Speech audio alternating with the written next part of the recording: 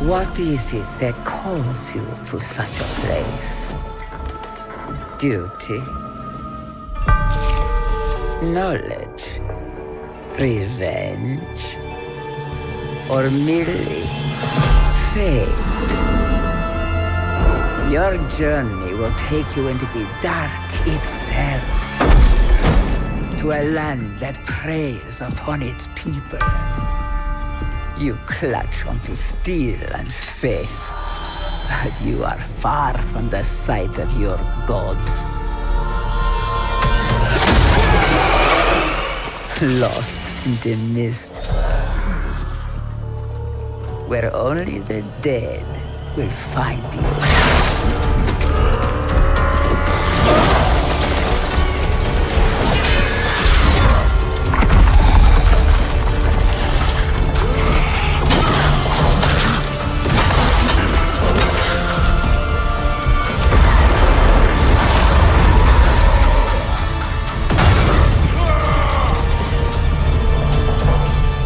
Seek those cursed halls, if you will. But know this. You cannot make demands of the devil. For he is the ancient. He is the land. And you are trespassers. And hello, we're live. Hello, everyone. Hi. Hello. Oh, hello. Hi, my name is Doug. I am the Dungeon Master for this Curse of Strahd Red campaign. Yes, we are back. We meet every 2 weeks for this group. This week, we are set. The group is currently within the Sarah Pool encampment, getting ready to meet Madame Ava, but we'll get a more in-depth recap a little bit. But first, let's introduce everyone. My name's Doug. I'm the Dungeon Master. Been running this group for a couple of months now, but running D&D for a few years, and I love it. It's my life. So that's a little bit about me. Let's introduce all our players. Back from a brief hiatus. Took a week off, but now he's back, ready to continue.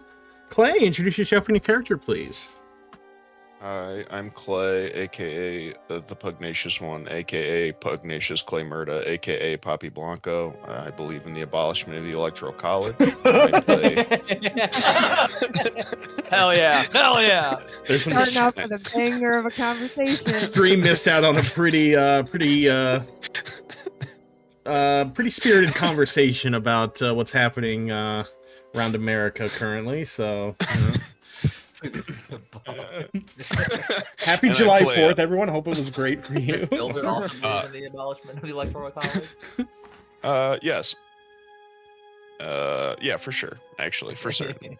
He believes kids deserve free lunches.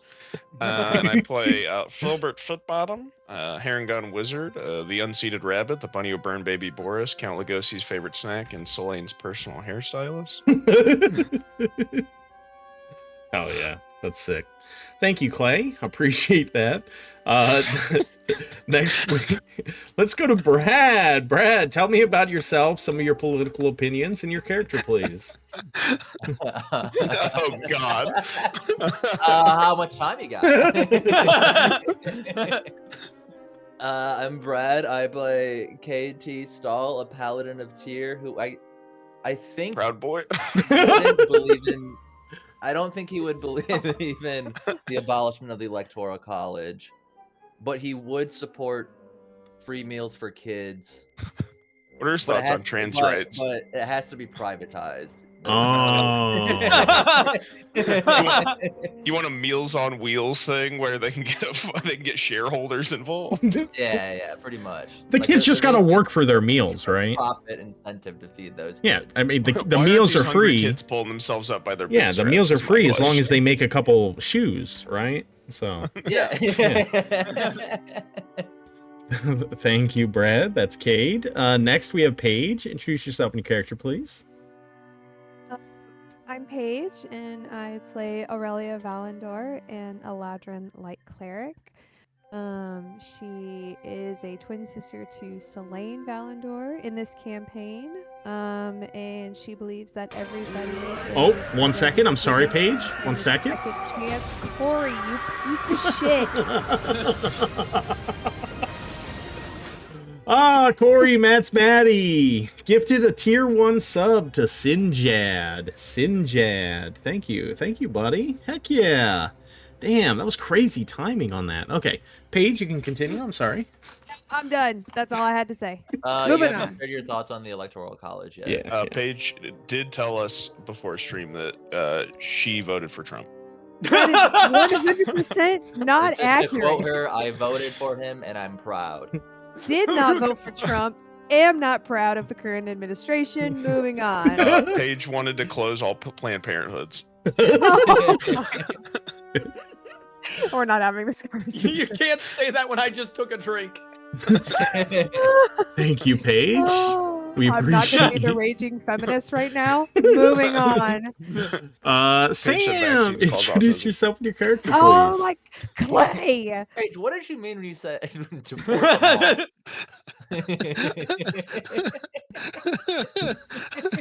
Sam, save your sister here. It's your turn. In case it's not apparently evident, everything that Clay says is a fucking lie. Is it picking up? I've not heard you so far, but I just heard you now. Okay. All right, cool. I'm Sammy, and I play Selene Valendor, who's an Eladrin druid, druid of the stars, and she plays as she's a twin sister to her sister Aurelia, and she has a very bubbly personality. Hell yeah, And she yes she sees does. the good in everyone. Except for today, because Oh, she's yeah, had a rough day. maybe not today. And finally, we have Mark. Mark, introduce yourself and your character, please.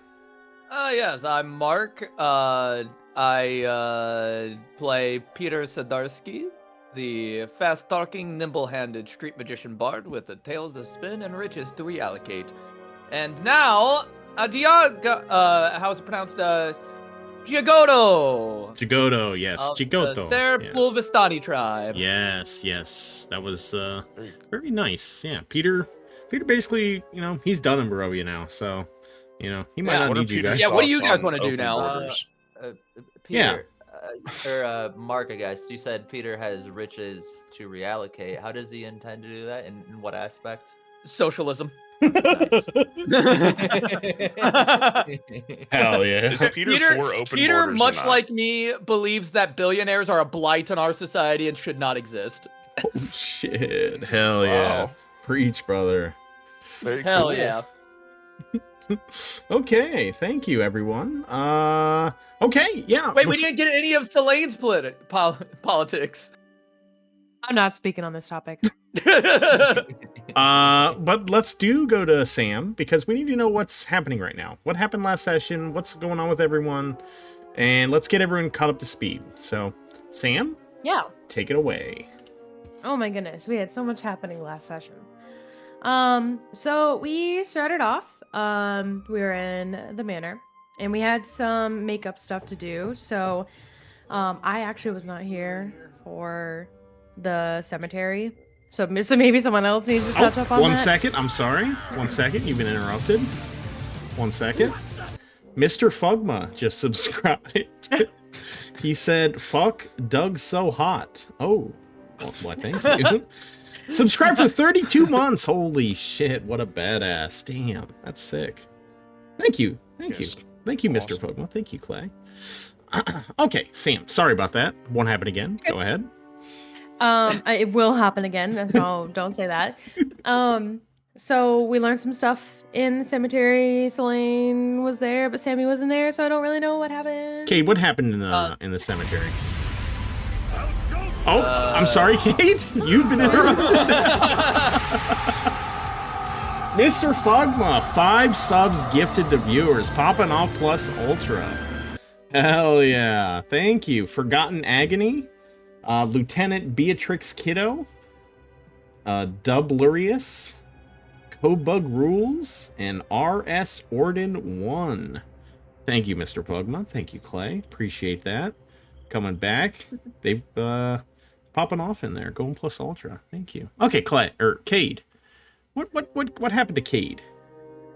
We found a crypt with a silver dragon gargoyles covering it, which was of interest to Cade, because he is on an adventure to find a sword that deals with... Oh, I'm sorry, Mark. I'm sorry. You've been interrupted. Damn, how the turntables. Oh, Damn, it's Selene's fucking recap. It's Brad getting interrupted. Thank you, Mark, gifting a tier 1 sub to Iron Fang Gaming. I've seen Iron Fang in here a few times, so yeah, hell yeah. Mr. Pugma, yeah, you had to gift 5 subs so he could stay #1 gifter. Yeah. Took that away from Mads Maddie. Okay. Fuck Corey, pussy. Go ahead, Brad. So there was a crypt, and there was an oath that was meant to be read. Light against shadow, shield for the helpless, truth without fear. That would allow you entry into the crypt. Cade said it, but they denied him entrance because he didn't actually mean it. So he took some time thinking over what those words meant, because when he first read it, he thought it was just a bunch of gibberish and didn't make any sense. And then it was explained to him, and it made sense. He sacrificed an amulet to Tyr as well into a bowl going into the crypt, and then he went down and he found 2 sarcophagi. Yeah. Is that plural? Yeah. Sarcophagi? Yeah. Hell yeah, dude. What do you? Are they kissing? I love the sarcophagi. 2 sarcophagi kissing in a crypt? Ain't nothing better than sarcophagi. All right. They belong to Sir Dorian Hollowmere, the Dawnless Blade, and is it Dame? Or is it is there a weird pronunciation? Whatever. Cyrilda Vexmore, the Flame Ward Shield. Flame Ward Shield. On the front of those 2 crypts were stories basically detailing some sort of heroism by the 2 of them. One of them defending a village during a siege, and another defending against something called the Dark Powers that were putting farmlands ablaze in Kresk. And then there's some note was in there that made me think that those 2 people were backed by the power of Argynvost, which was, if I'm remembering correctly, a silver dragon. Is he a silver dragon? Yeah. Okay, yeah. He was in his time. He took the form. I'm just reading through my detailed notes of the one part where I have detailed notes. This Argynvost was a silver dragon who, at his time, took the form of a nobleman, and he built a fortress, Argynvostholt, as a shield to defend against arising ancient evil forces. Eventually he died, and the paladins who served him died along with him. And then I forgot to keep taking notes, but Cade has been having temper tantrums. So that's all that happened in the crypt. You also got a blessing. Do you remember what the blessing was? Oh, I should have written that. The blessing, I know what it does for me, but I forget what it's called. It is the Dragon's Endurance. Dragon's Endurance. The next time you would drop to 0 HP, you instead drop to 1 HP and are sheathed in faint silver light. This effect can only happen once. It's a final gift of protection from the knights who died defending the light. Neat. Nice. Yeah. Oh, one other thing in my backstory, because I think this is maybe important. Not backstory, but what I found out in the crypt.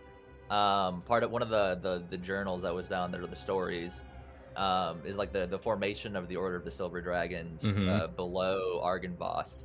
And there was a note that said their command was simple: defend the innocent, keep the secrets of the Amber Temple, die before dishonor.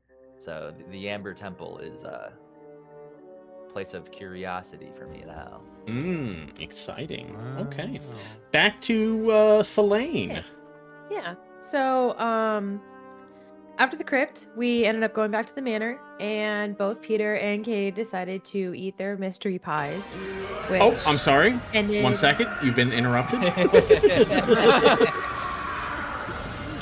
Mr. Fugma gifted a tier 1 sub to Drop Gaming. Yes, Drop Gaming. Oh, welcome back, Average 4 Disliker. Welcome back, buddy. Or person. Don't want to misgender you. Yeah, friend. You think buddy is Buddy? not unisex? That's crazy. Is it? Doug. I Buddy don't know. for sure. Is it? Okay. Well, welcome back, Chatter. Um, That's what I should say. Welcome back, OP Duck One. Obi, yeah, welcome back. Yes. What's up, Obi Doug Nation? Yes, yes. Both Kate and Peter have a wonderful dream. Well, Both What in was some in the both in some way involves some sort of either scandalous or topless woman. Whoa. True, yeah. Once they wake up, I think it was like, is it like 11 o'clock at night? It was very late. It was very late in the night, and so Peter and Oh, I I'm sorry, you've been decided- interrupted? I'm sorry. We're never gonna get through this. We have so much to get through. Cobra Rules! Thank you for the follow! We appreciate it. Thank you, thank you. Okay, go ahead, Sam. This person's been watching for like the last 10 minutes after the gifted sub and was like, my time, it has arrived. This is my moment. I am here. Oh my god, dude. Okay, so Peter and I go. So Peter can talk to the Vistani because he didn't want to go alone. He was afraid of it at night, and basically we didn't get any information out of the Vistani. They were just trying to trick us, and then we ran into Willa, and Peter kind of shooed Selene away and said, "Go away," and he did the bounce chicka wow wow with Willa. Damn, they fucking. Yeah, Yeah, they yeah. Willa, full and- of fuck. yeah, yeah. Can I get a play-by-play real quick? What was that like, Mark? Oh, dude. He was in, he was out, he was in. She kept showing her neck, dude. And then she was like, "Bite me, daddy." And he was like, "Yeah, okay." And he did. Was there any hesitation to giving the bite, or just throes of passion? Nah, dude. Peter was in, bro. All right, very cool. Very cool. Very cool. What positions were they in? Oh god. All of them. Every single one. It was all night, baby. He did. He spent the night there. Yeah, yeah. So Selene walked back alone in the middle of the night, which Aurelia was very pissed about. But that blow up did not happen because a certain someone had a nightmare and was moody all day. So Kate had a nightmare, and us as the players know what happened, but the characters don't. And Cade has just been a little like testy lately. He's been lashing out at people very easily. He lashed out at Peter, and then he lashed out at Aurelia. And then Selene tried to go and be like, "Hey, is everything okay?" And he lashed out at her too. And so we kind of just let him be by himself for a bit, and then we ended up departing onto our travels. Let's see. We ran into a group of people, which we're thinking they're cannibals? Is that the consensus? Because I know there was some stuff up in the air about it. You guys kind of got the sense that they were cannibals. Yeah. Okay. You didn't really speak to them, but yeah. I was thinking werewolves, honestly. Oh, okay. I was Is that also what we decided? werewolves, but okay. Yeah. our characters didn't Okay. discover anything like Yeah. that. We just Yeah. Peter just knew that they were looking for food. We We're knew speculating. that there was bait. Yeah. A very sketchy group of people that we were able to manipulate our way through without having any sort of confrontation. Suggestion is a wonderful, wonderful spell. We got past them, and then we got to a bridge, and the bridge had a sweet little gnome under the bridge. And Winkle. a sweet little The sweet little gnome's name was Winkle. Oops. And so Selene got invited in, as well as Filbert. Filbert was there too. And we went inside of Winkle's home and we got to share a cup of tea with him. And he has a garden of all these flowers. And the flowers make you feel very happy and calm when you smell them. And he taught me how to make tea that essentially gives the effects of calm emotions. So I have a bunch of flowers that I can make into tea and basically use calm emotions without using a spell. Cade tore up his Yeah. flowers, and Winkle cried. So yeah. Yes, Cade had a moment. We're not entirely sure why, but he got really upset again, and he ended up like grabbing every single flower and sniffing them, and literally destroying this poor gnome's garden to sniff the flowers. But Peter stopped him. Brad was he having a destroyed all good of them. time last session. Yeah, Peter Wait, stopped him. is the gnome cool though? Yes, the gnome is very good. He's very sweet, very timid. He's less than a foot very tall, so Filbert was like towering over him. Mhm. Damn, but he's sweet and tiny. It sounds like he's really trying to edge in on my game. And I'm not cool with that. Filbert was like kind of intimidating him. He was like lording over him. It was crazy. He was like he was like emoting on him. Filbert got one taste of alpha mentality. He's never gonna give it up. We came across, I don't know what came first, but we came across this guy who was walking weird with a cat, and nothing really came of that. Yeah, we just let him go. We just let him go. Nothing really came of that. And then we came across a dead body, and then that's where we have the speculation of the people, the first group that we ran into. That's where we think that maybe they are werewolves, just because of how we found this body and all the stuff around it. So we're sus. We're sus about them.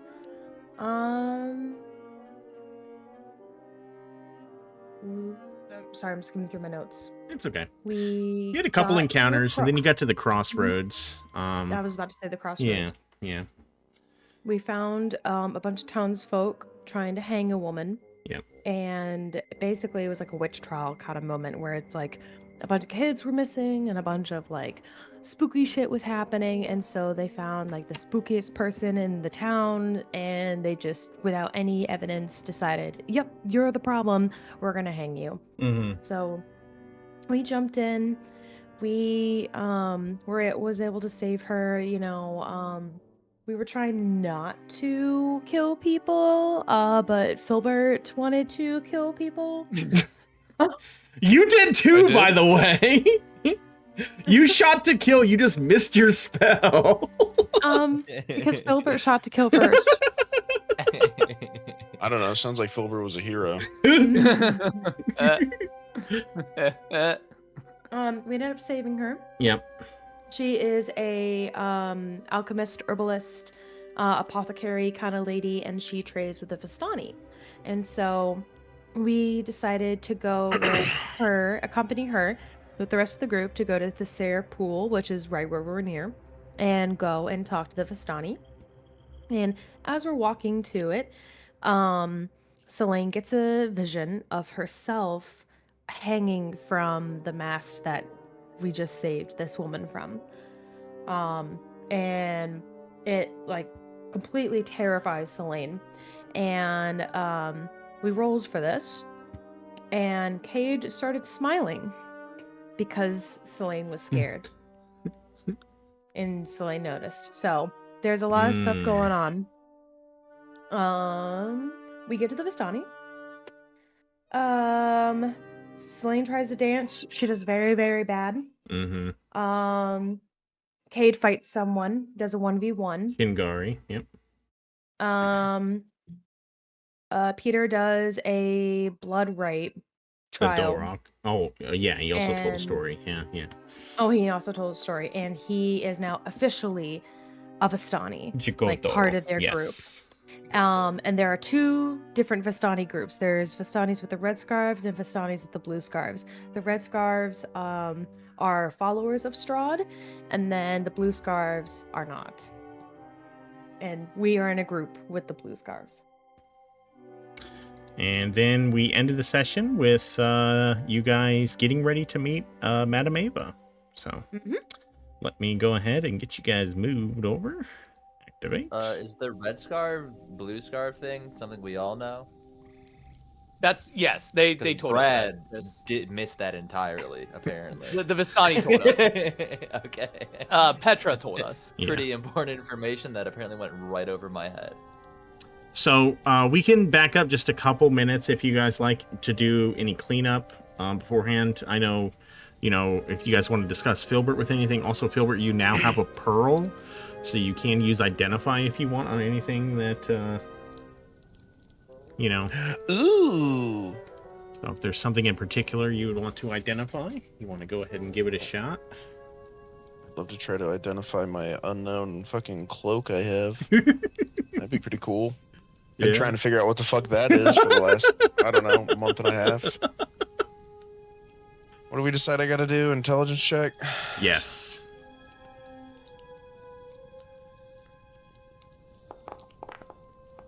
Nope. No, unfortunately not. Okay. Anybody else got anything they want me to check out? Nope. Nope. Yeah, Nope. I'm sure you don't. Good on that. I'm sure you don't.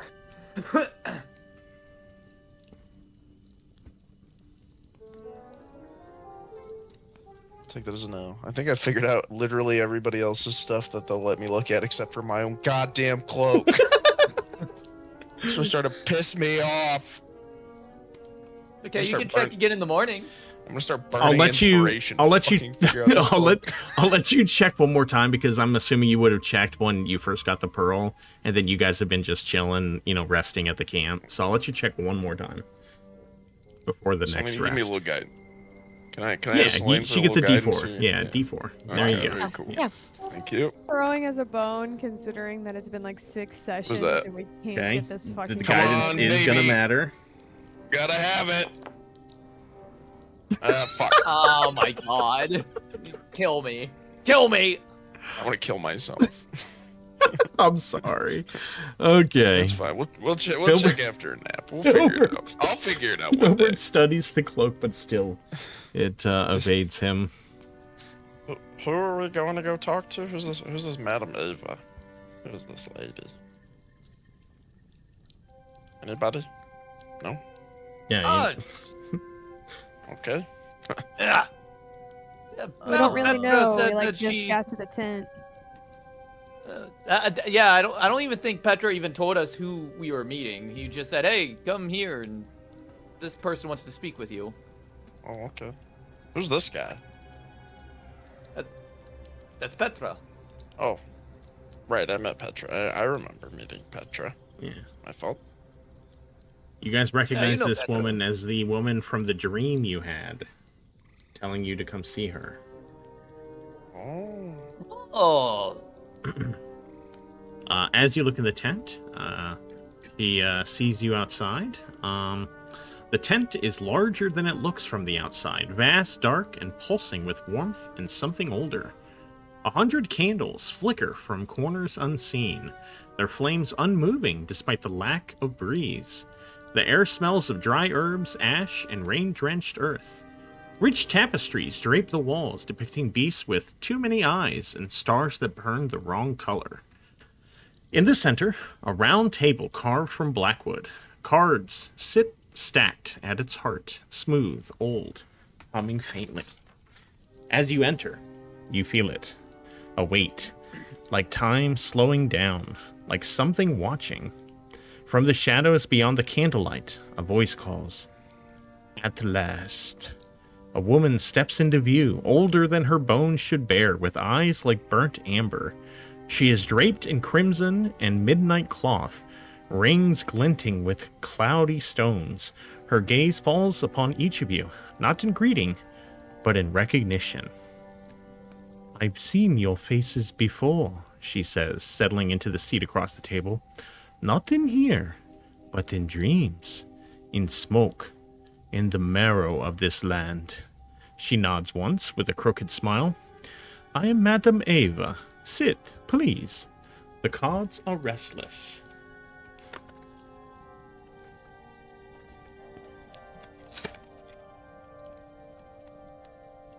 Knew I forgot to do something. Forgot to have the cards ready for the session. Oopsie. Oh, well, it's very nice to finally meet the person who I saw in my dreams all those nights ago. Well, yes, that must have been quite odd for you to witness. I've seen odder.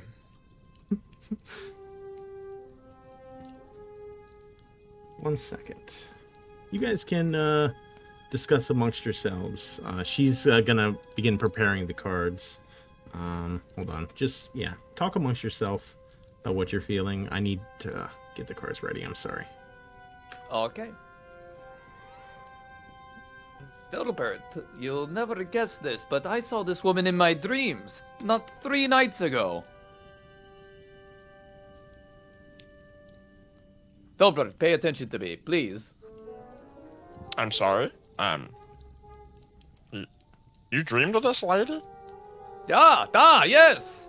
I saw her in my dreams. Have you seen her? You mean the pie dream? No, not the pie dream. No, before the pie dream. Oh. Gilbert squints his eyes. He tries to remember his dream. Maybe? I gotta be honest, unless I journal my dreams, I don't really remember them very often. Oh, I remember all of my dreams. Sometimes is good things, sometimes is, troubling. Oh, well, was it a troubling dream you dreamt of this lady? Like, is she gonna hurt you? Is she gonna hurt us? No, it was more of a dream where I felt like she was beckoning us. I mean, I don't know. I gotta be honest with you here, Peter. I don't know that not big on cards and prophecy like this. You know, I feel. Oh, it's usually fine. it's hocus pocus. Is fine. Come on. How long? You've been around my cards for how many weeks now? Yeah, At least usually one. You usually use them to trick people and take their money. Like, it feels like Well, a lot of times this is a trick. yes, but I only trick people who are full of disposable income, they say. They say. I mean, I don't think we've really run across many rich people in Barovia, but you've nabbed some stuff. I have not. I have been completely honest since I've gotten here. Name one thing that I've stolen since we've gotten here. I don't know. Isn't our equipment full of stuff we took from that house? No. Well, to be fair, that house tried to kill us. Yeah, I mean, I'm not disagreeing. I'm just kind of trying to point out some flaws that I think, and I was just, kind of trying to say that stuff like this, it feels like it can be a scam. And I just got my new pearl. Is this lady gonna try to take my pearl from me? No, if Petra trusts her, I trust her. I don't think she would. You know what? Keep an ear out. If she asks for payment, then maybe you have some warrant to your fears. But so far, she has not asked for any payment, so therefore, I don't think there's any fears that you should have. Unwarranted. Okay, that's fair enough. Side question: did you just tell me, a bunny rabbit, to keep an ear out? Peter does one of those things where he hooks his pointer finger into his collar and goes, "Yay!" Madame Ava then takes the opportunity to interject. She asks you, she says, tell me, travelers, what do you know of the March of the Dead? Well, we know that they march every night. They rise from the cemetery and they make their way down the street towards Castle Ravenloft, it seems. After your answer, you see Madame Ava. She studies each of your faces. She takes quite a bit of time to do it. Then she leans forward, resting her weathered hands atop the deck of cards. The March of the Dead, you've seen them, maybe heard their stories. Her eyes shimmer like wet stone in the candlelight. Every night they rise. Hollow-eyed warriors, clerics, mages, all of them once brave, all of them once convinced they were the ones to end the devil. They died with purpose, but they rise without it, and they walk to Castle Ravenloft again and again and again. She flicks her fingers once across the cards. They shift slightly, though she hasn't drawn a single one yet. They were adventurers like you. They sat the cross from me, just like you. And now they march. Her voice lowers to a hush, not for drama, but as if truth requires reverence. Do you understand, children of Miss? You are destined for the same end. Unless... She lets the word linger like incense in the still air. Unless something breaks the pattern. Unless you are not just bold, but wise, clever, relentless. She looks you over once again, searching not your faces, but what lies behind them. Do you truly believe you can kill the unkillable?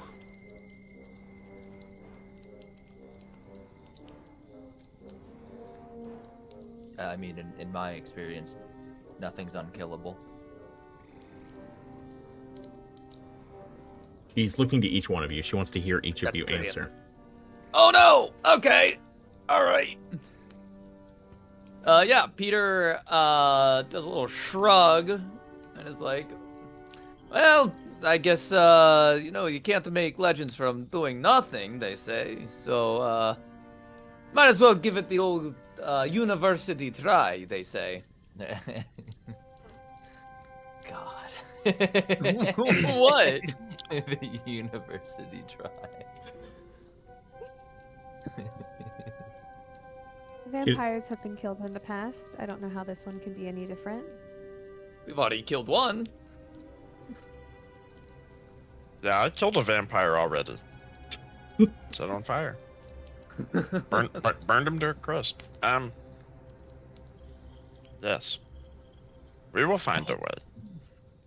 Yes. And Selene? Selene kind of just nodded her head when Aurelia spoke. I mean, they speak as one. Madame Ava is just looking at you. She hasn't moved on.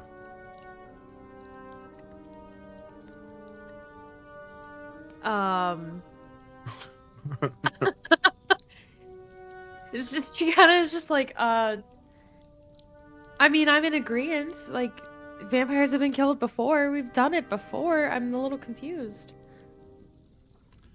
Madame Ava exhales slowly, the lines of her face shifting. Not softening, but settling, like ancient stones accepting the weather. Ah, I see. So, each of you came to Barovia as strangers, no? Ah, that's correct. Well, I mean, the sisters knew each other, obviously, but other than that, yes. Yeah, Peter lied to us and tricked us. And Well, hold got us all on. together. I lied by omission, which is, by definition, a much easier to lie. It may give you some comfort, or perhaps uncomfort, to know that this was not by chance. She begins to shuffle the deck, slowly, methodically. The cards whisper against one another like dry leaves. Your arrival was written before your first birth, before your first cry. The threads of your fate were spun long ago, and they have pulled you here, across the veil of mist. The candlelight flickers, shadows bend inward. And now? Now you shall glimpse what may yet come. She lays the deck before her with care, pressing her fingers lightly to its spine. These are not mere cards. They are a mirror, a map, a whisper of the paths that lie before you, and the trials that may tear you apart. Madame Ava's eyes lift to meet each of you, one by one. This is the reading of power, a prophecy of purpose. Watch closely, listen well, for what I reveal is not fate set in stone, but the storm in motion.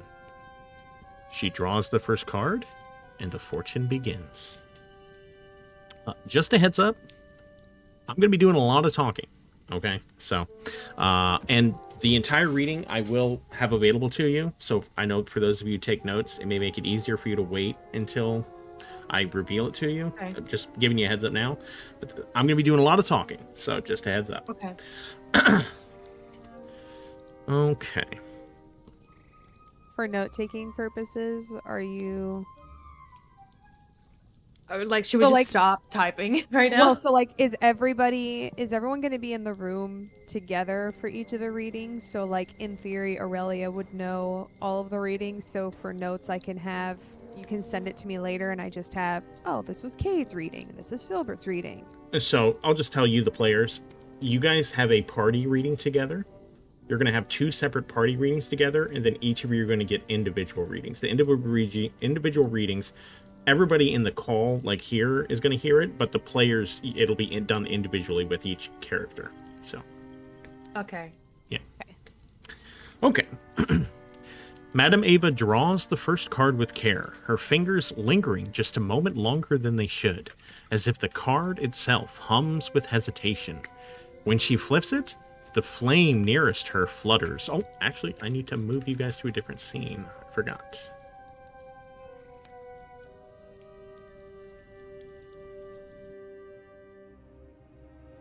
There you go. You guys can see, right? Yes. Yes.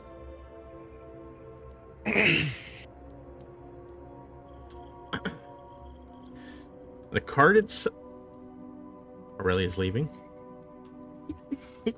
Sorry, I'm trying to troubleshoot Brad's problem, and I just did the exact same thing that he did. I popped it out, and then my character just started doing her own thing as I was trying Oh. to type. You So probably were typing with WASD. I was it was trying to weird. type, and Okay. it's not Yeah, working. Some weird's going on with it.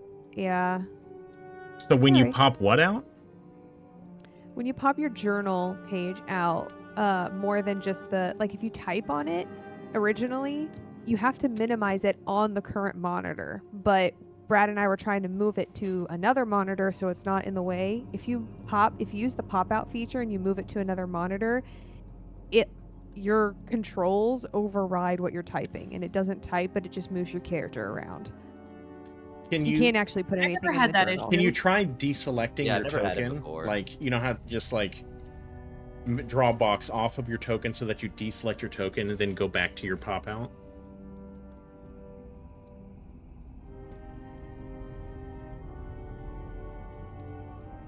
I will say the pop-outs in Forge are extremely buggy, and I have to refresh frequently. Yeah. That's why I moved over to a different note-taking system. No, still Okay. doesn't work. So I am able to type, but everything that It I still type, moves. it moves me around like a That's crazy weird. person. Okay. Yeah, I don't know why that is. Maybe I'll have to try to troubleshoot that. Oh, maybe if you select the targeting instead of the movement box. Select the targeting box instead. That too. Or switch off of token controls, maybe?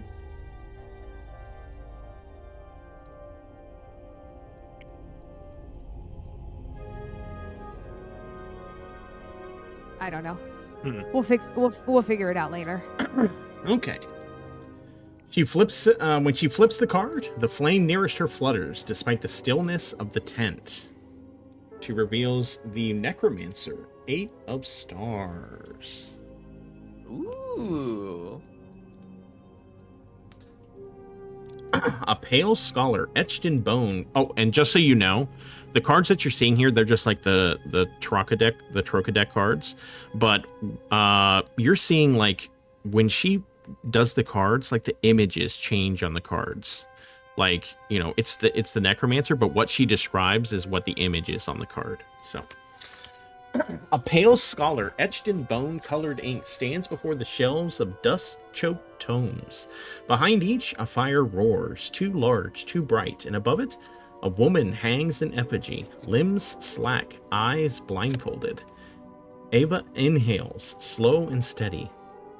This is a card of the past, but not your own.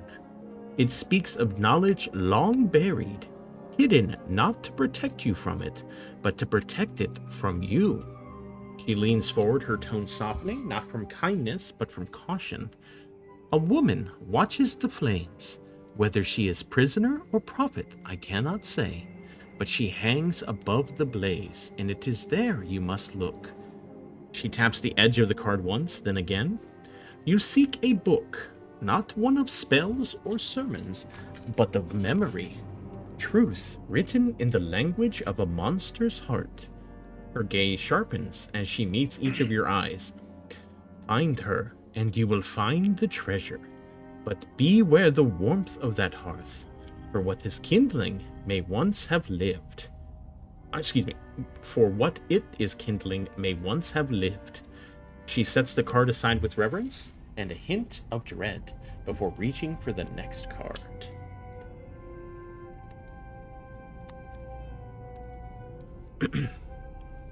Madame Ava draws the next card, slower this time. Her fingers pause before flipping it over. The Missionary, 2 of Glyphs. She closes her eyes for a moment before speaking. On the card is a solemn figure cloaked in frost and burdened by duty, which bows beneath a weight unseen. This card speaks of a power not forged in battle, but in sacrifice. A symbol not of conquest, but of protection. The kind of hope that endures even when light retreats. Her gaze sharpens as she regards you all. A graveyard, blanketed in white, quiet, watching, waiting.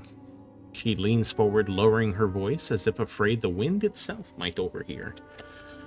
What you seek lies entombed within, but be warned.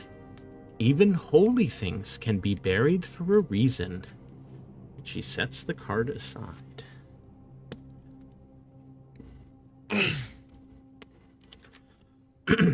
Madame Ava draws the next card with a hand that trembles slightly. Not from fear, but from reverence. She turns it, revealing the sigil. The Abjurer, 4 of Stars. A figure stands within a broken hall, hands outstretched in a gesture of defense. Yet behind him, fire rages and stone crumbles. Her eyes narrow. This is a card of strength and of sorrow. It speaks of a weapon born not of pride, but of loss. A blade forged to banish darkness, vengeance in the form of sunlight. She leans over the table, voice low. I see a fallen house, broken, proud. Its halls echo with forgotten oaths, and the bones of honor lie thick within. A great stone dragon watches over it still. She taps the card gently. Look to the highest peak. But what I see is not the whole. This weapon is incomplete. Only part of it sleeps in that hollow place. She looks towards the mist beyond the tent's edge. The rest is veiled. Even the cards will not pierce that fog. And she pauses. But remember, even a broken blade can wound the knight. She sets that card aside.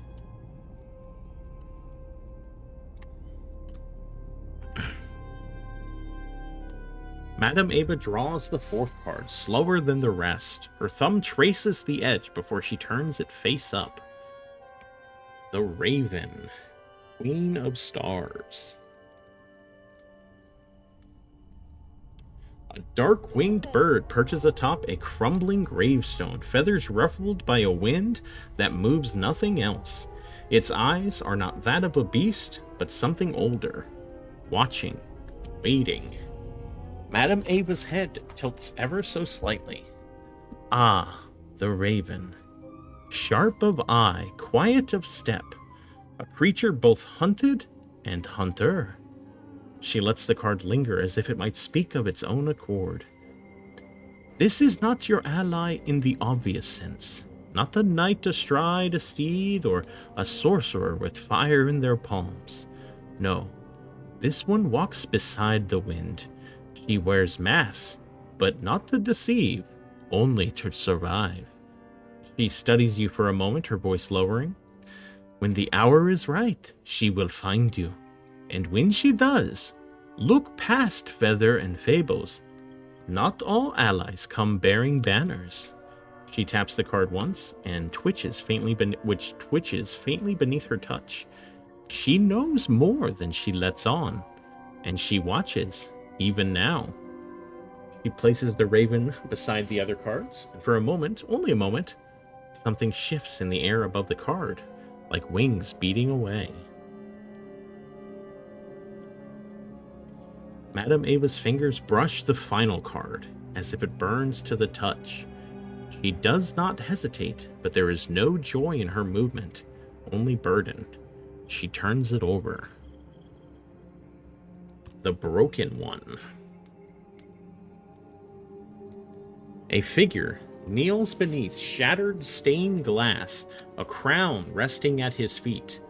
Light spills through cracks, but does not touch him. Her voice lowers. Your enemy is a creature of darkness, not merely in flesh, but in truth. His power is old, his will unyielding. Mortality does not bind him. She taps the card once. This is where the shadows coil deepest, where the morning light once shone, but no longer reaches. A sacred place, defiled, still echoing with vows and prayers that went unanswered. If you wish to face him, to end what began long before your birth, it is there he will be waiting. And in silence, she places the card beside the others. Okay, I am going to give you guys access to that. Okay. So you guys are now observers of that page. If you look in campaign information under Taroka reading, Madame Ava's 10, Fortunes of... Yeah. She begins shuffling her cards again. Oh. Wait, I'm sorry. What's it under? Campaign information. Yes. Under Taraka readings. Yes. Under Madame Ava's 10. Yes. I'm not seeing it. You don't see it? Should be the top one. It's the purple lines. Oh, there's a secondary folder in Yes. that. Yes. Okay. Yes. Yeah, that's where like the other readings within this reading are going to be going. So.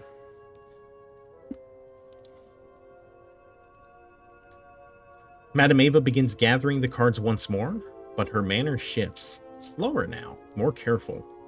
As her fingers dance over the deck, her eyes never leave yours. She offers a thin, knowing smile. Ah, young, stout-hearted ones, seeker of more than just steel and vengeance. I see it in your eyes. The hunger for truth, deeper than the blade, older than the tyrant. You carry knowledge most would call a myth. The old ways, the Fey sisters, their gems. Her hands tremble slightly, as if even naming them carries weight. 3 hearts torn from the land, not stolen by greed, but scattered by sorrow. The valley weeps for them still.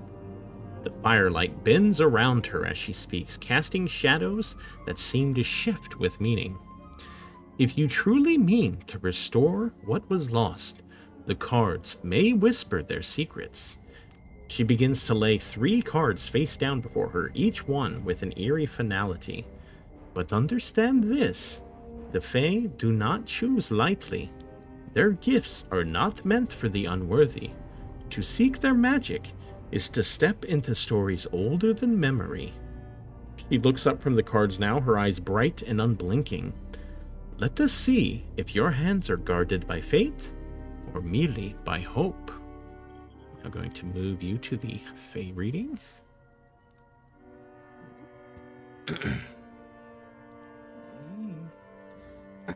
Madame Ava rests her fingers atop the first card. Her voice lowers, soft and measured, as if invoking something older than memory. The red gem of the mountain Fae, forged in the bones of the world, steeped in ancient fury. It once sang with the pulse of the land, bold, unyielding, and eternal. She turns the card. The Wizard, Master of Stars. The figure on the card is cloaked in starlight, arms outstretched, scrolls swirling like constellations around him. Madame Ava gives a faint knowing nod. The Master of Stars, a sorcerer of towering brilliance and teetering madness. She exhales slowly as if remembering something personal. There is a tower, cracked by time, guarded by silence. The wizard who once called it home is gone, scattered by ambition or curse, but the echoes of his mind remain. Within those rune stones lies a clue, etched in madness, preserved in magic. She leans closer to the card. Find the tower, unravel its riddle. Only then may the path to the red gem be found. But tread carefully. Wisdom left too long in the dark tends to bite.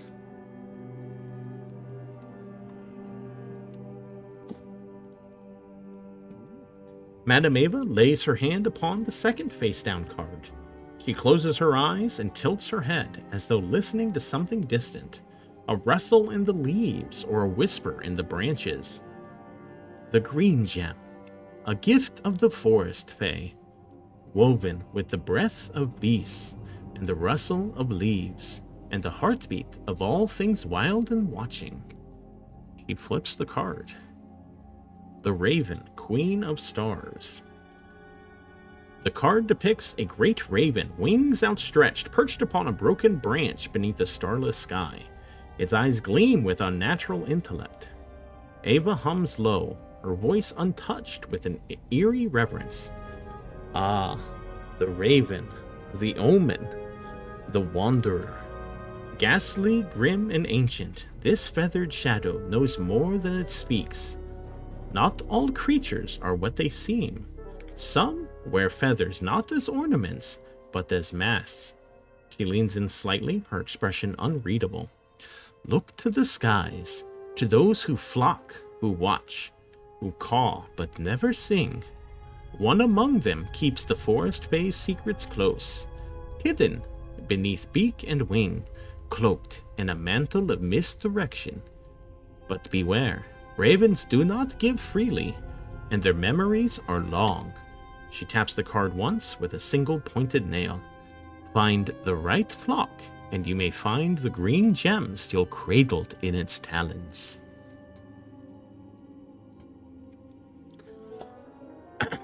Madame Ava's fingers linger longest on the final card. Her brow furrows ever so slightly, and the firelight in the tent seems to dim around her. The blue gem. Ah, child of sorrow and storm, bound to the swamp fae, the one who was twisted by grief, her beauty drowned in bitterness. This gem is the most elusive. Some say it is lost forever. Others whisper it still cries out from the bog, unheard by all but the dead. She closes her eyes and begins to recite, softly, like a half-remembered lullaby. To destroy evil's heart, you must find its counterpart. Last gem you seek, the road not for meek. Lost its way from its fae, the cards will tell where the gem fell. She turns the final card. The Donjon, King of Stars. A tall spire of cold stone rises on the card. Iron doors locked tight, its windows bricked, the moonlight painting everything in pale silence. At its peak, a single barred cell. Madame Ava does not speak immediately. When she does, her voice is like falling water, quiet and cold. The donjon, a prison of the soul, of grief sealed away, buried beneath years and stone of sorrow. A tomb. There is a queen there, not of crowns, but of mourning. Her son lies beside her, and another one whose name is not spoken. She weeps not for them, but for what she gave up to keep them. The light in the tent seems dimmer now. The fire pops softly, a single ember drifting upward before vanishing. This gem, it is no longer just a gem. It is a memory, a token, a wound too deep to name. Find the tomb, find the queen, but do not ask her for what she has lost, unless you are ready to lose something in return. She taps the card once, just once, and lets her hand fall still. Even in stone, grief remembers. Okay, I'm going to share this one with you guys. Thank you. God damn, this is so much information. I know, it is. It's I a lot. And I know. don't expect you guys Yeah, all to, I was gonna say, my brain is already like shutting down. I was just messaging Mark. I'm like, I'm only remembering the part about the sword. I understand it's a lot of information. You're gonna be able to. Also, another thing, on the main landing page, I'm going to have all the cards there, and I'm going to have like summaries of like each of the cards. So you'll have access to the full reading so that you can analyze them to try and get, more detailed information. There's clues about, things in the future, but I know this is a lot of information. I don't expect any of you to fully, absorb it and be able to, repeat it back or even understand it at this current time. I know it's a lot of information. So yeah, I took like little detailed notes on the abjurer because that seems important to me. Yeah. And then everything else is like, I just added a note like, go to the Taroka reading if you want to look more into this. I'm not putting that in my notes. Yeah. But yeah, I understand. And yeah, it's a lot, and I apologize. I know it's a lot of me talking, but yeah. Oh no, I'm not complaining. We'll get there. I'm not complaining at all. We'll get our chance. My brain is too little for this. I have homework for after the session. Yeah. Brad has been infected with little brain.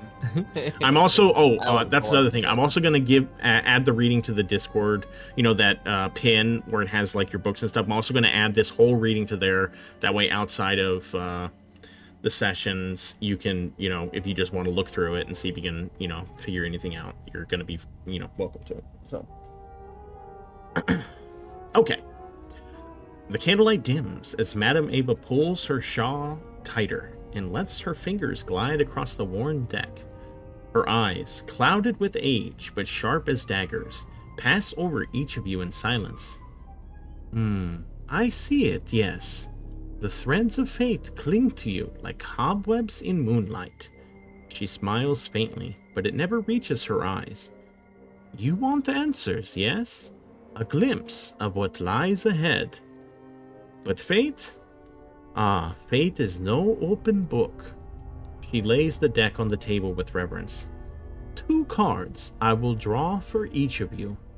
1 for your wheel, a gift, a guide, something that may help you if you are clever enough to see it. And 1 for your woe, a warning, a danger, a price waiting to be paid. A slow breath escapes her lips. But listen close, little flames. These cards, they do not lie, but they do not always speak plain. Truth wears many faces, and the cards love their riddles. She taps twice on the top of the deck. Weal and woe, hope and hurt, light and shadow. Each of you, one at a time. No one else hears what the cards say for you. Some truths, they ain't meant for more than one soul. She leans back and beckons towards Cade with an outstretched finger. Come, sit. let us see what fate has planned for you. I like to imagine that Cade was actually standing behind his chair nervously the entire time, and that's why she had to say sit. Okay. I am showing you that now. And okay. My brain. So everyone else will be going outside, and now it is just Cade within the tent.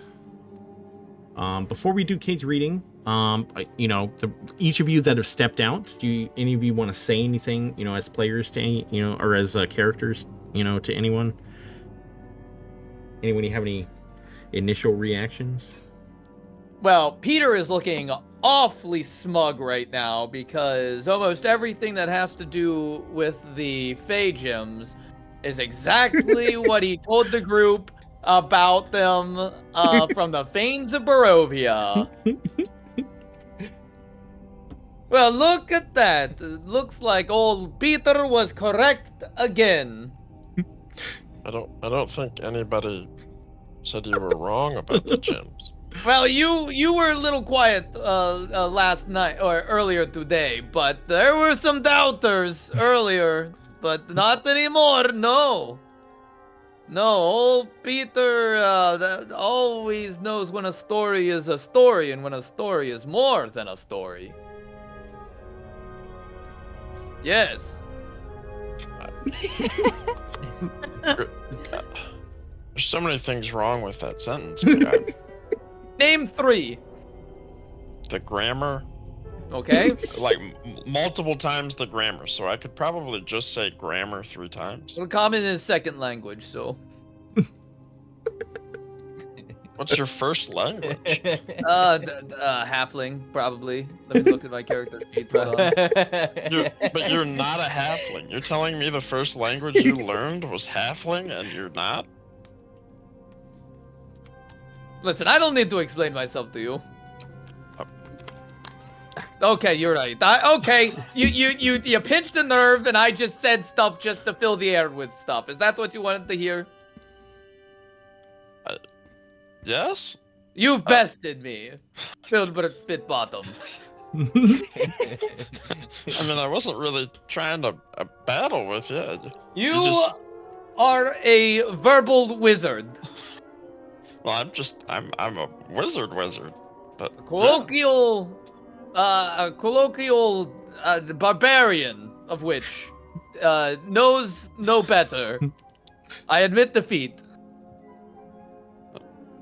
Thank you. Are you feeling okay? No, I'm feeling great. I just got laid last night. Well, we all laid down last night. Yeah, yes. Oh no. yes, exactly. I have a good night's sleep, yes. Oh, that's good. I mean, it doesn't really look like it. You got bags under your eyes. Oh, well, I may have laid in bed all night, but I was not sleeping all night. Why not? We're constantly in danger. I feel like if you Oh, I was get an opportunity to sleep, it'd be good. I was making sure Willow was safe. Yes, before we left. You were afraid for her safety? Yeah. We were keeping each other company. Yes. Filbert, do you know what sex is? Come on! Oh god. You're not Oh, out here. no. You're inside with Madame Eva. no. I like to Damn, get like fucked. Madame Ava's like waiting to do this reading, but outside they're just loudly talking about. Filbert peeks his head back into the tent real quick. Yes, of course I do. I know about sex. All right, but that's what he's He's talking just a boy. about. Peter had sex last night? Oh my goodness. Wow. Yes, I did. Peter, Filbert, don't you remember he left me alone? I had to walk back alone. It's a thing. Walking alone? What? He left No. He let me walk back alone because he wanted to have sex with Willa. I didn't want you to be Filbert. scarred mentally by what you would hear. Filbert gasps. You would abandon a teammate? I wanted to make it. She's a very capable teammate. Willa is scared and feeble. I had to protect her. We literally just got our fortune told about how we have to kill a high vampire, and it's roaming around where we're at. You let her walk We did home not at have night? the fortune last night when this happened. Yeah, but How we was knew- I we, to know? we definitely knew the vampire was around last night. But Like, we didn't know that's the common- fortune. Yeah, I get we didn't know the fortune, but you still knew. We met him. Yeah, I head out the window and made sure she got back. Okay, the manor house is in view of the inn that we were in. May I remind everyone that Peter was too afraid to walk to the bar alone? And hold on. I was not afraid once we got there because it was very uneventful when we were walking there. And then I was like, oh, maybe I might have slightly overreacted, yes. Mhm. Does that mean you're a dad now? No. I hope not. Isn't that what sex is for? Is becoming a It dad? can also be for fun. Oh. It can? Yes. Oh shit. Why am I talking about this with you? You're like 16. Don't ask me these questions. I'm a full-grown bunny rabbit. Madam, can you hold off for a second? I run outside. You're a bunny, though. This is important. I'm sorry. That's like, people say, oh, you fuck like a rabbit. You do it a lot. do? 'cause it's fun. Who says that? They do. The people. Everybody's saying it. Everybody's saying it. Filbert, shocked, looks over at Selene and Aurelia. Are you guys saying that? We aren't. No, he means figuratively. Selene, we can't lie to him about actual bunnies, right? Wait, I'm an actual bunny. What, are you, Oh my god. what am I missing? It's a bunny thing. It's I obviously can't not- believe I you am are one. bunny splaining to Filbert right now.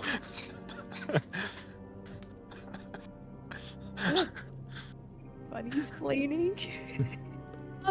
Filbert, how many brothers and sisters do you have? None. Oh, That's a Oh, lie. well, maybe That's maybe we're What? wrong. No, I got no brothers, no sisters. Maybe we're He's not a wrong. real bunny. Well, maybe herringons are different than, like, you know, the feral bunnies. Maybe. Filbert's good ears perk up again. He hears what Aurelia was saying. He's like, did you just call me not a real bunny? What did you just say? No. Whoa. I meant not one of the, like, you know, like little. Oh, I don't know. Little baby bunnies in the forest. The ones that I don't am a little talk. baby bunny in the forest. The ones that don't Uh, talk. the ones who can't talk or cast magic, the ones who are not sentient. They're So you're just, saying- know, You're saying those bunnies. bunnies have sex? Like a lot of Well, sex? Well, Yes, yes. that's exactly what Aurelia Yes. was saying. I Lots. Filbert looks at his feet and kind of quietly he's like, I'm not having any sex. Oh my god. Madam Baby's just waiting inside the tent. this whole dog, you are not getting to any other readings for the next 8 hours. I'm telling you that right now, my man. No. This is the rest of the session. Oh, Filbert. he just keeps Filbert. looking at his For what it's Yeah. worth, Neither am I. And then I go back in the tent. Madam Ava has chosen 2 cards for you. You sit down. Take the opportunity. Madam Ava's Wait. eyes set. Oh, were you gonna say something, Sam? Yeah, my screen's black. Is that right? Like, -2. like our screen is black right now. Oh, it's because here. I'll just not do that then. I hid your guys' tokens. You guys can see now, right? Mm-hmm. Okay, yeah. I had done that Okay. just because you guys left, but yeah, I'll just let you guys. Yeah, it's not a big deal. Okay. Okay. Madam Ava's eyes settle on you, and the candles seem to dim. She doesn't speak right away. She simply looks, not through you, into you. Gloryborn, she says at last. You've walked with your back to the past for so long, but you still feel the blood spatter, don't you? Her voice is quiet, not mocking, not cruel, but true. You offered mercy once, and someone died for it. Tell me, when the next choice comes, will you show mercy again? She draws the first card. The Broken One. The card unfurls, a figure hunched in sorrow, broken chains at their feet, their eyes fixed not in the sky, but the water below. This is your wheel, a ruin by the lake, quiet, cracked, forgotten. Madam Ava's voice softens, though her eyes remain sharp. But inside its silent bones rests the memory of those who once stood where you stand. Warriors, paladins, judges of light and shadow. Their wisdom remains, if you dare listen. She places the card down with care. Not every broken soul is beyond repair, and not every ruin is empty. Madam Ava's hand hesitates, just slightly, before drawing the next card. When she does, she turns it face up with solemn grace. The Traitor. A figure in regal garb, smiling, hand outstretched, but behind their back. A dagger glints in shadow, her voice lowers. This is your woe. A warning not of swords and spells, but of trust bent beneath the weight of purpose. She traces the card's edge with a fingertip. The traitor wears many faces, not all of them cruel. Sometimes they smile. Sometimes they speak with your own voice. She looks up, not at anyone in particular, but through the candlelight into possibility. Betrayal is not always a choice. Sometimes it's the path paved by fear. And fear, Gloryborn, is the sharpest knife of all. Madam Ava closes her hands around the deck, her expression unreadable. Not cold, not kind. You spared a life once, and others paid the price. Now, your mercy sleeps beneath armor and grit, hidden like something shameful. She leans in towards you, her gaze like frost against your cheek. But tell me, if you refuse to spare again, if your justice leaves no room for doubt or grace, is that strength or fear pretending to be strength? Is that choice? She pauses. Or have your past mistakes become your new master? She sits back and with the firelight dancing between you. This is the burden of the Gloryborn. To carry your past without letting it chain your future. To make your next choice with your heart, not just your scars. She adds the 2 cards back to the deck. She says, please send in Filbert for his reading. Cade's kind of just sitting there, staring off into the distance, and then like suddenly turns, like, snaps back into consciousness, I guess, and goes, How did you know the mercy thing? I just tell what the cards tell me. They reveal truths to me about the past and the future. And, that was something that it wanted me to acknowledge to you. How? You shouldn't be able to know that. The cards, they're not telling you. These cards are telling you nothing. How did you know that? I'm sorry if this These are just cards. I'm sorry if this is an uncomfortable truth for you, but it is something that you will have to be able to come to terms with if you would like to live within Barovia.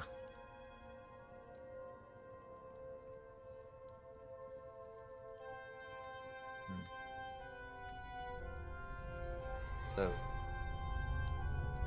you warned me. Who did you want to speak to next? Filbert. Okay. Cade's gonna walk out and kind of dart eyes at Peter and go, Filbert, she wants to see you. Ooh, boy. How did I know that Cade would hear that go, Peter?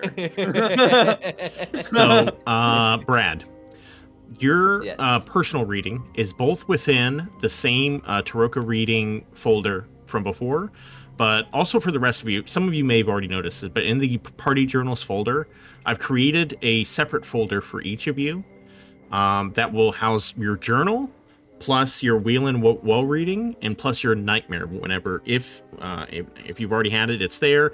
If you eventually have it, it will be there as well. So that's where, like, I'm going to put all of your personal stuff in there. But the yeah, so if you look, yeah, Brad, you can find it both in the regular Taroka reading folder under game information, and also in your personal party journal folder. Cool. Yeah. Okay, Filbert, you enter. Take a seat. You wanted to see me? Yes. Let's see what the cards have in store for you. She begins shuffling the deck. Just a moment.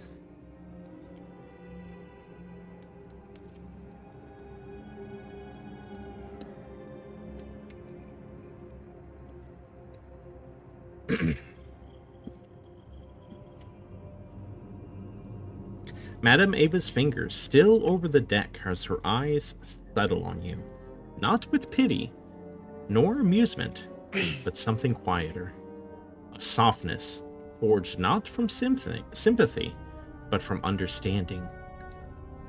7 shadows follow you, arcane dreamer. Iridian, Naira, Tolliver, Jackson, Serene, Allstott, Dresden. She speaks the names with care, as one might speak of honored dead, with reverence and finality. You didn't know them all, but you remember them all. Not because the world demands it, but because someone should. Her hand lingers on the cards, and for a moment, just a moment, the fire dims as if the past itself is listening.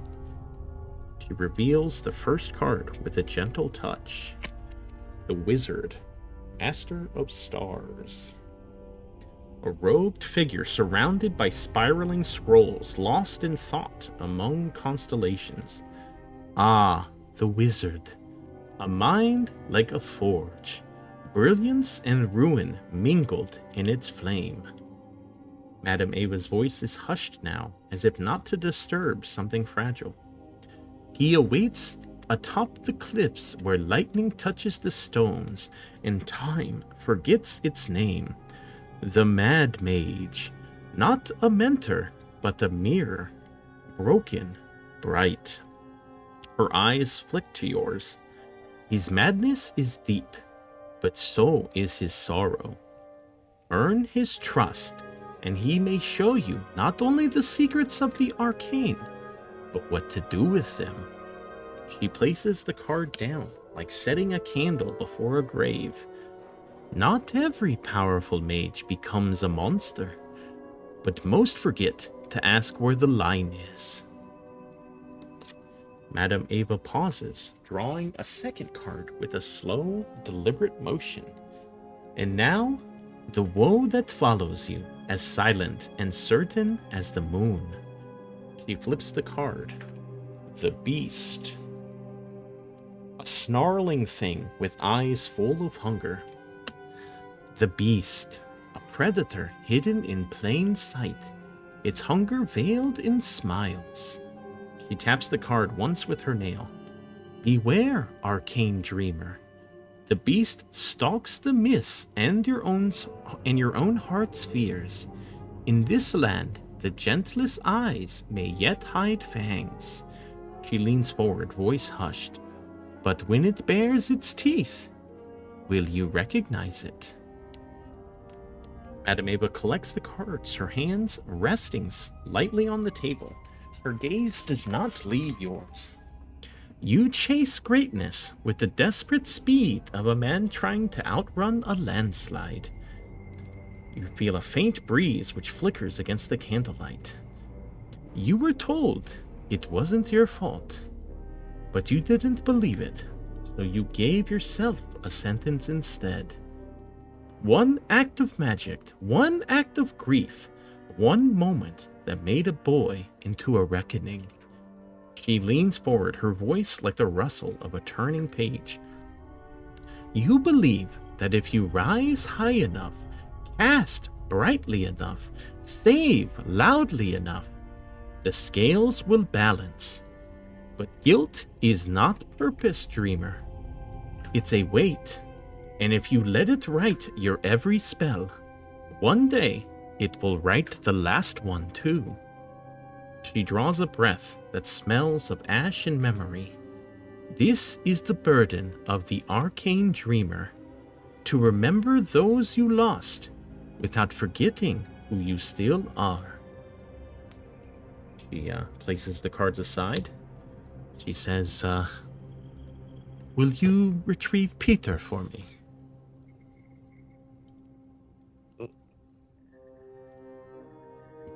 He doesn't say anything, and he was listening to her various, intently, but tears just rolling down his face. And he runs out of the tent and straight past everybody. Oh. Okay, the rest of you see Filbert run past. Okay.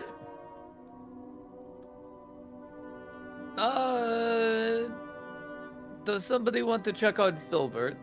Maybe it should be somebody who's not me, because Filbert is sometimes upset by my very visage. My very visage. Am I wrong? Runs after Peter, or Celine runs after Filbert. Cade remains completely still, ignoring whatever just happened. Okay. Well, I guess I will go next. And if she asked for somebody else, well, then I will come back out and grab whoever else she asks for. Okay. Then Peter saunters into the tent. Okay, let's see. Selene, you go to find Filbert. Filbert, where'd you run to? Pretty much as far and wherever he can get some privacy. I assume we're in the middle of the camp. Yeah. There's a lake. There's a small lake. Well, I wouldn't really describe it as a lake, but it's like a larger portion of the river. That maybe does that sound like a good area for Filbert to run to? Yeah, that probably just somewhere he could be alone, solemn. Okay, Filbert runs north away from Madame Ava's tent. Selene, you saw where he went, and you see him standing on the shore. Do you approach? Kind of knowing how this went last time, she's taking a more tentative approach. She crouches down and she goes, Filbert, are you okay? He sniffles and rubs his runny nose and tears on his cloak sleeve. No, Would you I'm like not right something from now. me? I don't think so. I don't know. She said things that reminded me of something very, very bad. I think it's something I need to tell you guys about. I'm just not ready to do it right now. Only when you're ready. She rifles through her pocket and pulls out one of the seer flowers. And she lays it on the ground. She goes, if you want some comfort, just sniff this. It'll make you feel happier. She goes, but I'll leave you to your privacy, but just know we're here for you. Take the drugs, Filbert. Yeah, dude. You wanna feel good? Make you feel better. No, it No, makes it's you funny. feel It's funny. Yeah. happy. No. Yeah. It just makes you feel Yeah. happier. It just kind of helps you feel a little happier. You want to feel happy for all of the night, dude? I got a pie for you. Oh my god. But you know, we're here if you need us. Thank you. Thank you for the flower, but I don't think I deserve to feel happy right now, but I'll be back later. Well, I think everyone deserves to be happy, so I'm gonna leave this here. And she gets up and walks away. Aw. Okay. Selene returns back. And we'll go back to Peter. Peter, you take a seat. And Madame Ava's gaze lingers on you longer than it should. Her eyes narrow. Wait, what just happened? Of course she does. Peter's Oh, a okay. handsome man. Her eyes narrow, not with suspicion, but with remembrance, like she's seen your smile before, and the grief it hides beneath. Ah, Threadwalker, you walk lightly through this world, leaving only laughter in your wake. But the thread you follow began in blood, didn't it? The thread of a friend, a brother, a name spoken only when no one else can hear it. She leans forward slightly, the fire casting long shadows across the lines of her face. You call it charm, wit, mask, and mirth, but I know the weight you carry. You do not walk to escape it. You walk so it does not catch you. She draws the first card with a breath softer than silence. I forgot to grab your cards. She goes, whoop, hold on, give me 1 second.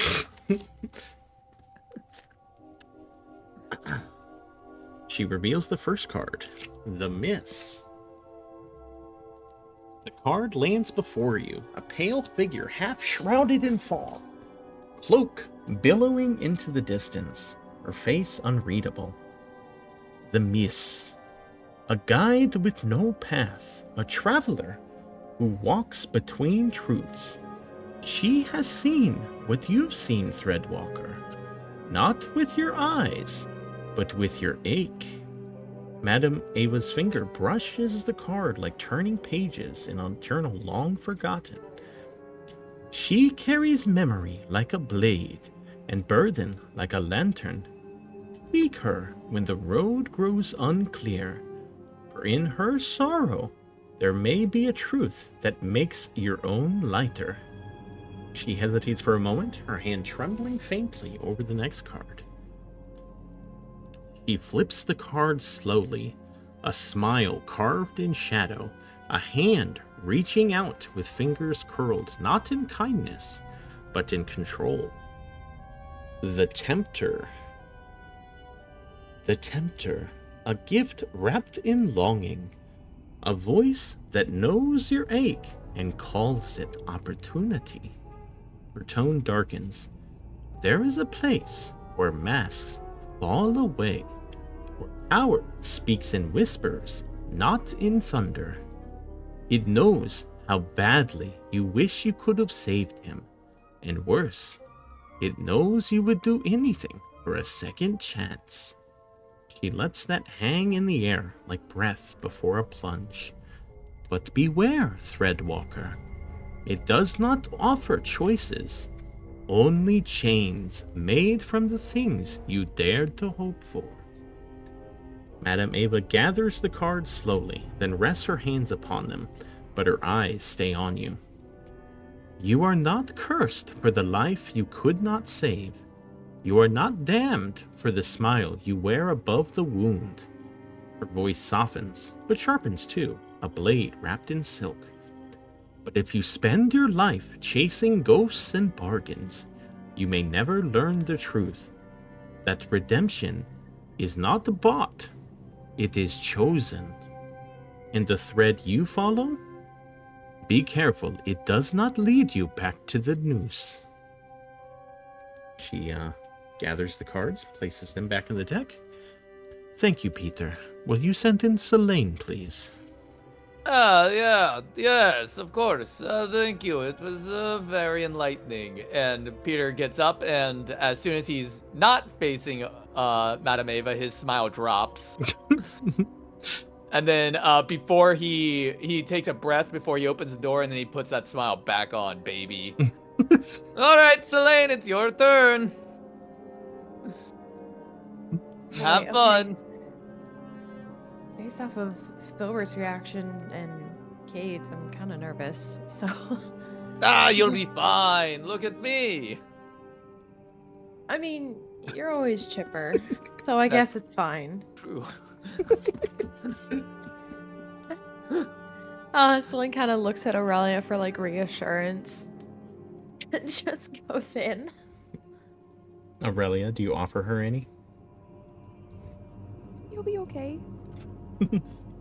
I think. None at all. I think. No reassurance. By the way, I don't know if you guys have noticed, but each of your readings, you've been getting like a sort of a hero name. So, yeah, something that Madame Ava has been referring to you as. So, I hope you guys like them. So. Yeah, it's pretty dope. Pretty dope. Okay. Selene, you take a seat. And Madame Ava... Oh, actually, you know what? Why don't I get the cards ready?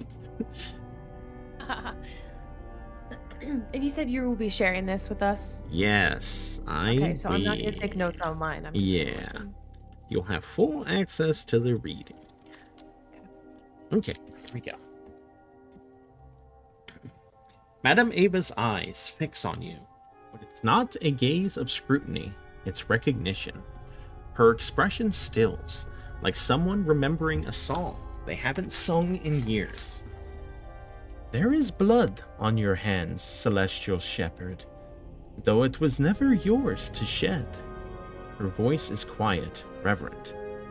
A life lost, a name whispered in dreams. Odette. I see her, not as she died, but as you remember her. That memory has become your compass and your cage. Her hand moves to the deck, deliberate, with the grace of someone who has done this 1,000 times, but never lightly. She draws the first card. The Paladin. The card lands gently, a radiant figure clad in gleaming armor, haloed in sunlight, sword buried in the ground. Madame Ava nods slowly. The Paladin. A soul who stands unbent before the storm. One who does not ask if the light will come, only whether they will be standing when it does. She taps the card. This is your wheel. You will find your strength mirrored in another's conviction. A soul who fights for justice, whose faith may one day become your own. But her eyes flick to yours. But whether that brings you comfort or fear, that remains to be seen. Madame Ava's fingers dance over the deck again, pausing as she draws the next card. The Executioner. A figure cloaked in darkness, blade raised high, face obscured. Her eyes seem to harden, as if she feels the weight of the card's silent judgment. Now, the woe that lies in wait for you. The Executioner, Final Judgment. In Barovia, even the kindest souls may be called to pass sentence, to become the blade that cuts away all doubt. She leans forward, candlelight catching in her eyes like shards of glass. Be wary, celestial shepherd. Those who see only the sin may forget the soul beneath. The Executioner wears many faces, and his justice may leave no room for mercy. Madame Ava closes the deck, fingers resting lightly on the worn cards, but her attention is fully on you. You carry a wound that glows, and still, you try to make it a lantern. That is your strength, and your curse. She lifts a single finger. Follow your light, yes, but do not forget, even the stars can fall, and the brightest flames leave the deepest scars.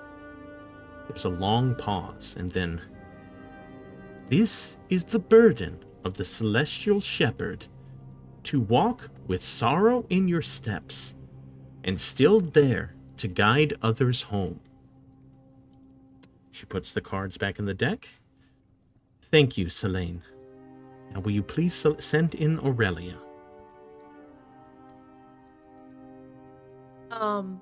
A breath kind of catches in her throat as she's trying to process what she was just told. She kind of just silently gets up, nods, and goes out and looks at Aurelia and just goes, you're next. Are you okay? Yeah. And she puts on a smile. I'm Are okay. you sure? Yeah. I'll be fine. Aurelia is gonna go in a little angry.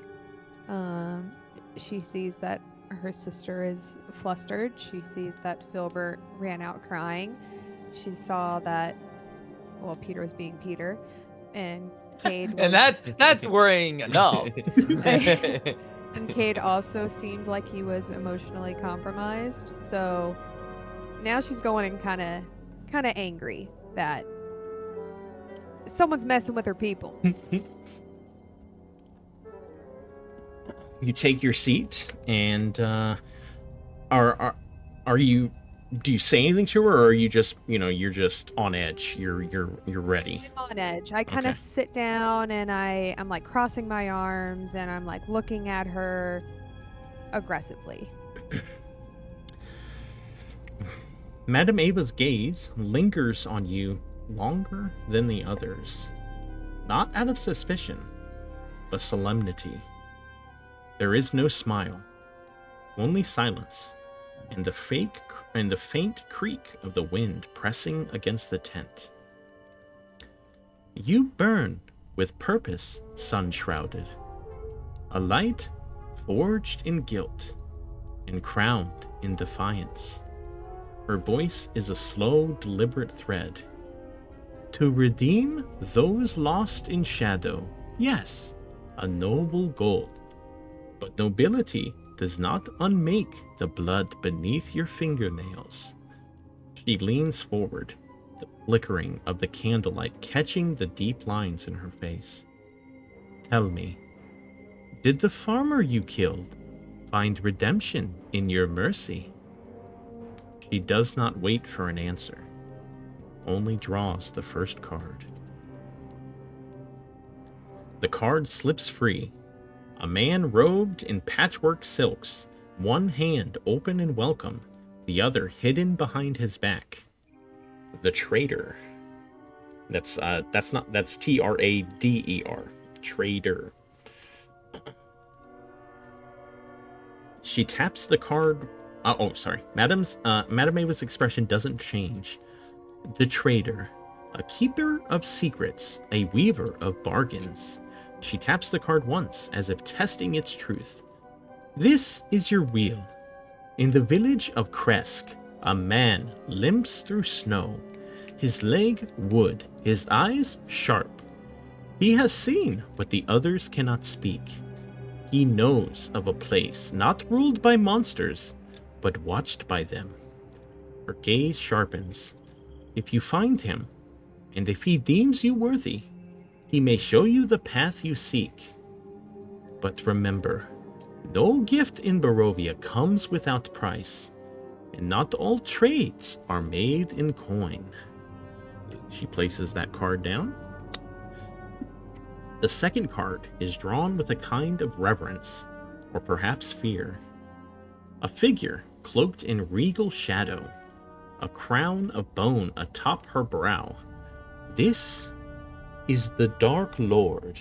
She reveals the Dark Lord card. Ava's voice lowers, her words slow and bitter. He rules from silence and cruelty, from a tower where screams are devotions and hunger is law. She places the card down with care. There is someone there, someone chained not by iron, but by despair. An ally, perhaps, or a test. Her voice becomes a whisper. But to reach him, you must kneel in places you swore never to bow. You must endure what you swore to destroy. Her eyes never leave yours. You shine, sun-shrouded, but how much of yourself are you willing to burn to keep the light alive? Madame Ava folds her hands and for a long breath says nothing. And then, you wear the sun like armor, but even the sun has its dying hour. You carry redemption like a torch, but if you're not careful, you'll use it to light your own pyre. She lifts a single finger. Be sure the mercy you give is yours, not borrowed from gods, guilt, or ghosts. And finally, with the weight of truth falling like dusk, this is the birth of the sun-shrouded, to walk with light behind you and the shadow always in front. Thank you, Aurelia. That is all for now. I must rest. Aurelia is just gonna kind of like blink a couple of times and stare at the cards and then just get up silently and walk out. I'm going to share with you your reading. Sure. Oops. Figure ownership. Owner. Save changes. And then I show it to you. It's a lady. Show player. Okay.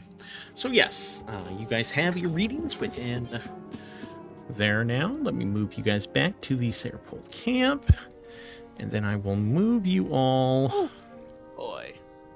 Okay, let me move you all out here. Then I'll move Filbert over here by himself. Well. Oops.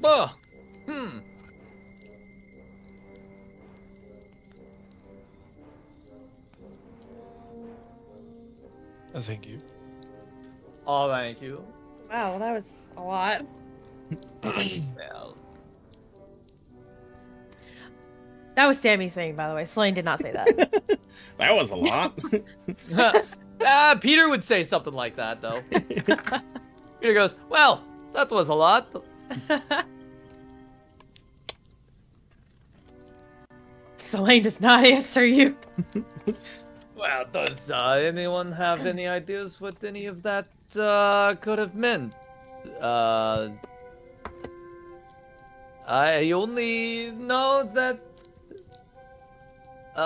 the gems placements from that reading seems to line up perfectly with what we knew from the Fanes of Barovia already, and so it seems like the Were Ravens still have their gym, and the Wizard Tower still holds its gym, from what we know. If we were to collect them, the third gym, I don't know what that means. There's a tomb of a queen, maybe, hopefully not. Hopefully not in the catacombs of Castle Ravenloft, because that would be very unfortunate. Because that's very close to where he roams around. Unfortunately, nothing came up with my own personal reading. It was very, very quaint, very fun. Yes, she told me things I already know about myself. So, nothing came up there. How about anyone else? Anyone else have any ideas? Come on. Honestly, I don't really want to talk about it. And I kind of just want to go to bed. Okay, yes. Bed. Look, Peter, I'm sorry. I've had a long day. This place is really starting to creep me out. I don't mean to be a Debbie Downer. That's perfectly fine.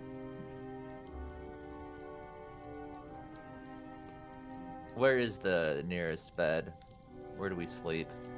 Well, you guys, so the Bastani, you're welcome to join any of the Bastani in their tents. You're welcome to open up a bedroll, but Petra would, whenever you guys were done talking, would have come to you and said that he has something, there's something fun happening. Yes, we could all use a bit of fun. What's happening? What is going on? Well, they are going to be playing the Dancing Fire game. It would be great for each of you to join us. Irina is with him, and she says, "Oh yes, they explained it to me. It sounds like great fun." I Selene think hears dancing and she's shaking her head no. No, you don't actually dance. Sorry. No, you don't actually dance. It's a game about you tell a story and you have to guess whether it's true or a lie. It's very fun. Peter's in 100%. 100% Peter's in. From here, Selene's just kind of checking in on where Filbert is. Has he taken the flower? How's he doing? Is he still like keeping to himself? Has he ran away? He's just sitting there. Okay. He's just sitting there. Irina The is flower's gonna beside walk him, he over to hasn't you. taken it. She says, Filbert, are you doing okay? Not really, but I'll be okay. It's good to hear. It's been a bit of well, it's been a big change for me, and I appreciate everything that you and your friends have done for me and my brother, and I think we should sort of let loose and try and have some joy in this moment before we get back out on the road, because who knows when we might have another moment like this. Filbert just sits there for a second. And, I could try. I'll try. That's all anyone can ask. She reaches out to take your hand. He'll take it. He walks back to camp. Selene sees this and just goes back to Aurelia, knowing that he's okay.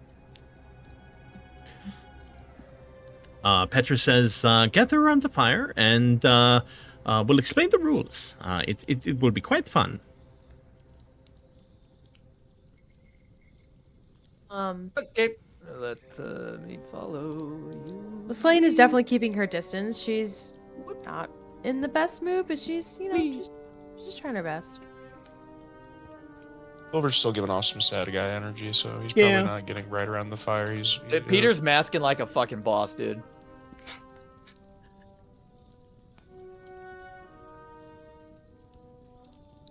Ain't nobody gonna figure out what Peter's really thinking. Hey, Mark, what's Peter really thinking? Oh, he's terrified. Oh, So this man here, he stands up. You guys have, throughout the course of the night, learned his name is Stanimir. Okay, and you're not just finding that information out there. Standimir's standing here. Yeah.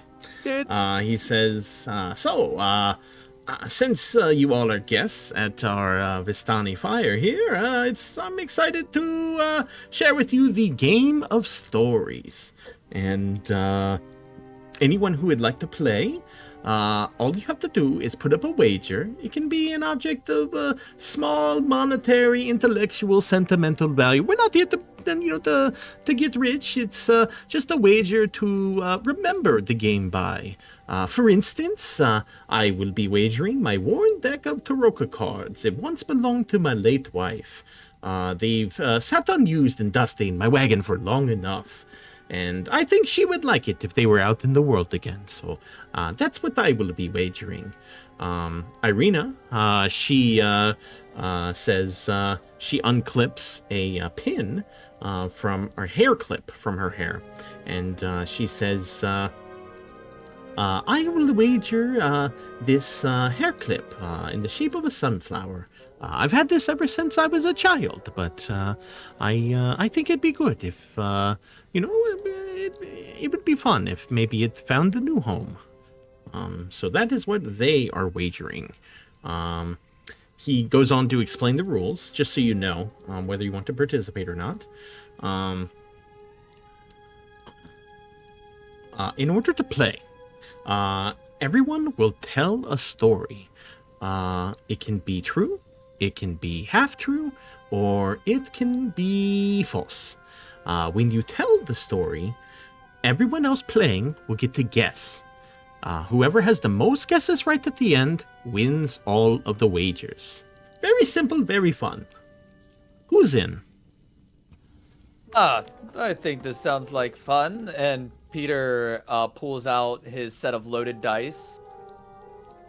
And he explains, this set of dice has redistributed wealth plenty of times between me and my friends, and pulling, we'll call them tricks on rich people who did not fully appreciate what they had.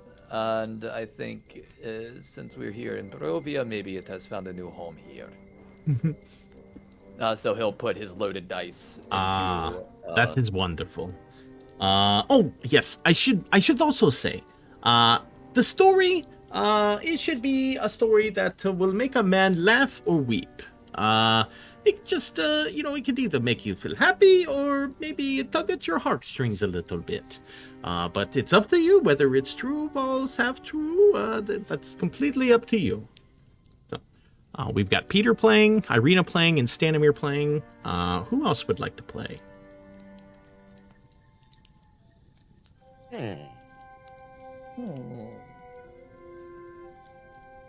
Stanimir looks at Aurelia and says, Aurelia, you haven't participated in any of the events so far. Is that correct? That's correct. Well, this is perfect for you. Why don't you take a step down here? Show us what you could amaze us with a story from your past. Storytelling is not exactly my forte. Well, I mean, my wife used to tell me that my stories were terrible, but that didn't stop me.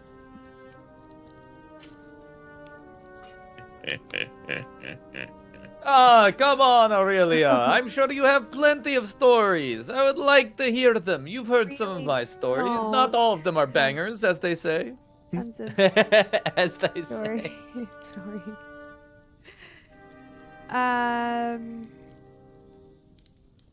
Okay. Yeah, the Vistani cheer. Yay! take a moment, think about what you'd like to wager, and then Filbert, you haven't participated in any of the events either. How about you join us? Just a sad bunny boy.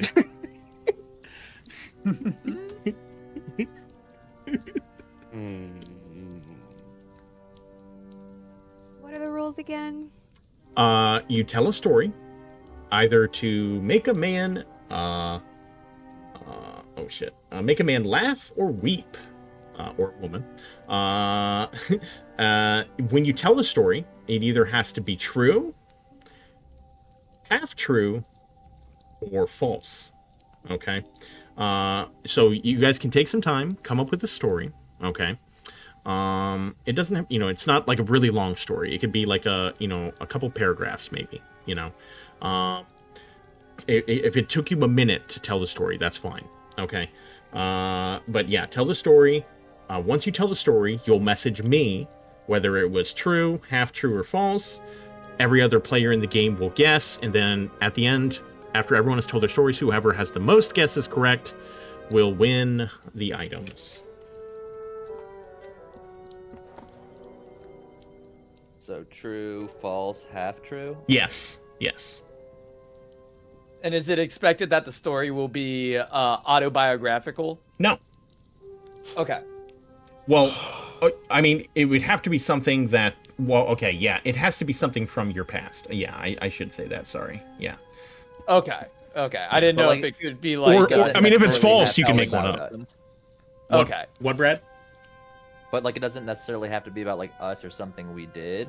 It could be something we saw. Yeah, 100% could be something you saw. Yep. Okay. Yep.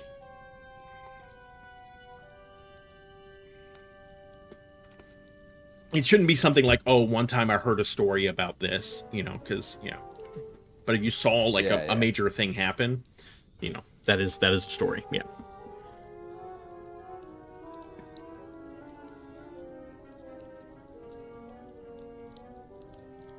Whoops. So go ahead, Peter, Aurelia, create stories. Filbert, are you playing?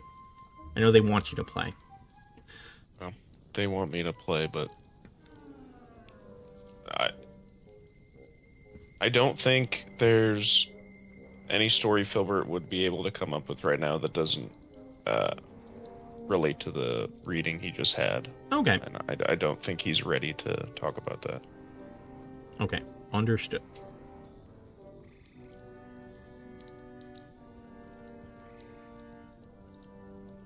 Yeah, it's kind of wild to have us go from such emotional readings and be like, hey guys, let's play a game. Yeah, I know.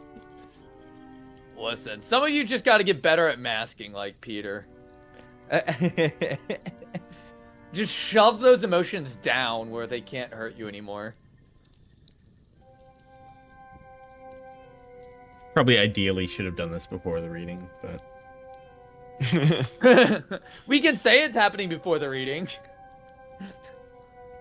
If we want to do a little bit of a retcon. If you guys want to. Like, I probably should have done it before the reading. If you guys want to, if that'll help you. You guys aren't in bad moods right now.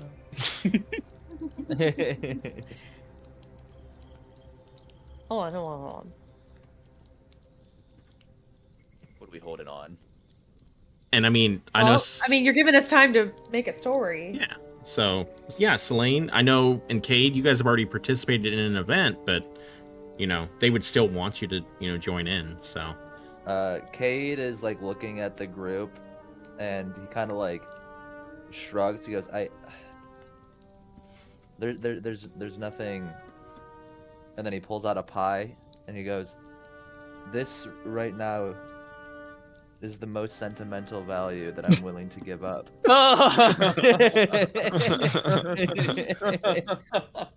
Does that work with your game here? Stanimir looks at I it had to do this bullshit earlier today. I've lost the amulet that is the symbol of my religion. That's all I got. Before I answer your question, I do want to let each of you know, this doesn't have to be an actual item from, like, your inventory. this can be just something like, for instance, like Irina did a hair clip, right?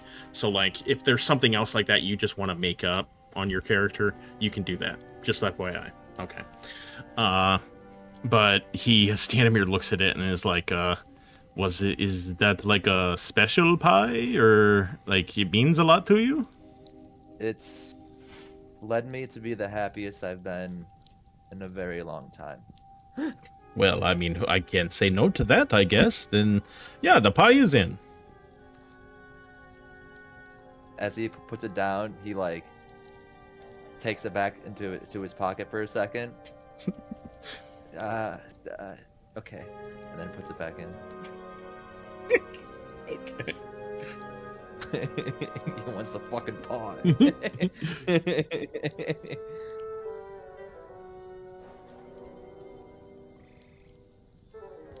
I wager half of this pie.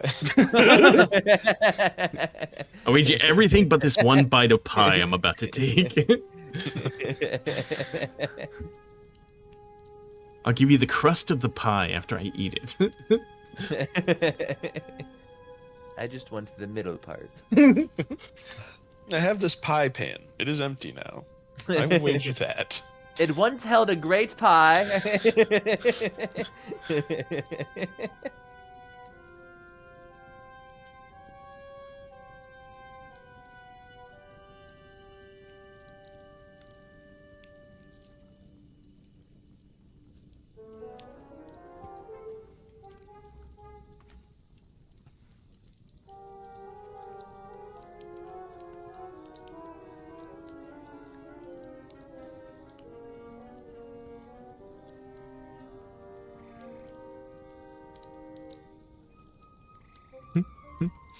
I'm gonna change the. Oh, this is a good opportunity to change the music. Okay. Okay, so I took some inspiration from you guys and added a new playlist.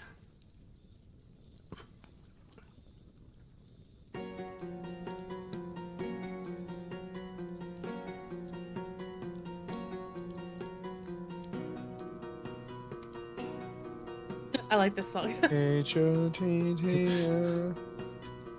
This is hot to go. This is crazy. Bardcore. Hell yeah. But I named this playlist Bradcore. It's got let's see here. It's got songs by Sabrina Carpenter, Olivia Rodrigo, and I think Chappelle Roan. It's got the Holy Trinity. Yeah. Huge. Yeah. All Bardcore music, but I called it Bradcore. So. Which is funny because I was like looking for Bardcore music, and then I saw a playlist of just these three artists, and I'm like, oh shit, did Brad make this?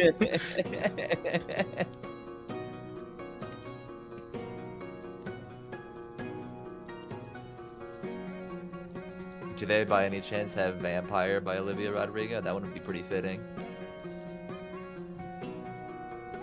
Not gonna lie, this song's a bop. No! They do have Vamp. Yes. This is canon, the theme song to Curse of Strahd.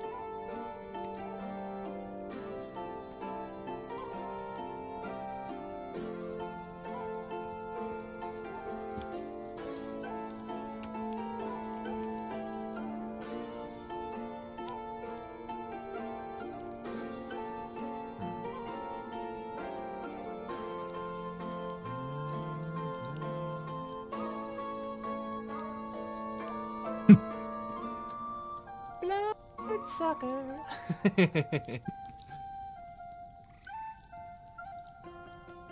So has anybody else figured out what they want to wager? Stopping. Hold on. Oh, I'm going to take flowers out of both my hair and Selene's hair and make a Eladrin crown. Oh. Special Eladrin flower crown flowers that only our party has. But if you win, you get a crown. Okay.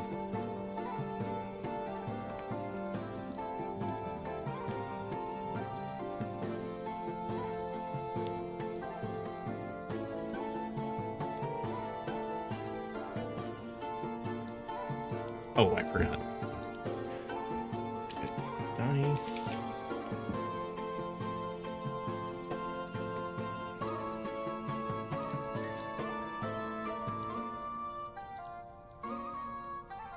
Gilbert or Selene, do you guys know what you're wagering? Elaine's not going to participate. Oh, okay, okay.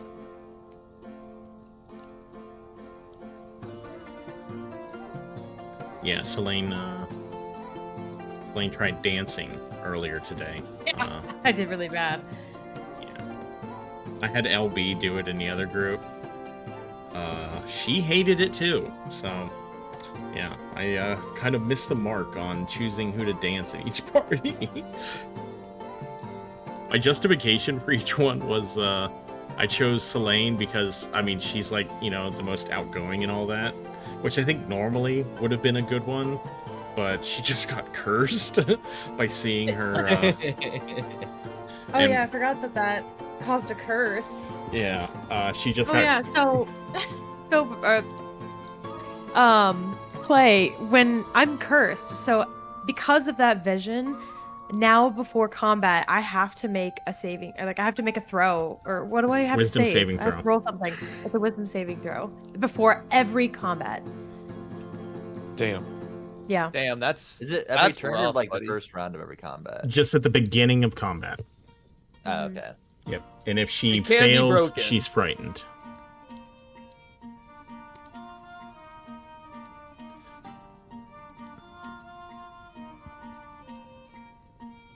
All right. Peter knows the story he's gonna tell.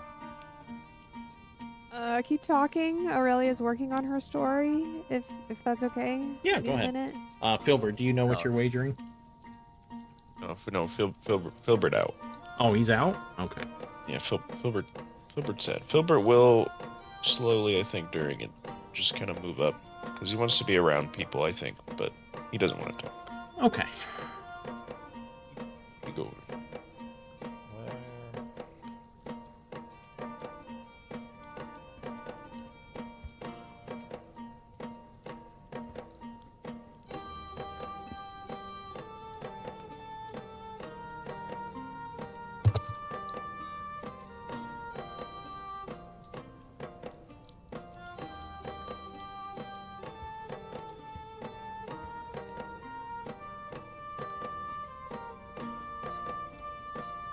Okay. Kate, how are you going on your story? Oh, should I type this up? Shit. You don't have to. I mean, you don't have to. No, I'm just saying, like, if you feel like you're ready. Really typing it up so I can actually read it without Yeah. stumbling, because I can't read very well. I always trip over myself if I'm trying to say Yeah. a story. I'm not gonna type it up, but I'm gonna kind of wing it. But Okay, that's I have cool. an idea of what I'm gonna say. Yeah, that's fine.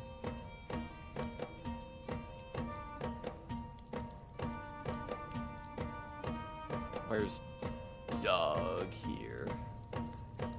So that I can message him Yeah. the correct answer.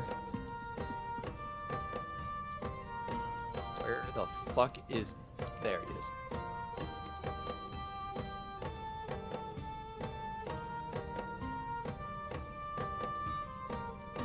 Okay, I'm gonna have Stanimir start his. Is that all right with you, Paige? Yes, I'm just finishing it. Yeah, go ahead. Cool. Okay. If I can go like towards the end of That's fine. the group. Yep. Okay. So, Stanimir goes to stand up top, So he gathers everyone who's participating up here. So Peter, Cade, and Aurelia. He says, yes, it is the game of stories. Everyone here knows how to play. Why don't we just get underway?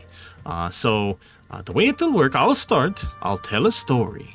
It will be very gripping, and it may shock you. It will be one of the greatest stories you've ever heard. And then afterwards, you'll have to guess whether it is true, half true, or completely false. Not real, just fake. Not true at all. So, yes, I will begin. So, a mighty wizard came to this land over a year ago. I remember him like it was yesterday. He stood exactly where you're standing. A very charismatic man he was. He thought he could rally the people of Barovia against the devil Strahd. He stirred them with thoughts of revolt and bore them to the castle en masse. When the vampire appeared, the wizard's peasant army fled in terror. A few stood their ground and were never seen again. The wizard and the vampire cast spells at each other. Their battle flew from the courtyards of Ravenloft to a precipice overlooking the falls. I saw the battle with my own eyes. Thunder shook the mountainside, and great rocks tumbled down upon the wizard. Yet, by his magic he survived. Lightning from the heavens struck the wizard, and again he stood his ground. But when the devil Strahd fell upon him, the wizard's magic could not save him. I saw him thrown 1,000 feet to his death.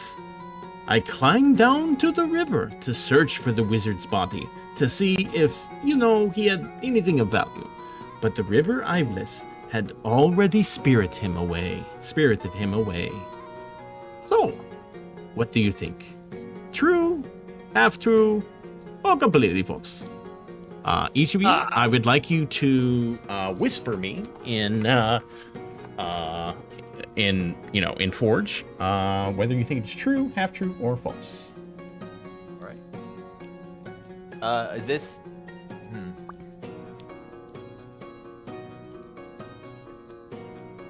Never mind. I'm just gonna do. I was gonna ask if it's like should I play this as?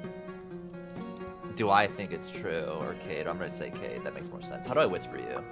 Slash W, and then you'll pick my name. Okay. And then... Or GM. Yeah, or GM. Yeah. I don't have the Doug Schnell name. I just have GM.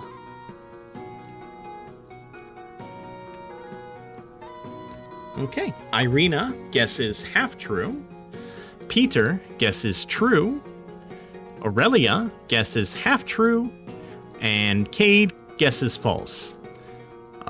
Stanimir. I guess lie. I sent you one. Wait, I sent you one, too. thought you weren't playing. Oh, you're right. I'm not playing. Oh, okay. Ignore me. Get out of here. Yeah, what bad. are you doing? Trying to win the prizes? I mean, Back off. it's fine. She can Yeah. think it, I guess. Yeah, she can think it, I guess. Did you want to play, or you No. can play if you? Okay. No. Okay. I do not have a I don't wanna story. play, but I want to play. I want to play. I got confused. I'm sorry. 'cause It's I was okay, it's okay. holding. You can. Hey, You if can you sit want to there tell and me what listen, you like, think of take every your own story, notes and be like, I would have got them all right. yeah, that's fine. Yeah, no, honestly, yeah, keep doing it. Okay. He takes a moment. He lets the moment linger. He knows he's got you at the edge of your seat, waiting from bated breath, and he says, it was completely true. I saw it with my own eyes. I know it's a fabulous story. You think, oh, poor Stanimir, you could not have whispered. You cannot witness such a thing. Yes, I did. I saw it with my own eyes. All of it, 100% true. I know it. I know a false story. I know fiction when I hear it. And that was not the work of fiction. Good, Peter, good. Nice, good eye, good ear. Yes. Now it is Irina's turn. Irina stands up in front of everyone. And she says, When I was a child, my father took me and my brother to a vast, tranquil lake. I remember the sand beneath my bare feet and the lapping of the waves against the shore. But then, something broke the silence. A low growl that echoed through the wind. As I turned, I saw a beast emerge from the fog. A wolf, far larger than any I'd ever seen.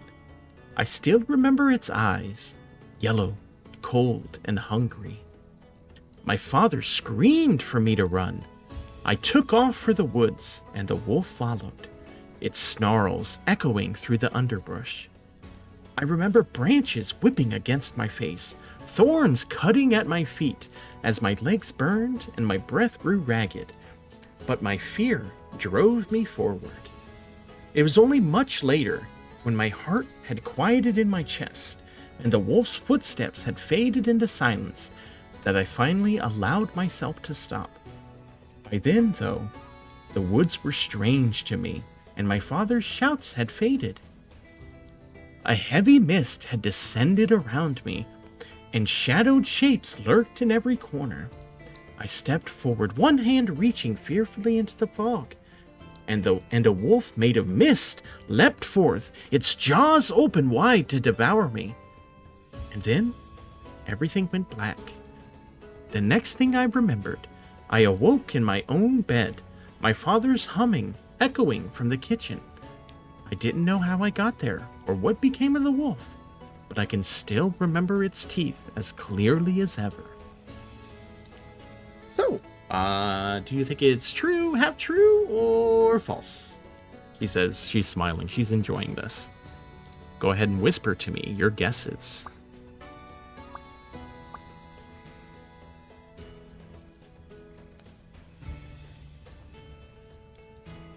I never got your guess, Sam. I need your guess now.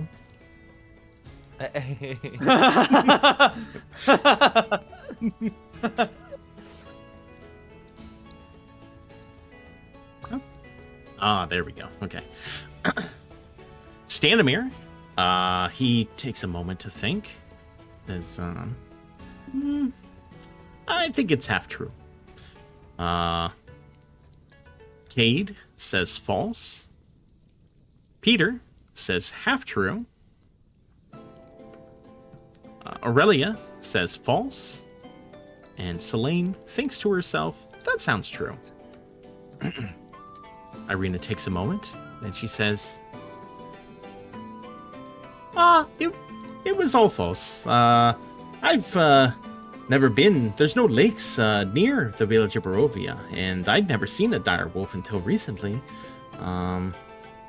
And Stanimir, he says, that can't be true. That was told with such vigor, such purpose. I could feel the weight of the truth in your words. And she says, with a mysterious smile, he says, it's a dream that I've had, and I guess many dreams have a kernel of truth.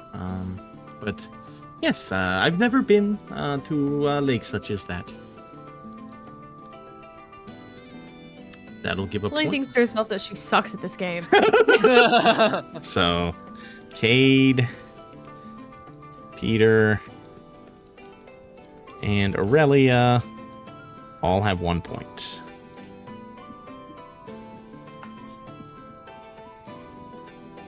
Okay. Next, it's Peter's turn. Hey, Peter's turn! Woo! Alright, so Peter's gonna step out and he's going to begin his tale, and he's just going to say, okay. Long ago, back in my teenage years, I was running a scam on some old rich banker when I noticed some boy picking on another much smaller boy, both about my age, and stealing his money. Do you believe that? Feeling my sense of duty kicked in, I paused the scam and approached the two. Putting on my best smile, I tapped the bully on the shoulders, pointed over his head and yelled, What the hell's is that? And when he looked away, boom! I socked him right in the face and stole that bag of money he had taken from the smaller boy. Oh, the chase that bully gave to catch me was a sight to behold, but old Peter was too quick. I deftly leapt onto the back of a manure cart, pulled the pin, keeping the cart closed, allowing the whole shit pile to spill out all over the dullard, allowing me a quick escape and the opportunity to return the money to the smaller child. Ah, that was a wonderful story. Okay, Mark, go ahead and whisper me. Whisper me whether that story is true, half true or false. Everyone else, send me your guesses.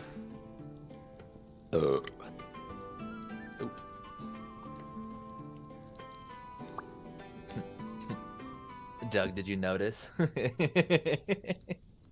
Oh yeah, 100%. But I gotta be honest, I knew exactly what Mark was gonna do. But yeah, Stanimir looks you up and down, and he says, I don't know, something about that story doesn't seem true to me. So I think that's completely false. Irina says, Peter, you it seems like something you do, but there's some things about that doesn't seem right. So I'm guessing half true. Cade guesses false.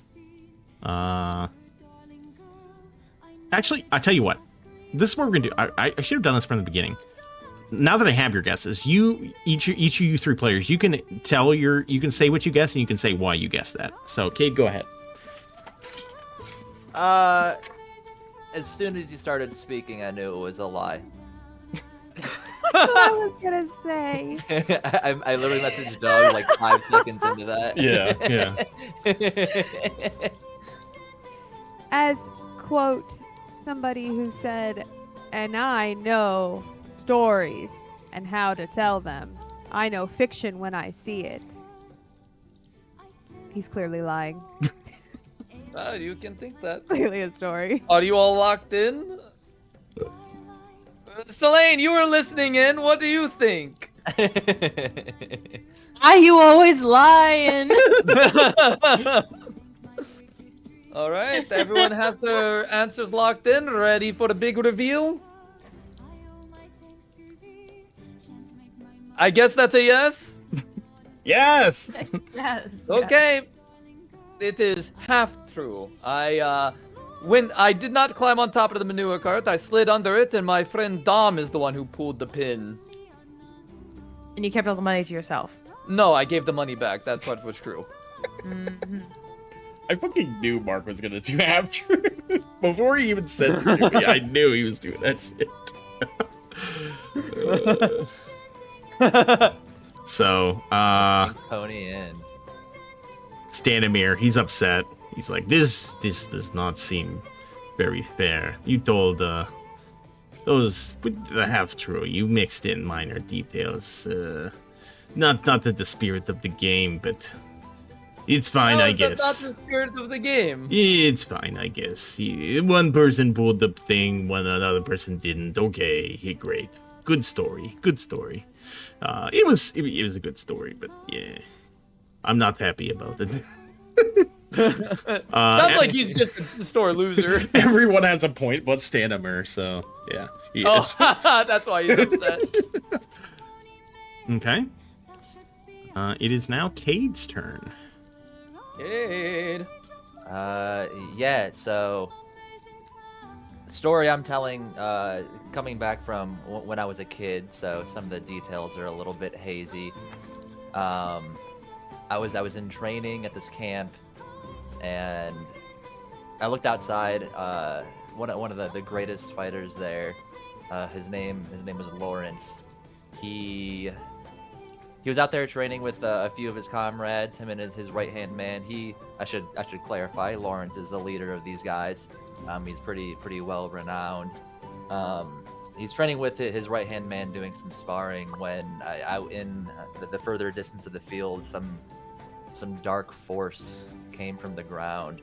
It was kind of like a misty haze that didn't look like your usual fog or anything. It was just a darkness that was weirdly moving in a way that seemed supernatural, I guess. I mean, I've never been one to put too much thought into that, but I couldn't really describe it.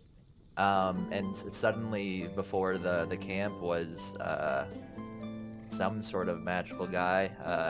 I think maybe a wizard. I don't know exactly what, but he was clearly there to fight, and Lawrence gathered his nearby troops to get ready to fight, and suddenly his entire army just began to burn. I didn't know what was happening. I was off in my room just looking out my window, but everyone was burning, and all of the soldiers of Lawrence turned to him. And granted, Lawrence was well respected, a valiant warrior, and they just kept screaming at him, "You did this! You did this!" I didn't get it. They were all really good friends. They trusted him, but for some reason in their dying breaths, they blamed him for what was happening, even though clearly it wasn't his doing. And the last betrayal of all for Lawrence, his right-hand man, Marty, he turned to him and he just said, "You couldn't save anyone. You know nothing of justice, and you only ever wanted to be worshipped." And his last words were, "You call yourself a hero." At that moment, I realized we were all doomed. I ran from that building. Yeah. Everyone sort of sits there for a moment, sort of taking in that story. Brad, go ahead and message me whether that is true, half true or false, and everyone else go ahead and message me your guesses.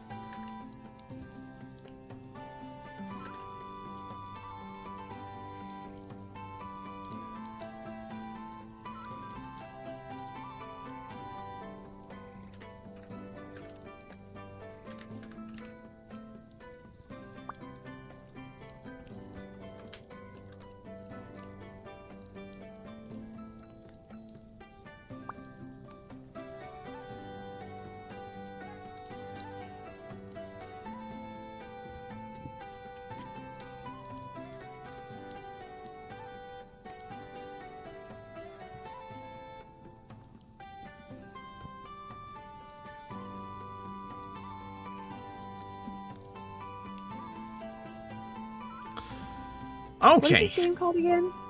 Game of Stories.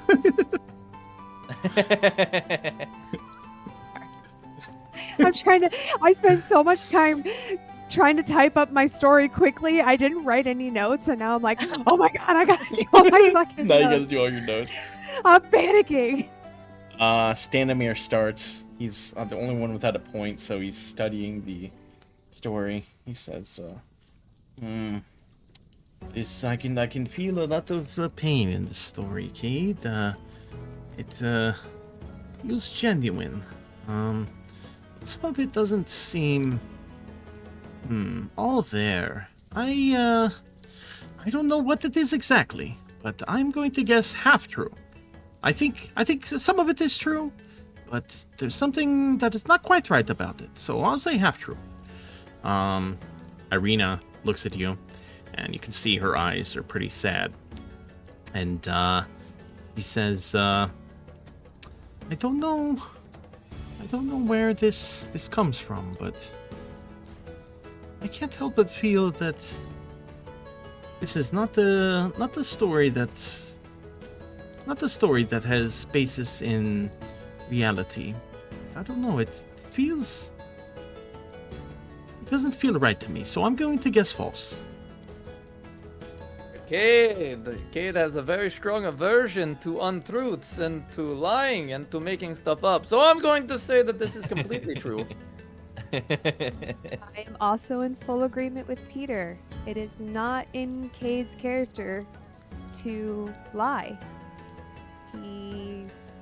He stands for reason and truth, and I have no reason to believe otherwise than the fact that this story is a fully truthful story. Okay, everyone has their guesses in. Cade? It's made up. It's Whole thing? not true. You've got to be kidding me! Oh, you are an incredible storyteller. Why are you not the bard? But we.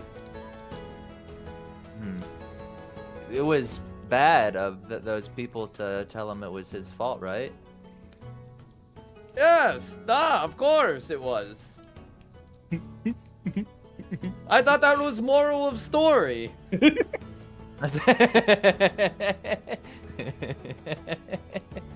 Okay, just no, it's not real. Oh, I forgot to get Slane's thoughts. My bad. I'm sorry.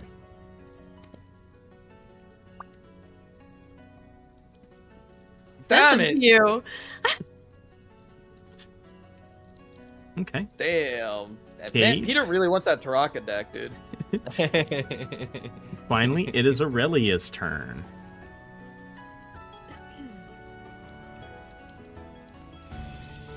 My father used to read stories to Selene and I before going to bed each night, so hopefully I have some of his storytelling skills. And Aurelia is going to crack her knuckles backwards.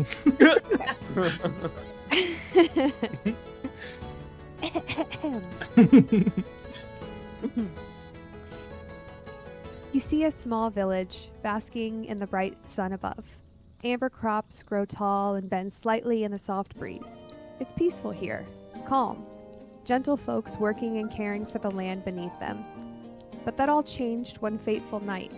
Children wake to sparks flying across their face, smoke filling their lungs. Houses and barns ablaze. Neighbors, parents, friends, family, all running and screaming. The children looking out their window to see those who are responsible. Bandits. Masked bandits burning their houses and their loved ones, tearing through cabinets and their belongings, swords and knives resting at their throats of the villagers, forcing their compliance. They tore through their modest cottage with ease, and in the chaos of the assault, the children, frightened, rushed downstairs to hear their parents yelling. The children stop at the stairs, paralyzed by fear, as their parents stand guard in front of them from the bandits now standing in their doorway. Their father attempted to stop them, fighting tooth and nail to keep the bandits from their children. Bloodied and beaten, Vander fought with everything, but with 3 bandits, he never stood a chance. Their children watched from behind as their father fell, his eyes now lifeless. Odette picks up her husband's sword and ran towards the bandits in an attempt to avenge him. While still filled with fear, one of her children ran to the table, grabbing a kitchen knife. Perhaps unable to see from the tears clouding her eyes, or simply from the untrained hand, she lunged toward the bandits. Taking a shaking step backwards, the blood glistened in the shadowed firelight, dripping from Odette's stomach. The knife had missed. Seeing the mother now fall, the bandits sneer. Knowing the children could not fight for themselves, the bandits continued to raid the house and the village of its crops and supplies, while the children kneel in the pool of blood and tears in a house that will never again feel like home. Stanimir, is, you see a single tear falls down his cheek, and, he says, "Oh, I know what I'm guessing." Everyone else, send me your guess.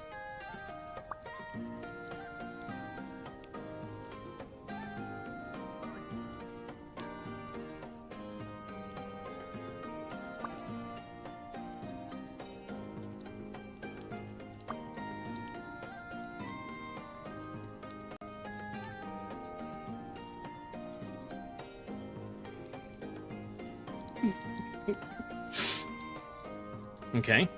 Stanimir, he says, I could feel the pain of those words. That absolutely happened. There's no doubt in my mind. That is true. That is real.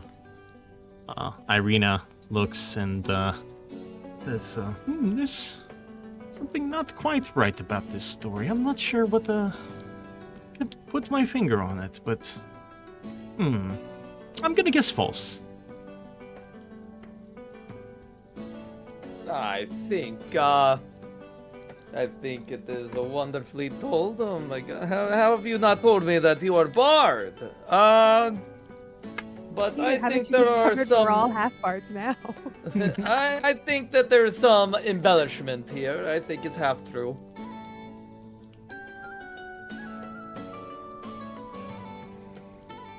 And Cade? So you strike me as an analytical person, and right now the odds are. Cade wouldn't say that. What am I talking? What would Cade actually say? Let me rewind. Brad's got to reel it back in a The little. calculations in his mind. Look, I think you saw that everybody's here is lying, and so you told a true story. I want to say true just for that. Selene, what do you think to yourself? I see you've schemed up an analytical approach to this. I'm Wow, running my Peter, calculations Peter, are you okay? through the simulator. Guys, I think you might be sick. The inner machinations of my mind are an enigma.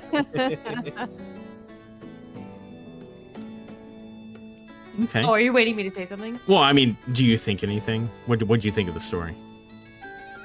I thought the story was very sad. Yeah. Aurelia, they want to know. It is a half-truth story. Go, Peter! Go, Peter! Go! Stanimir says, no, this is not true. How? Tell me, what was false about that story? I could feel it in your words, in your bones. That was real. My father always taught me that imagery was the best way to tell a good story. You gotta paint a picture, even if that picture isn't exactly true. Well, you have to in order to say that it's half true, you have to tell us what was false about it. There was never any fire. The bandits did raid the village. However, they didn't set everything ablaze, and the firelight and the smoke was just added aspects of the story. Ah, your party plays dirty. He's just mad that he got 0 points. Yes, that is true. I am mad about that. Okay, but what is important is you guys played. It is fun. Everybody had a good time, but me. Yes, haha. Yes, good. Yes. I think we have a tie. Is that right? Irina and Peter, you both have 2 points. Is that true? Well, this is highly irregular, but in the case that this happens, each of you will trade your personal item. So, Peter, you will receive the hair clip. Irina, you will receive the loaded dice. And then the other 3 contestants get to choose who they would like to give their item to. Between the 2. I'm gonna give my pie to Peter. Oh, no! He presents the pie to you. He takes a knee, holds it up to you. Ah, great! One of these again. Yay! The thing that Petra does not trust. Okay, I guess I will take this. Yes. As good as the pie made me feel, I'm having second thoughts about it after Petra said that he never really Peter, trusted it. let me enable you, please. Oh. Fine, I'll take it, but you'll find it in your pack in the morning. Oh, sorry, my Hello? stream crashed for a second. It's Okay, back. are we good? It's up. We're up? Okay. Yeah. Sorry. I'll go back a little bit. I have a surprise for you, he murmurs, his lips brushing your ear. Close your eyes. Your breath hitches. You obey. His hand settles on your hips, pulling you flush against him. You feel his breath at your neck. Hot and possessive. Open them. You do, and the world rips open. A wooden spike stands before you, and upon it, Aurelia's head. Her eyes gouged out, blood trailing down her neck. Her body is gone, but her organs remain. raw, glistening, arranged into a grotesque heart on the forest floor. You don't scream. Your body surges with a sick, euphoric thrill. The weight of guilt and duty, the constant struggle to be gentle and kind, all of it vanishes beneath the wild rush of desire. Something blooms inside you, something dark. Relief. The burden, the restraint, all gone. You are unshackled. A wicked smile tugs at your lips. Cade sees it in your eyes. He crashes into you, his mouth forceful and hungry. You kiss him back, your fingers in his hair, his hands beneath your clothes. He lays you down in blood-soaked moss, the ruined pieces of your sister watching. The scent of copper and earth fills your nose.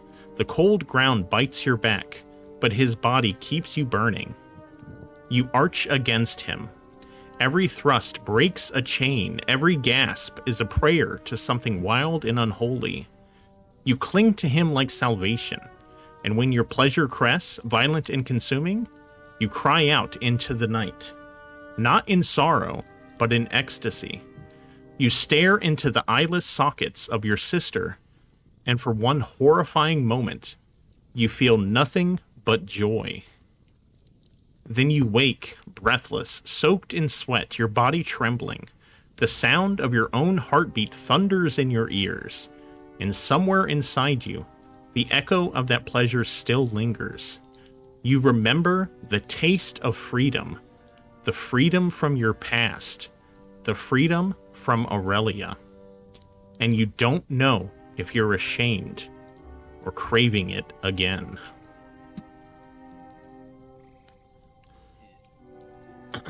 Okay, so, Oh my god. so, just so everyone's aware, What the fuck? just so everyone's aware, okay, Sam knew this was coming, okay, I did not know the Well- entirety of. I knew most of it. Yeah. I knew most of it. I didn't, I told him not to tell me the details, but Yeah. I knew of the themes. yeah, so, up until this point, Selene has had a crush on Cade, okay, Classic.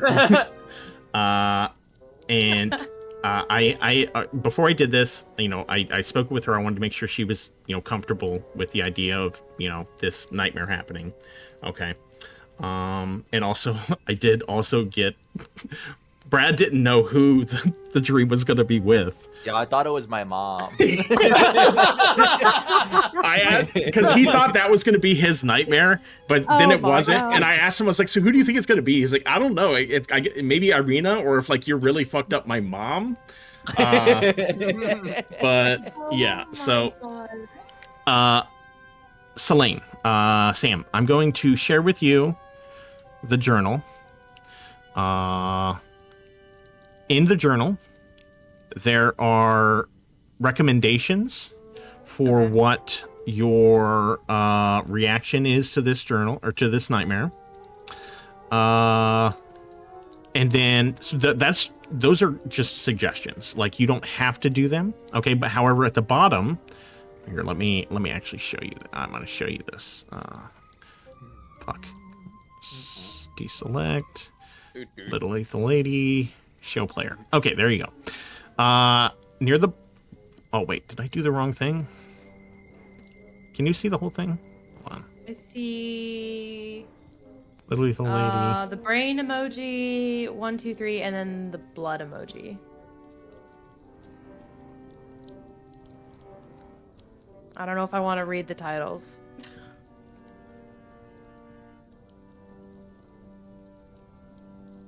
Okay. Do you see Selene, the pool, the surprise, all that? 1, 2, 3. Yeah, emotional behavior consequences. Yes, You see all that? yes, Okay. yes. Yes. Emotional behavior consequences.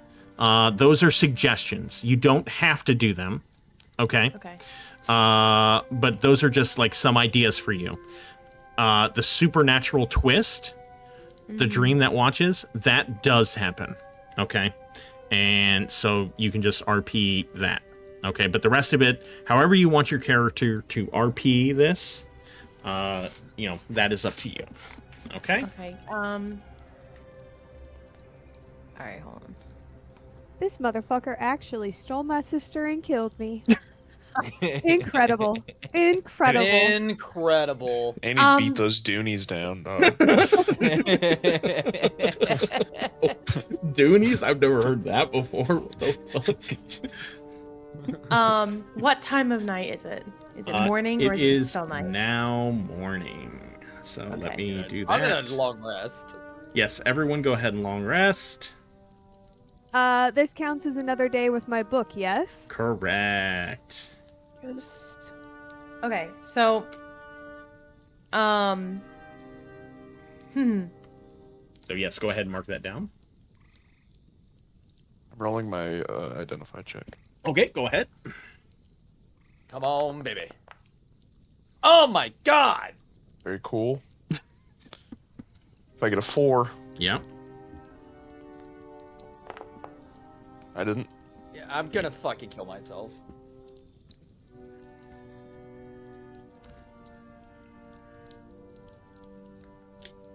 okay, God I know how. Is my stream still up? It keeps disconnecting. It's been buffering, Oh shit. Can you try? like on and off buffering. Really? Yeah, if I refresh it, it comes back. Okay, that's weird. Okay, let me go ahead and show you what that item is. Looks like it just restarted 30 seconds ago, though. Oh, we got 15 viewers. Holy shit. There you go. Ooh. Hey, that's pretty good. This is... Cloak of Protection. Well, +1 bonus to my AC and saving throws while I wear this cloak. Let's equip that. That's awesome. Hell yeah. It did not give. It did not do it. You have to attune to it. Oh, is it an attunement thing? Yeah, I think. Let me I check. will- I thought it was. Filbert. Yeah, it's. I see it now. It's in Yeah, my you have to inventory. attune it. Yeah, yeah. I'll tune to it tonight. Oh, by the way, did you want to attune to that Medallion of Thoughts? I mean, I might as well. Okay, we'll say you did that last night.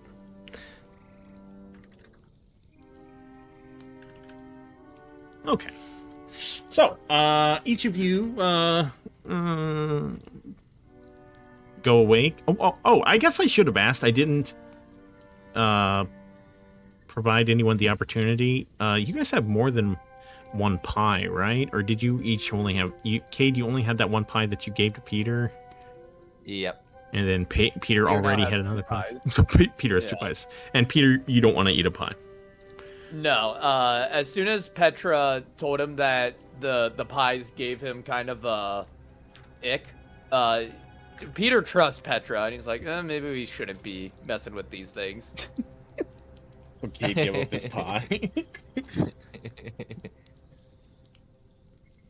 Okay.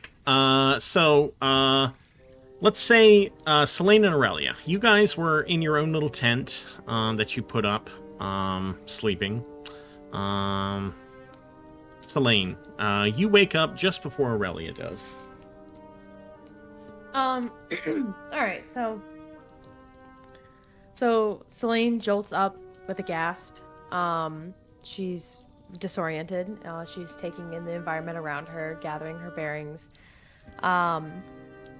She's in a cold sweat. It dampens the back of her neck. Her mouth is dry. And she, no matter how big of a breath she takes, it doesn't feel like it's filling her lungs. So she gets out of the tent without waking up Aurelia and goes to the lake to kind of, or river, whatever this is. Yeah. Just to kind of just clear her head and get her breath and whatnot. But no matter how long she's out there, the silence is not, it's not helping with the noise in her mind. She's still reeling. And so she's kind of just like keeping to herself, trying to remind herself, it was just a dream. It was just a dream. It was just a dream.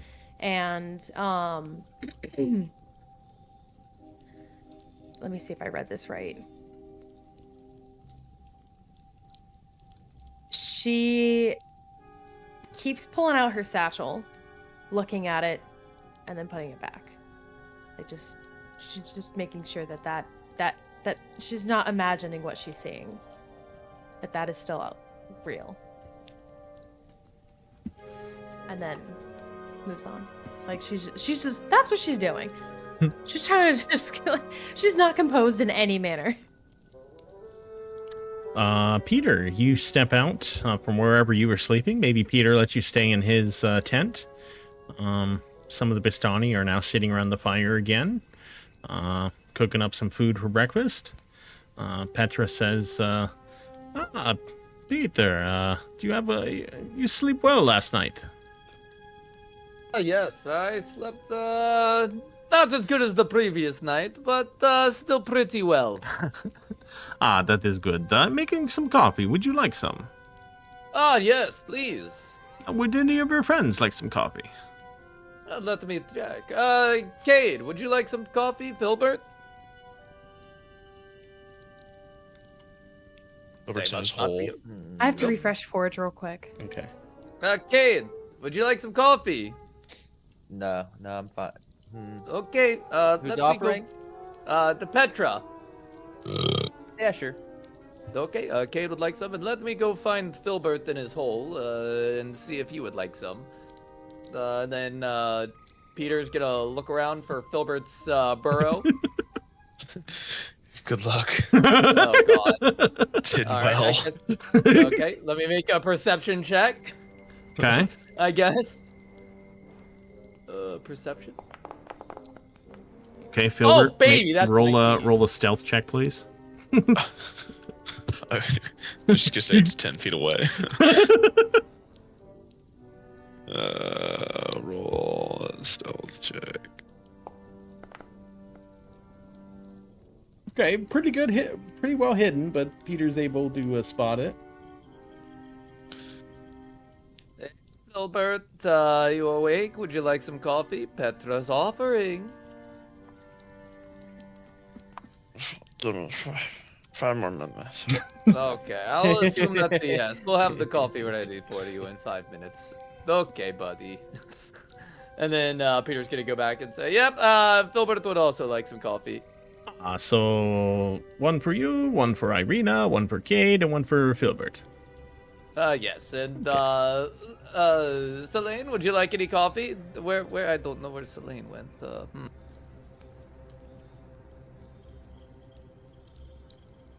Aurelia, you're now. Oh wait, she stepped away, right? Paige stepped away. Okay. Yeah, she did. Petra brings you the cups of coffee. Irina says, so, will we be back on the road again today? I believe that might be the plan to get moving again. We have to get you to Vallaki before too long.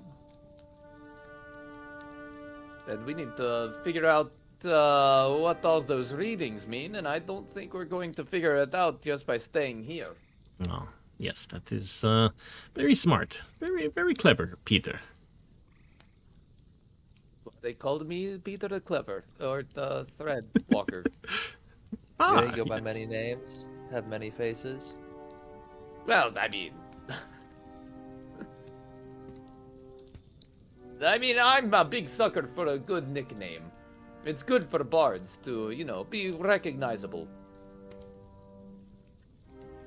Peter, surely you've, become many different people throughout your days. Oh, I mean, yeah, of course, when it calls for a little espionage, I'm no stranger to... I mean, just the other day, I tricked, some cannibals or werewolves or what have you into thinking I was one of their own so that we could sneak by them on our way here. actually, and they bought it hook, line, and sinker, and we were able to get past lickety split, no problems. You're quite good at getting people to trust you. Who's this speaking right now? Irina. To Peter. I was just thinking it was the fortune teller just like stirring the pot. No, it's Irina stirring the pot. Just 100% Irina stirring the pot. Ah, yes, I would say I'm pretty good at it. I wouldn't be much of a bard if people didn't trust me. That's what we all love about you, Peter.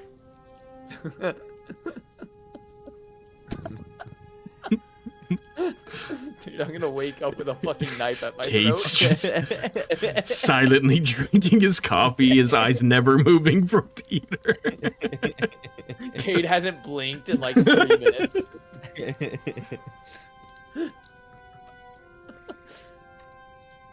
You know what? There's nothing better than a good scam on somebody who deserves it, you know? That's what I always say, Irina.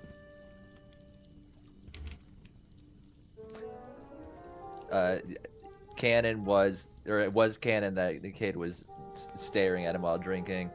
As he says that, though, he does go back to his coffee. Oh, oh, good. That got him off his ass a little bit.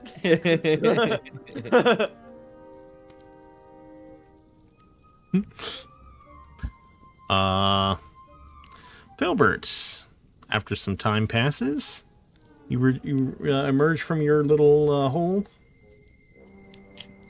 Yes. I have ascended.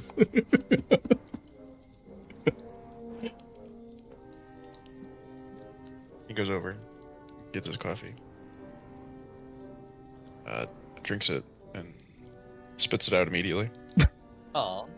Oh, what? This is horrible. Why do you guys drink this? Ah, it wakes you up. It's what grown-ups do. Kate hates coffee. You usually I've never- drink your coffee with sugar or cream or something?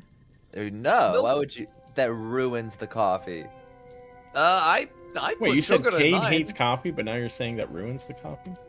Yes. Oh, Cade's got a very specific idea of what adults do, Yeah. and anything that goes against that, he's like, no, that ruins the coffee. So that's why he only drinks black coffee, because he thinks you're supposed to and not enjoy it. Exactly. Just never had it before. Yeah, no, Peter puts in a healthy amount of cream and sugar into his coffee. It almost looks like chocolate milk by the time he's drinking it. I'm lactose intolerant.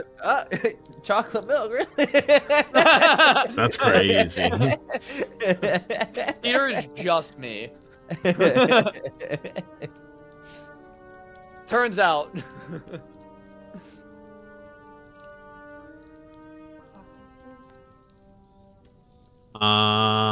Aurelia, is she back? Still gone? Okay, let's go back to Selene. How's Selene feeling?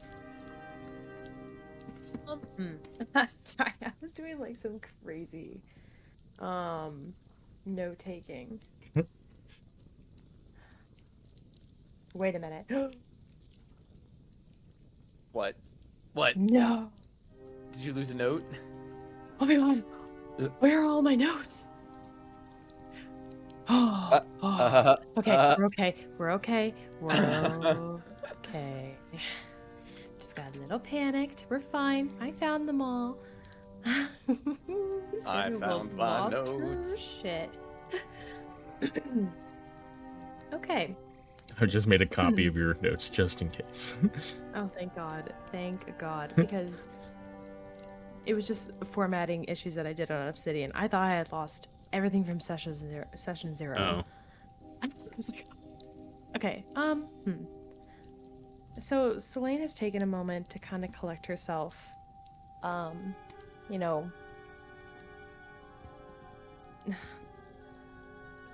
that was just with what happened yesterday, and then the nightmare now. Selene is like really off her kilter, but she kind of like shaking her head, kind of slapping her face, and she's like, "Get it together." And She puts on the most pathetic fake smile that she thinks she's doing great, and she walks on back to the group. And I mean, she's not gonna try and hide it. Like, I mean, she's trying to hide it, but she's doing really bad. Her eyes are red and puffy, and she's not doing hot. She kind of just like keeping closed into herself a little bit, just her body language is very like internal. She's just like staying within her bubble. But then she goes like, "Oh, hey guys, good morning." Good morning. Would you like any coffee? No. I think we've had this discussion before. I'll just go make some tea. And she passes right in between here. And when she passes by Cade, she kind of just like tenses a little bit and keeps walking. Huge. This changes everything. Cade just kind of looks at that and goes back to his coffee. Did you guys just fuck already? Petra comes up to Peter and says, "Wait, where's Petra at? Where the fuck did he go?" Petra, there he is. Petra says, "Peter, now that you are part of the family, there is a certain skill that the Vistani are famous for that we would like to teach you." Oh, great! I would love to learn this skill. I enjoy learning new things. What do you know about curses? Well, my grandmother always teased me whenever I would, or my grandfather always teased me whenever I would misbehave, that if I didn't start acting like good boy, he would curse me. And then he would laugh heartily afterward, of course. But it always scared me, and then when he laughed, I knew he would never do so, but he did tell stories about times where people have wronged him, and he cursed them, and little things would happen to them. Yes, this is true, Peter. The Vistani, while we may not be the greatest fighters, I mean, some of us, have some skill with the blade, or can cast a little bit of magic here and there. The one thing that people in the land fear us for are the curses that we put on people. Some believe it to be the old wives' tale, but it is true, and I can teach you how to do it. Oh, please! I would love to learn. It could, protect my friends. Now, currently, I don't know if you have the capabilities to handle casting one of these curses, but I can teach you the basics of it, and perhaps when you get the necessary experience, maybe level up a little bit in your abilities, maybe one more level, you can cast this curse. That sound good? That sounds very good. I like this. Yes. Now, the curse I would like to teach you is a Vistani annoyance curse. We call it Fumble. Essentially, what it does... You said an annoyance curse? Yes, an annoyance curse. He already knows that one. See, this is why I told you Kate is my favorite. He's so funny. That was quite good. That was quite good. Now I'm going to give him another curse. So you better watch out. This is the fumbled curse. Essentially, what it does is the person who made you mad, cursed your name, cut in line in front of you, something like that, they will become unable to perform simple tasks due to the loss of fine motor skills. So things like when they try to tie knots, when they try to write, play instruments, cast spells with somatic components, would be impossible for the target. Now, they can still swing a sword and stuff, but yeah, it basically makes things a little more difficult for the little fine motor activities. So, does this sound like a curse that you would enjoy? Ah, yes, it sounds very much up my alley. I like the curses that are a small inconvenience. They tend to be much more rewarding when applied in the right situations. Yes. Now, It also leaves people wondering if anything is wrong at all. It's like, oh, suddenly I cannot tie shoe. that is true. This is interesting. Maybe I just woke up on the wrong side of bed this morning. Yes, that is good. There are a few different annoyance curses. There are also a couple cruel curses, and then there's even vindictive curses. But those are much further down the line. You're not ready for anything like that now. Oh, So, no, absolutely yes. not. So I will teach you what to do. The curse. Basically, what you need to do is you need to have seen the target of the curse. So it needs to be someone that you've seen personally, and you also need to have an item that belongs to them. When you have that, you do say a couple words, perform a ceremony, and then boom, they're probably cursed, maybe. So yes. I do like that.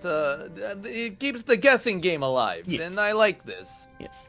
So he takes about an hour to teach you the fumble curse. Now, mark the player, you will not be able to do this until you hit 4th level. But Okay. you at least he's taught you you role play it as maybe you got to practice it for a few days. Yeah. Until you get there. So you now will start to learn Vistani curses. That's sick. That's sick as fuck. Paige, are you back? Damn. Okay. So Aurelia, so Selene, you walk past everyone and been sitting down. How's she feeling? What's she thinking about right now? She is feeling an immense amount of confusion. Mainly guilt. Guilt because her sister is her everything. And this crush that has been developed is starting to cause a rift, and she's guilty of that. And she's afraid of that. So she's kind of just like stewing on that for a while. And if anyone looks over at her way, I don't know if you guys are or not, she keeps like reaching into her bag and is fiddling with something in her bag, and then, reaching back out. But she keeps like digging in her bag.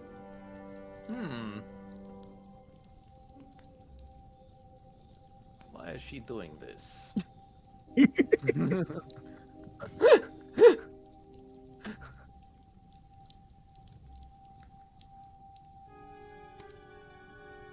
Selene, is everything okay? You keep reaching into your bag and pulling hands back out with nothing in them. I'm just organizing my stuff, Peter. Gosh. Okay. And she kind of like clutches her bag a little closer to her. Thinks old Peter's gonna steal from her. Classic. Oh, I forgot to do something. You guys can continue doing. Yeah, go ahead. Keep RPing. I've just gotta do something. Oh, okay. Peter is drinking his delicious, very mild coffee. As mild as it possibly could be and still be considered coffee. That's what he's currently drinking. Selene hasn't touched a sip of her tea. Is it specialty or is it normal tea? No, it's normal tea. Okay. Just not a Filbert. drop. Oh. Not a drop, my god. Filbert, how did you sleep last night? Hopefully the Vistani celebrations did not keep you awake in your burrow. What the fuck? I mean, I think somebody had too much to drink and they tripped in my hole at one point.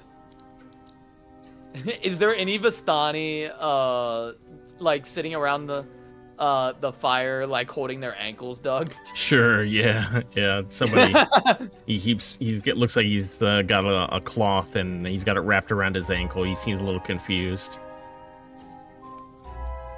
I think it was him. I think I see the culprit. I mean, other than that, I mean, it was pretty good. It was, you know, sleeping in a hole. You know, it's good. Glad to hear it, my friend. And Cade, my friend, how is your coffee? It's pretty good. What are you drinking? I'm drinking my coffee. I put sugar and cream in it to make it more. How do you drink? How do you drink like this? And I like grab it out of your hand. If you're willing to contest it, go for it. But No, go ahead, dude. it's not like aggressive grab. Yeah. He takes a sip. He swallows a little bit and then spits the rest out. Disgusting. What's Cade doing now? Just getting away from you. Oh, he gives it back. I should specify that. Oh, I didn't know if Cade was like going to go secretly get some sugar and cream to put in his own coffee. No, because you can tell. Although, you can't tell if there's sugar in it. I'm looking Oh, hey. Hey, Karloff.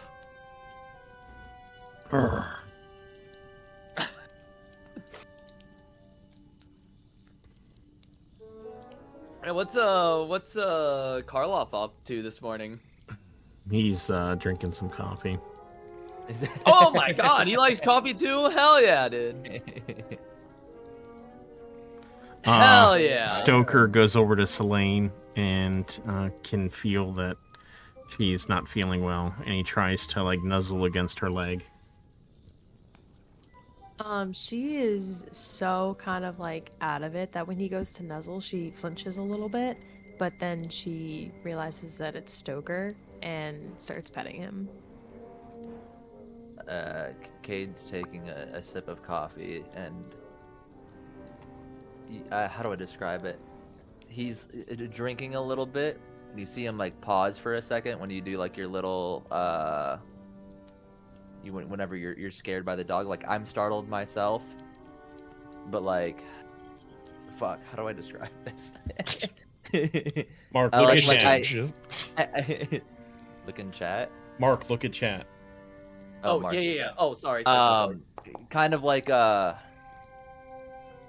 I'm trying to prevent myself from laughing while drinking coffee and choking on it. One of those moves. Choking a laugh down? No, like I could tell I was about to laugh, and so like I hold it in my mouth for a little bit so that I can get the giggle out and then swallow. Do you cough at all? Yeah, probably a little bit. She locks eyes with you.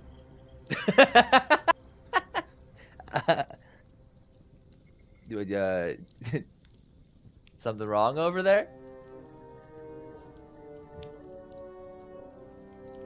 She just kind of shakes her head. No.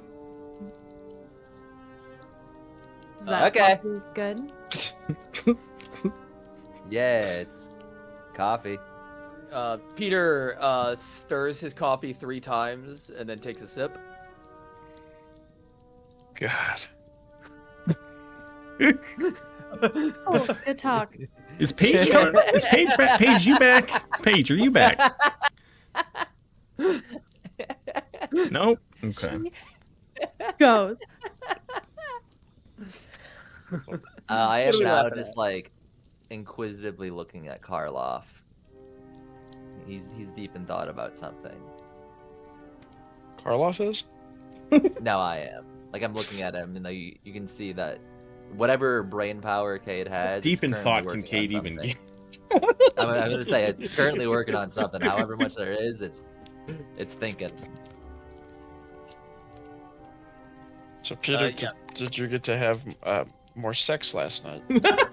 No, I did not. I did not have more sex last night. No, I am a one-woman man, yes. And then he stirs his coffee 3 times and then takes a sip.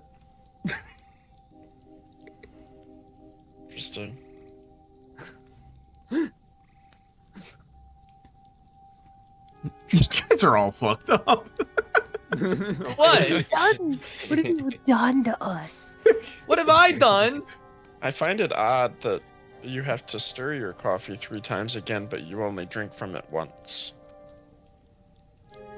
I don't know what you mean. I take sip. That is perfectly fine. And then he stirs his coffee 3 times, and then he takes a sip.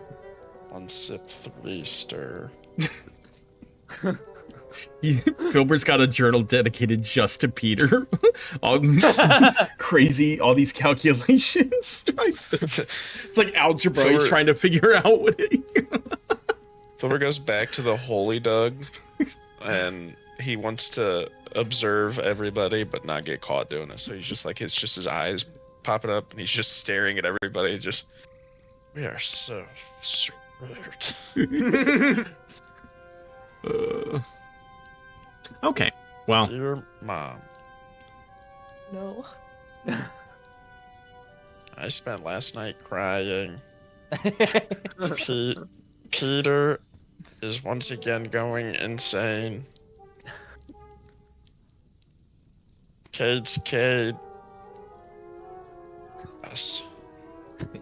Everybody's so weird, Mom. I cannot stress to you enough how weird everyone is. I am the only normal one here.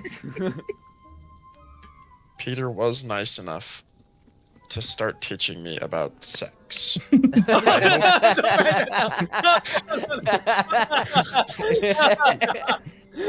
day, I hope to have some. His mom shedding a single tear, so proud of her boy. Today, alas, is not that day, I do not think.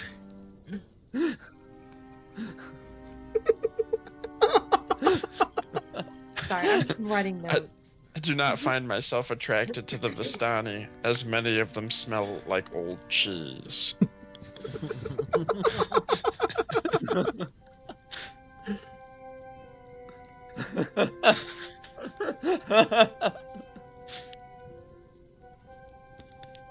I will continue to update you on my future romantic endeavors and that of the groups. So far, Peter is the only one to have had sex. Honestly, that's every mother's dream. For her little boy to go off to college and write back about all the sex he's having. Or all the sex his friends are having. Come on. Oh my god. Oh Please shit. write back with tips.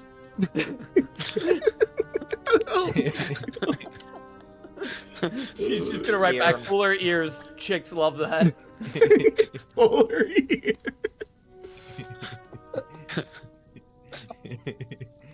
I hope to one day feel comfortable enough with somebody in this group that has had sex, so I may ask them questions of operation, usage, efficiency. Dear I'm mother, crying. great news. I hit it freaky style.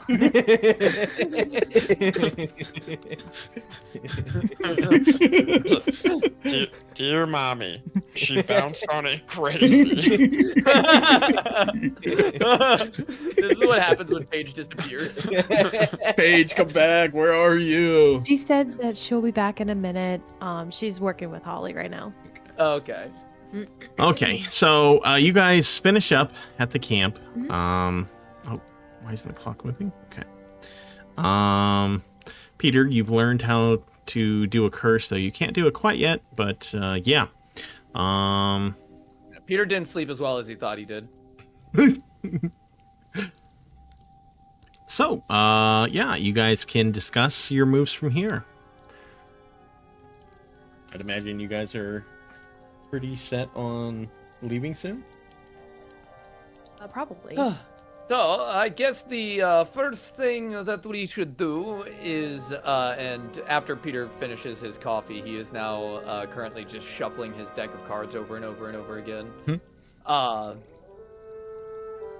I guess what we should do is get on the road and try to make it to Vallaki, hopefully before sundown, if we can make it, or maybe there is somewhere we can get shelter between here and Vallaki if we need to. What do you all think? Also, how crazy was that reading yesterday? Does anyone have any thoughts on that? I don't know if we've talked about this. No.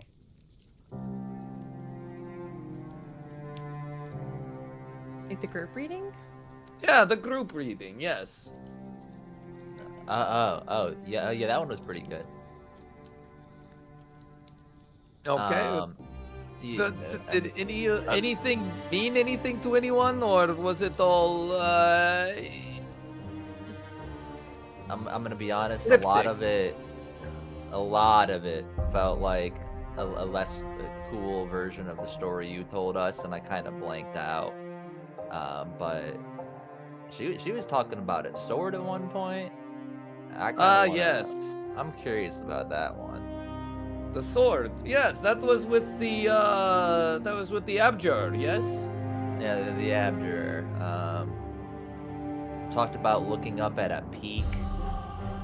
Seems like it's in the mountains of something. I was gonna say physique. Dude, whenever we play Peak, every time I just think physique.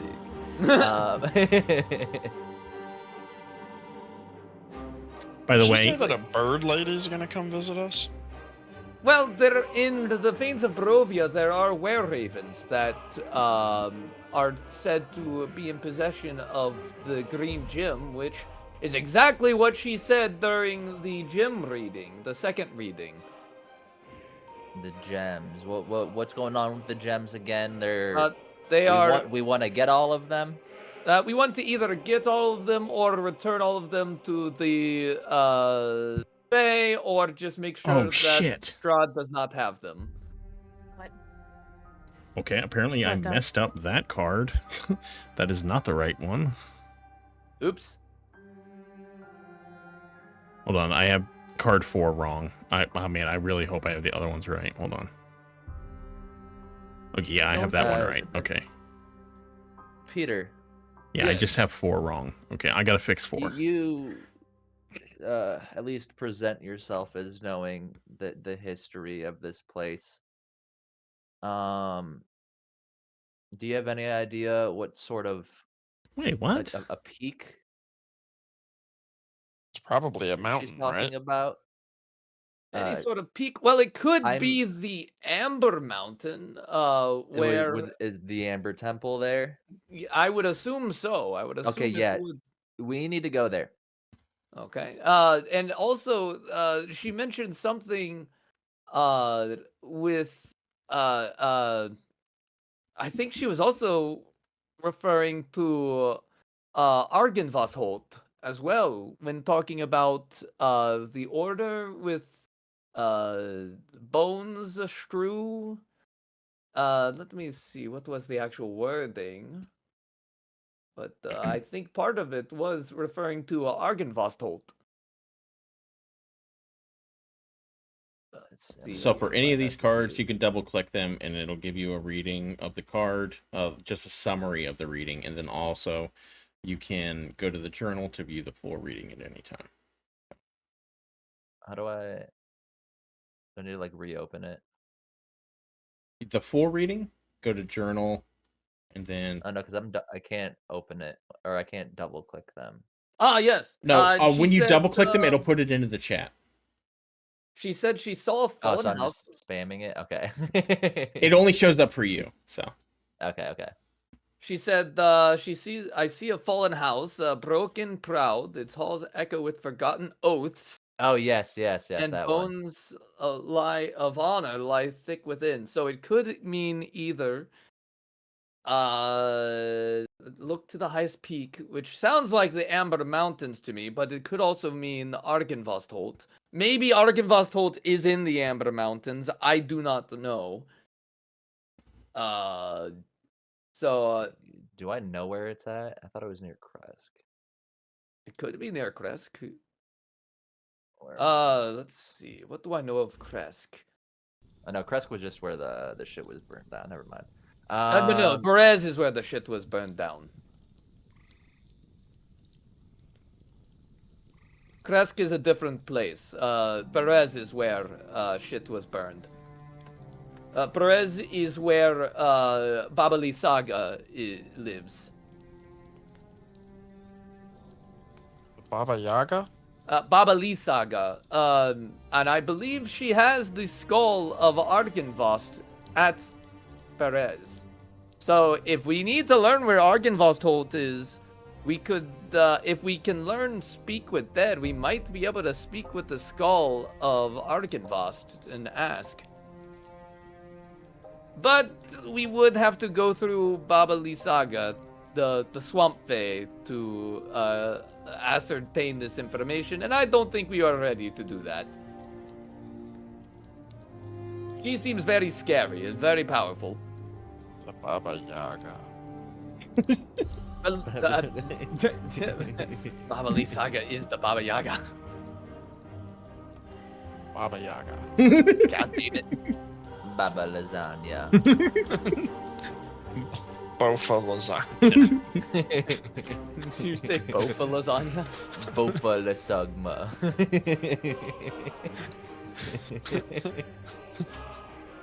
But what do you think?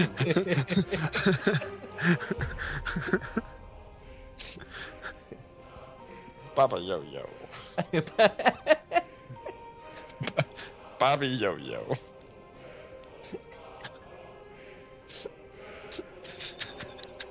Baba And you Yo said- Yo. You said Baba Yo Yo lives in the swamp? Yes, this Baba Yo Yo lives in the swamp. Yes. Yeah. Okay, Aurelia, you wake up. You slept in a little bit. You Thank notice God. Selene is gone. Oh my God. Selene is gone. And you hear Peter and Filbert talking about Baba Yo-Yo outside. Bobby I'm Yo sorry, Yo. what? We gotta go see Bobby Yo Yo. No, no. That's what Peter said. Yeah, we have to go see the Swamp Fae at some point. Once we learn how to speak with dead. Okay, so shouldn't that be Bobby our Yo-Yo's first dead. objective? The Berez is all the way on the other side of this mountain pass, I think. So, everything else is on the way.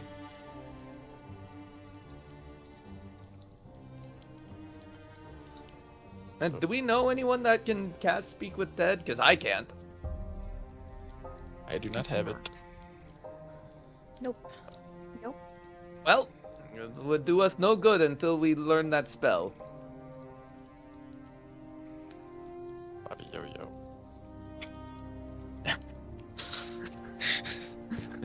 Yo. Selene, you see that Aurelia has emerged. Mm-hmm. How are you feeling? I have. She's avoiding eye contact. She's not being she's not being rude, but she's just like it's hard for her to look at her sister right now. And when she does, her eyes tend to like sting and glisten a little bit.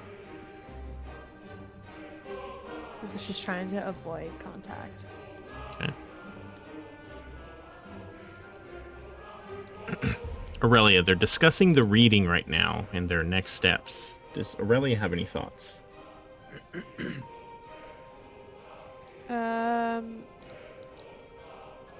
What are they talking about exactly? Or I guess what have you guys Well- discussed so far? Wait, was that in We've tune with the discussed song? the sword, which is the only thing where we have an idea of what the reading meant about. We think it's either alluding to the Amber Temple in the peaks or Argynvostholt, which could also be in the peaks. I'm not sure. And where's the peaks? The mountains. In the distance, Peter. Can we see the mountain from here? Okay. No. No. Okay, there's somewhere we can ask. All right.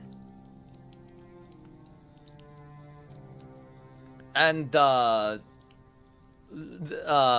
we need to keep an eye out for the wizard's tower. I'm sure they will. We'll be able to find the wizard's tower. I mean, it's a wizard's tower. How hard can that be to find? Do we have physical Why maps? are we finding a Yes, you do. wizard's tower? Because that is where one of the gyms could be. We have to solve the riddle, or we have to solve the puzzle in the wizard's tower, and then maybe we will get one of the amber gems Okay. of the Fae. Shouldn't our primary objective... I mean, if we see these things along the way, we can certainly stop and do it, but shouldn't our primary objective be to get Irina to Vallaki? Ah, yes. I mean, we are halfway to Vallaki now, so we are getting her there at first, obviously. Peter. Yes. Cade's looking at his map. Which one of these is the Amber Mountains? Let me take a look here. Give me 1 second. Let's see here. I'm seeing there's a real big one down from us. I would assume that it is that big range to the south of us. So that's down and Yeah. to the left. Down and to the left, which looks like we have to go through Vallaki to get there anyway. Oh, alright, that works for me. Because it's almost as far away as you can get. Wow. Oh, boy. Oh, this will be quite the journey. People will be telling stories about us for the years to come. If we are able to succeed. Because we have to walk really far. Oh, yes. There is many Hey, that's some of the stories. best stories. Some of the best stories ever told have to do with just walking really far. Hey, you ever heard of Forrest Gump? You ever hear of this old story called The Lord of the Rings? Ori Grump and the Legend of the Rings. Ori Grump and the Legend of the Rings, yes. Ori Grump. Bobby Yo-Yo. Okay, you guys ready to leave camp?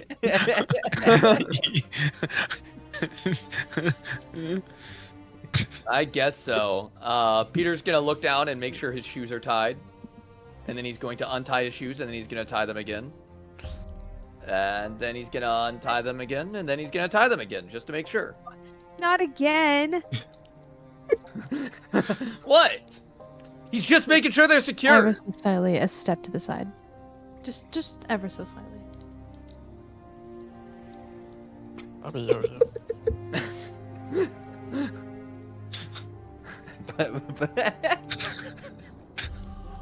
Baba Yo-Yo. Elaine, Yeah, are you okay? I'm good. I just had a rough night. Yeah, but we tell each other everything. You're not even looking at me. It's just been a really hard couple days. You can tell me these things. I can help.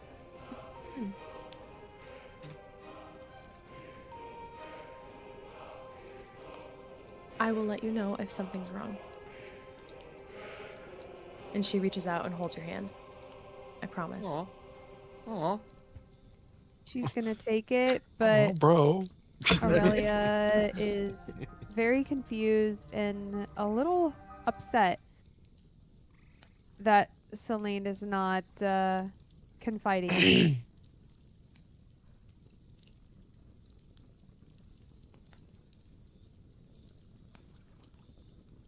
lets go of your hand, just lets it fall to the side. You kind of see her like eyes like downcast again. Oh, bro. Not the music.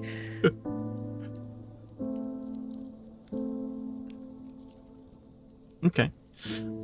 So Petra comes up to Peter and says, dear friend, it is time for you to leave now? I think it is time for us to continue our way on to Vallaki. Yes, well, it is a dangerous road, so be careful, but I think you and your party can handle it. Before we go, Petra, is there anything we should know about the road to Vallaki, or any places where we might be able to take a load off, so to speak?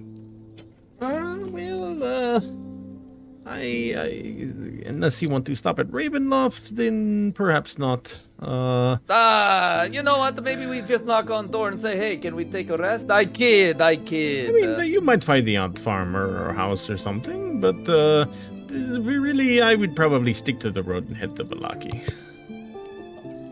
Well, my friend, my new friend, my new family, until we meet again.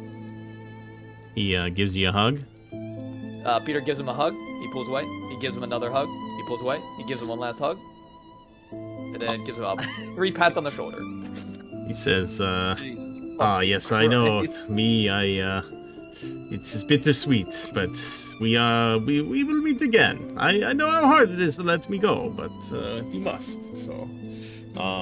Oh, and when you leave here, were you planning on going back towards the crossroads or taking the road north? See here, which way would be best? Let me look at my map real quick. It would probably be best to just continue going north, yes?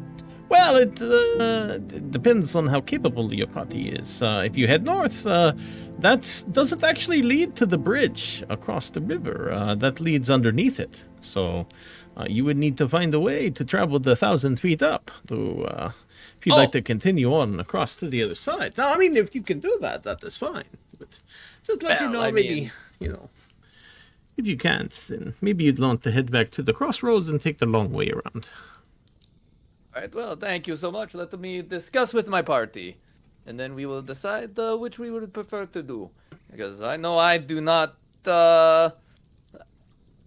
I don't have the supplies to make such a climb, but let me check with everybody, Sounds good. Always. All right, team, let us, how you say, huddle up. Okay. Okay. So,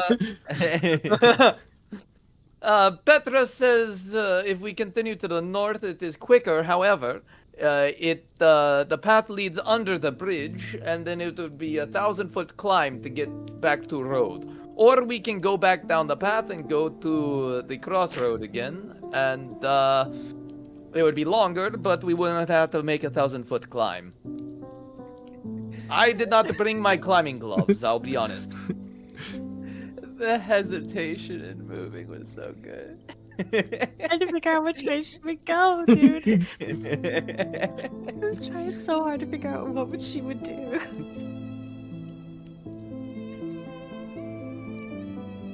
I would vote for going back to the crossroad, as painful as it would be to do all that backtracking, but it would be safer in the long run, I think. Okay. I'm sorry. What? I'm so sorry. Sammy was taking notes. What now? Do we want to take the longer, safer route, or do we want to take the shorter route with a 1,000-foot climb thrown in? Oh, probably longer, safer. 1,000 feet sounds pretty tall. It's probably the longer and safer route. Let's be real. I'm not Kid? climbing. Whatever the group wants to do. All right. Sounds like we Yeah, are in agreement I'll to do just that. the backtracking then, and finding our way from there. So we are going to the we are going to back the way we came, and then we are going to continue from the road. Okay. You guys gather your things and prepare to head out. Those of you who participated in the events of the night, so Peter, Cade, Aurelia, and Selene, each of you feel an extra... What? I didn't do the story mode technically. You did the But dance. you did the dance. Oh, okay, never Yep. mind. Each of you receive an extra bit of appreciation and blessing from the Vistani. It's not magical, but it just manifests in a way that mechanically each of you have a +3 to all charisma checks for the next day. So, for today. Hey! That's fucking huge, dude. So, all the Vistani see you off. They thank you for staying and welcome you back anytime. See, Doug, I you have told an you the excellent Vistani were opportunity. nice people. If the Black campaign says they want to climb the mountain, you drop them all into a game of Peak and you stream that instead. If they Yes. beat it, they climb up. Yes. Okay, so I can't remember if we figured this out in the previous session before Clay had played or not, but Clay, can you see like the village of Barovia and the Iblis River Bridge, the Iblis River Bridge, River Iblis Crossroads? You don't? Okay. I can see them, but they're not labeled. Yeah, they're not labeled anymore. When you If hover you hover over them, they're labeled. No, when you hover over I them, don't they're have any labeled. labels to hover I over. don't have any Okay. labels. on the left Okay. side, you know, where you see like token controls, there is the journal notes one. If you click that, Oh, there it is. Yep. Okay, now I see it. and Okay, then yeah, that's right. when you click the journal notes, there's like a little like I don't know, like little ball with a stick under it. If you click that, that'll toggle your notes display. So they should show up. Did that work for you, Clay? I see. I have the labels now. Okay, cool. Okay, so you guys are going to leave, and you said you're going to travel back towards the crossroads, correct? Correct. Are you going to continue traveling at slow speed? I think we can probably do normal. Yeah, let's do normal speed. Let's do normal. Is everyone okay with that? Yep. Or Okay. Yeah. That means you'll travel 3 hexes per mile, or 3 hexes per hour. Every 4 hours, you'll have to take a short rest, or you would suffer 1 level of exhaustion, and you just have your regular passive perception while traveling. So, you begin traveling. 1 hour goes by, and along the road, you're passing by, various animals, but nothing significant. The next hour, you reach the crossroads. Hey. Let me move you. Here's where we saw that weird, creepy stuff.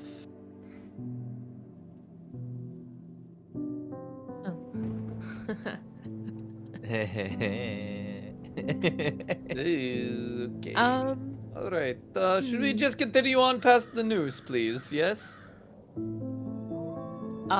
Selene just like kind of hunkers her head down and is trying to avoid looking at the noose, and is sticking like relatively close to the group, but in the back. I feel like there's no reason for us to hang around here. Oh no. God damn it, Doug. Oh The air is cold and still, and you hear the soft scraping of shovels against the earth. 2 figures move among the graves. Their faces are hidden by hoods and scarves. The first is tall and lean, his movements quick and efficient. He works silently, digging into the ground with his shovel. his eyes constantly scanning for any signs of danger. The second is shorter and stockier, his movements more cautious. He glances over his shoulder as if expecting to be discovered at any moment. Let me show them.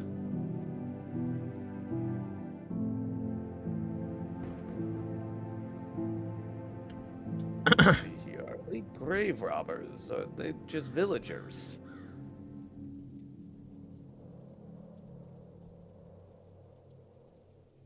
Well, gang, how are we feeling about this site? The game is paused. Well, we can still talk. Talking's a free action.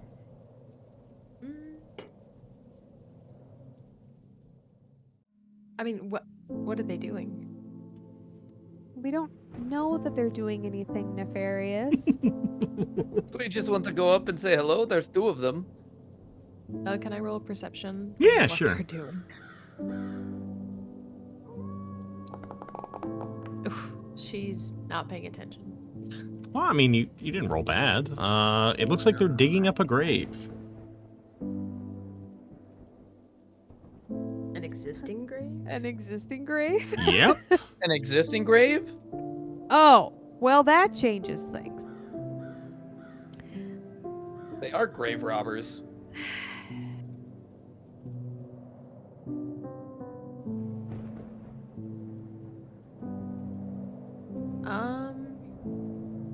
Cade has nothing to say about this current situation?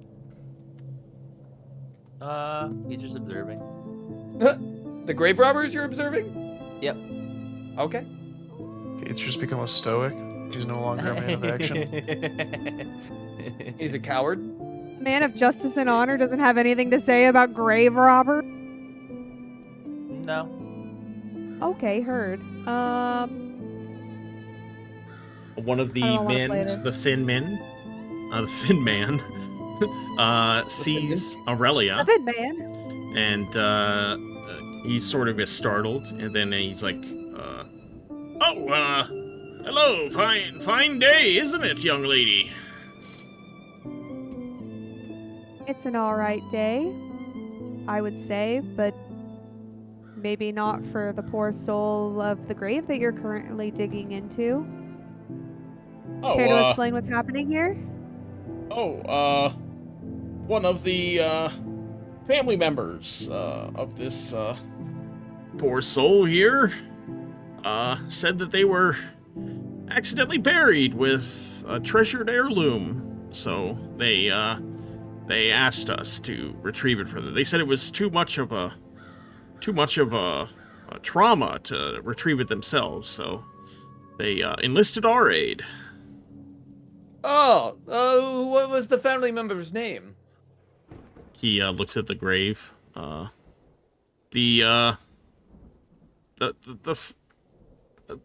Feloviches. Aye, but who was the specific Felovich that you talked to? It was their son, Igor. This is the grave site, or this is one of the grave site areas to the village of Barovia. Yes. I'm asking Doug, the DM. Oh, yes. So it's not just the village. It wouldn't just be the village. Like the surrounding, like there's like farmland and stuff around here. You know, like the various small pockets of civilization. You know, that could be buried here. Igor. Okay. I would be right in assuming though that a graveyard still does not, even if other like small patches of farmland and such are involved with this, that this grave site does not go unmanned without church oversight, correct? I mean, that would generally, I think that would be right. However, you can see the state of this graveyard. You can see that it is not maintained at all.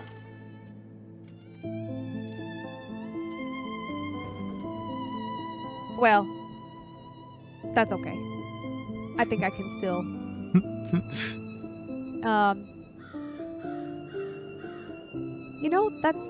That's funny enough because we were actually just working with Father Donovich, going through the ledger of recent families, and I don't recall him mentioning a request for this grave site and that family.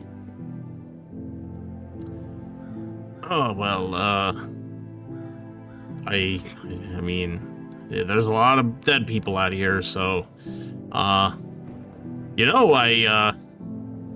it's pretty dangerous out here. You guys might want to, head along here. We're wrapping up ourselves here.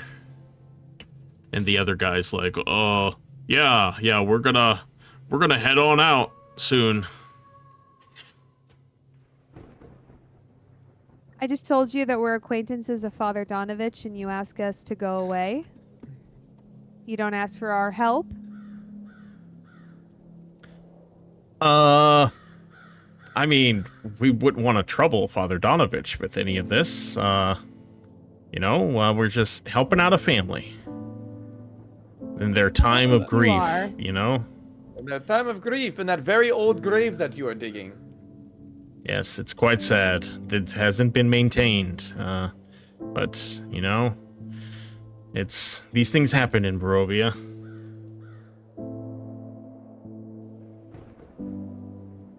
Yeah, I have a hard time. Go ahead. From one person who has been known to stretch the truth, we'll say, to somebody who is clearly stretching the truth now, you need to work on your lying skills, my friend. I don't know what you're talking about. And as he's saying this, like him and the other guy are both standing there, looking at you guys. You see from behind them slowly rise out of the ground a skeleton. They have no idea it's there. And it slowly begins moving towards them. All right, let's go ahead I'm and... gonna have a start back here, and then... Does it look like it's aggressive towards them? I mean, it's walking directly towards them. That's what I'll say.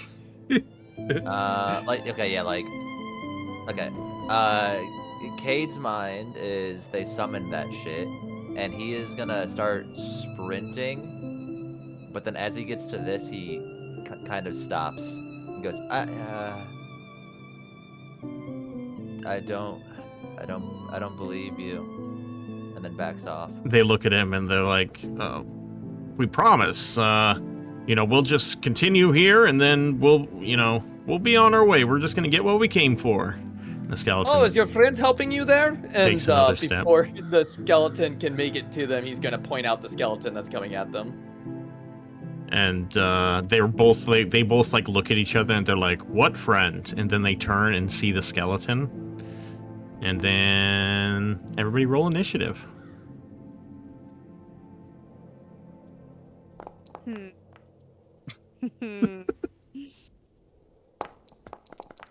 can act however way you'd like. I mean, they're grave robbers, but I don't think they deserve to die over that.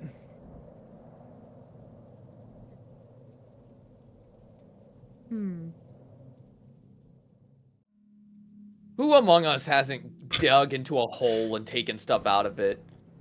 Excuse me? Usually you gotta take dirt out of it. Oh, that's true. Peter. Perhaps may I switch initiative spots with you? If you are so willing. Who, me? Filbert. Oh. Filbert said sure. Sure. Okay, so Aurelia, Sure. your initiative is now 21. And Filbert, yours is now 12. Okay, begin combat. Aurelia. I'm gonna move.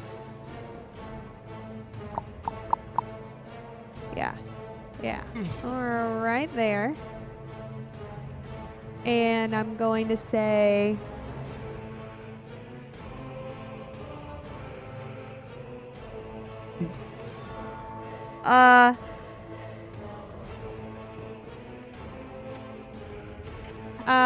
This is your. This is your last chance. Drop your belongings and move to the side. We'll take care of this, but it's not over for you two. Okay, are you going to do an action or are you going to ready an action? I am going to ready an action of Sacred Flame on the skeleton if it hits one of the grave robbers. Okay.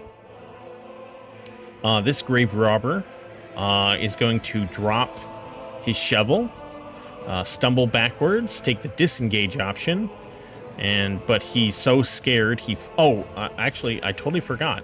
Selene, I need you to roll a wisdom saving throw. You're right. Oh shit.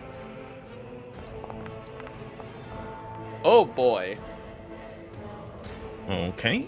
Selene, you are not frightened. Okay, good. Okay. This guy stumbles backwards, but he's so scared, he falls to the ground. He's holding his hand up in front of him, pleading for your help. Peter. All right. Peter is going to. Let's see here. I can cast a little bit of a starry wisp, bro. I think this is starry wisp. Let's take it. Yep. Oh, he's out of range and doesn't have cover, so let's move up first. We're gonna move to here.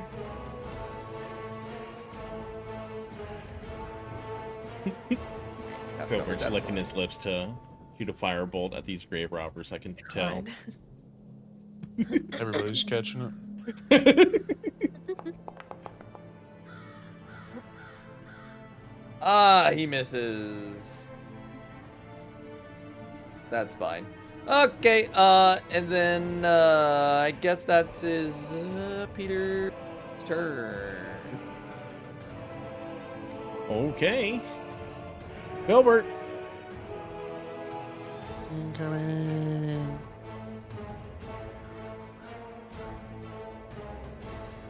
Ah. Yeah. What the fuck? Bibbidi bobbidi boo, firebolt coming at you. Maybe not. Maybe not. Maybe not. It was coming at him and it just didn't get there. That's it. Okay, I forgot Irina's turn. She is going to move up here. Then she is going to take her fleet of foot action to dash using a bonus action. She is going to go for a hit.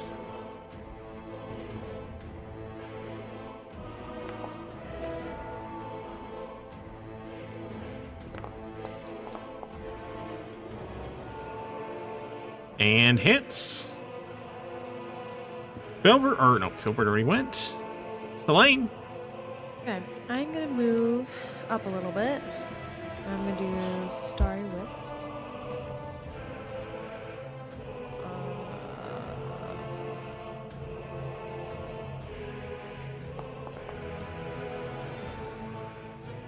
Ooh.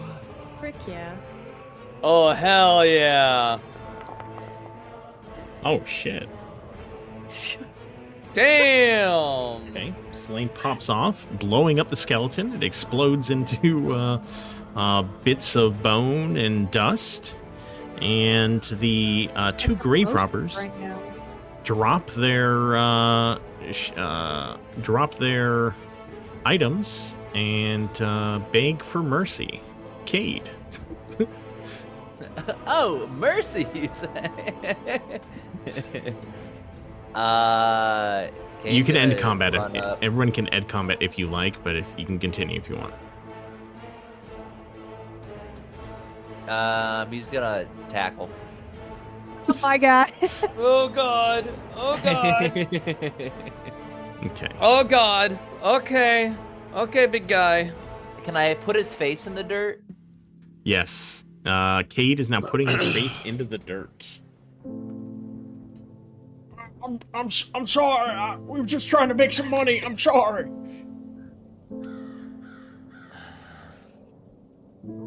Well, what are you doing? Our face is in the dirt.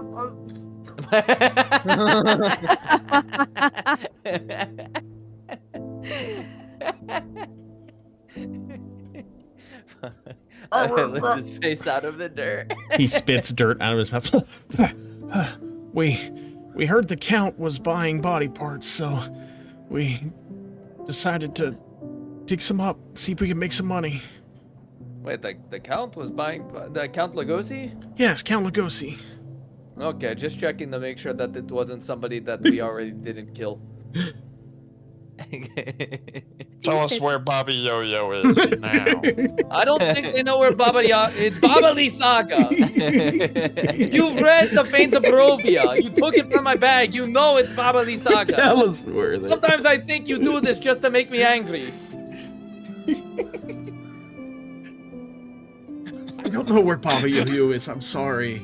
We were just trying to make some money. I'm gonna release his face and walk away. I'm sorry. We just wanted. Well, not walk away, but step back. Please let us go. We'll never do it again. You guys see Bobby Yo-Yo, you tell him we're coming.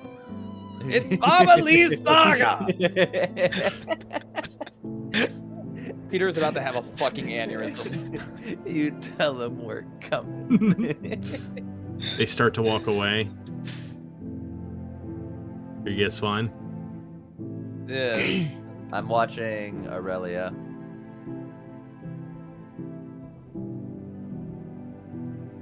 They for sure emptied their pockets. Yeah, they Or did took. he just drop the shovel? They took everything out.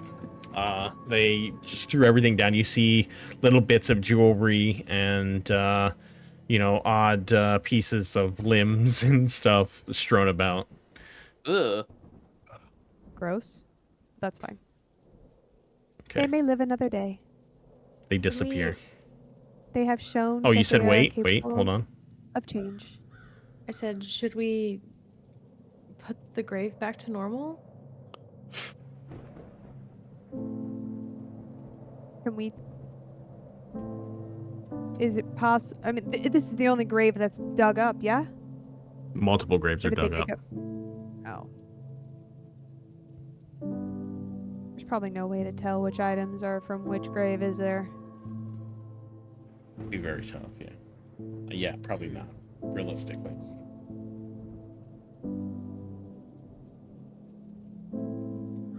Well, I'd like to put the items back, but I don't want to do it incorrectly.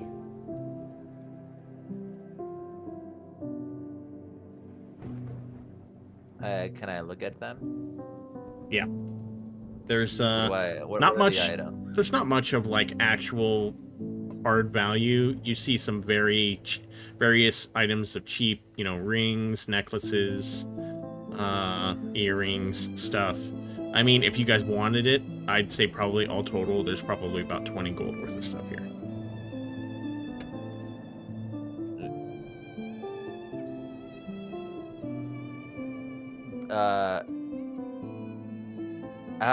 Going more for vibes of, are there identifying, like a signet or something that I know? A name or whatever. Nope. Yeah. Nope. They're all just fairly cheap items of jewelry. You would imagine, if someone's burying their mother, bury them with her, her best necklace or her earrings, things like that. So, nothing. This graveyard is for far too poor people to have like, family crests or, anything like that. I mean, we could always just collectively bury their belongings together and try and clean up what we can. True. I can't, we can't leave it like this. I agree. There's no way to tell on the actual items who any of it belongs to.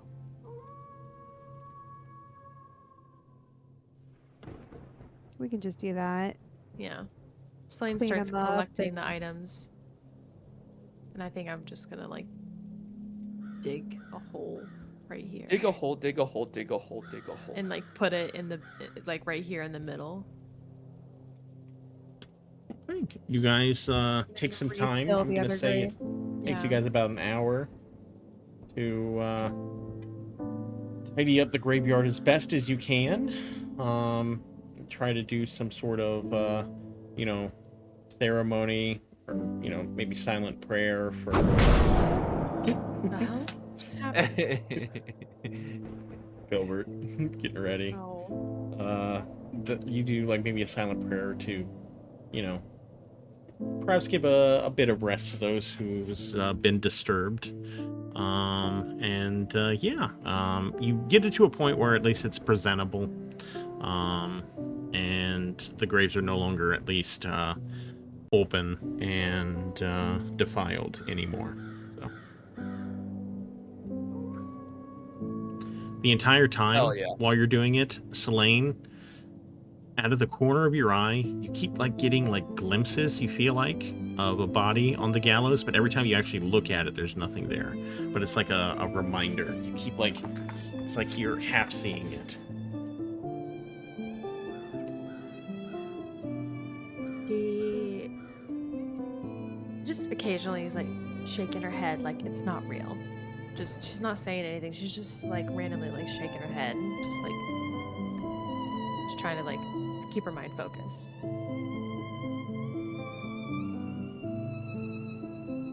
And just very like apparently avoiding looking in the gallows, or not the gallows, the whatever this structure is, direction. Like if she has to look near it, she's looking down, or she's looking like just off to the side. Okay, are you guys ready to move on?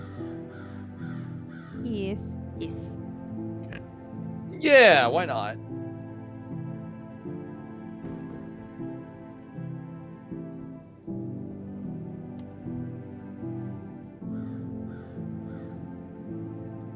Okay. Wait up, wait up, wait up! Tell Bobby. Okay. You guys continue traveling. Up. And 1, 2, 3.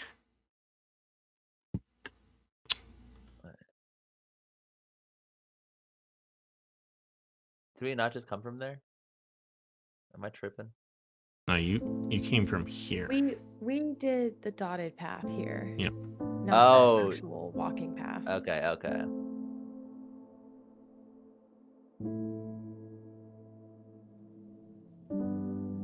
Oh my. Oh, So foggy. So There's a drunk motherfucker Doug, why with is a it so cat foggy, again. dude? there's a drunk motherfucker with a cat? Wait, Last again? time. I'm gonna say if he's here again, I'm gonna freak out. That would be literally the scariest thing Doug could do right now. You guys are traveling down the road, and you can't help but get an uneasy feeling. It sort of stops you in your tracks. You feel like you're being watched. Look Does around. anybody else feel like we might not be alone? Yes. What are we doing about these? Something certainly feels off. Let us make a let's look around. Maybe there's Roll something we can perception. find. Yeah, Can we Pierre's roll gonna look perception? around.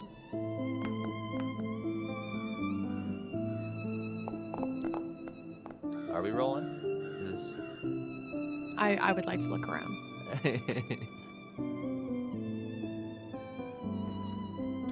Selene, you definitely see movement on both sides of the road in the woods around you. It looks like quick movement. Selene kind of like backs into the group a little bit as you guys guys the woods. And she Maybe like we- points at the movement. Maybe we keep moving slowly and keep our eyes on the movement. How does that sound? Okay. All right. Let us continue, I guess. Or do we want to? Do we want to try to infiltrate the woods? Whatever's in there probably already knows we're here. So Mhm. Do we really trust ourselves going into the woods when we have that is good no point. idea how to navigate the woods? That is good point. This is why you are. This is why you are here on team to point out good things to notice. I feel like we should just keep moving and stick together. Let us do that. Yes. Cade Going to slowly cracks keep his moving. neck. It's a really good crack. Actually, hold on. Let me do something.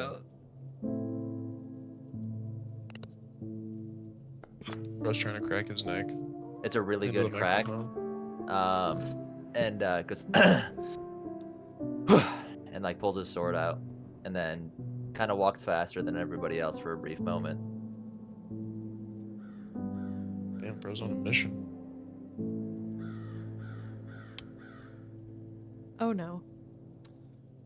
As you take steps forward, Cade, to your right, you begin to hear the rustle of leaves. It's you definitely can tell that you. It seemed at first to have been trying to sneak up on you, but a broken twig, the rustle of leaves alerted you to it, and you look towards the sound. It pauses for a moment, and then slowly, out of the woods, a dire wolf emerges, and almost, I would say, like, arrogantly, slowly walks out onto the road and stares at you. And then, also out from the road, on each side, 6 more wolves appear, ready to fight. Oh, real raggy. Roll initiative.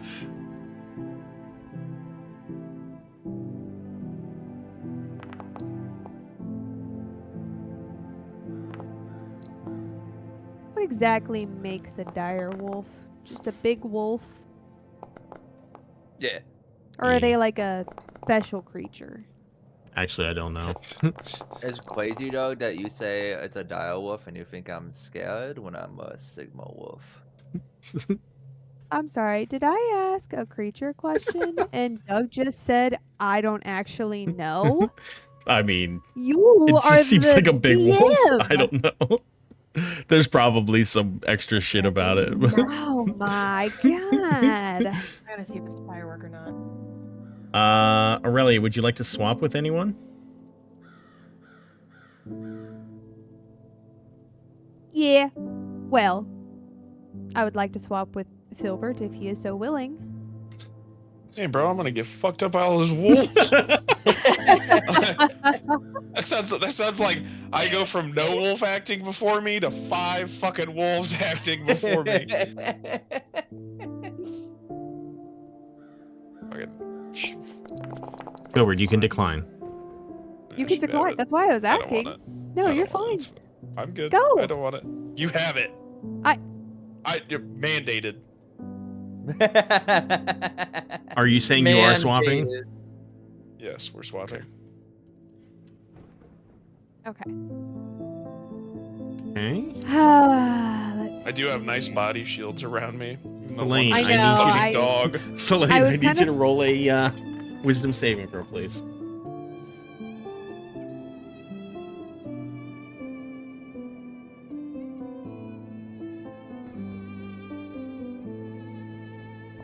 Selene. I'll be fucking pissed. Come on, Selene. Is she there? Samantha? Nope. That's a no. Okay. I will roll for her.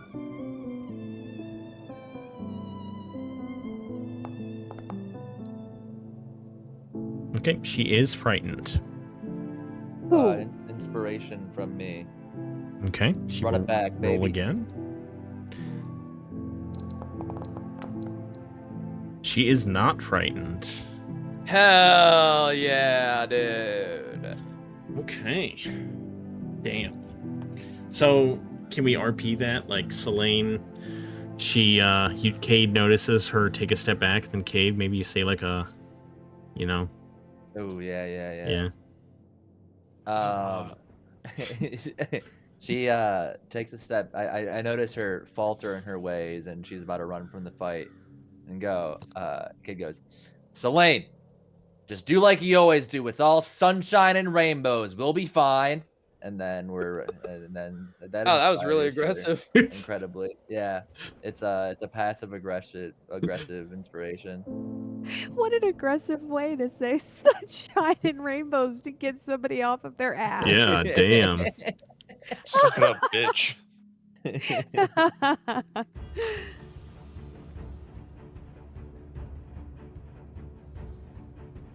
Okay.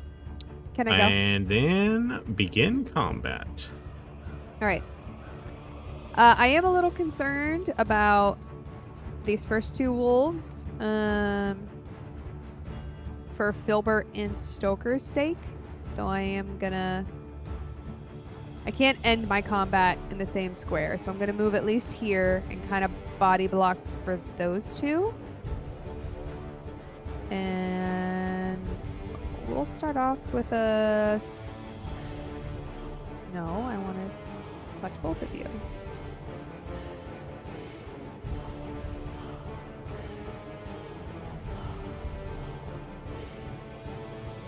Alright, let me know if this works. I'm trying to cast Scorching Ray and it says that it's out of range. Is it because this tree is fucking it up? Oh, there are trees. Yeah, there's like walls. Like, what is this counts as, I mean, my character has like a direct line to that corner of... It's not going to let me because of that tree, that right? tree, Even though yeah, that tree is see blocking the token. it. Yeah. You have the Okay. range to move and then move back?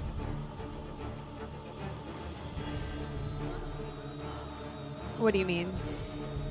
Oh, you mean like move all the way up and then go back? Or move like to here and then move back? Because I think here's a clean line of If sight. I move there, I think this tree is going to be the problem. No, it's not that big. I can see the corner of the wolf from where I'm standing. I can see the corner of the wolf from where I am on those two squares, and it still blocks it for me. The trees shadow are- of the tree is from like this square, like there. Is the shadow of the tree. You do it So from this is here. not a Can you very do it big from tree. there? This one? Does it So, still not let you? I can do that one, but now the other one is completely covered. Yeah. Because this tree is like, it's like hiding behind it. So that's the cover.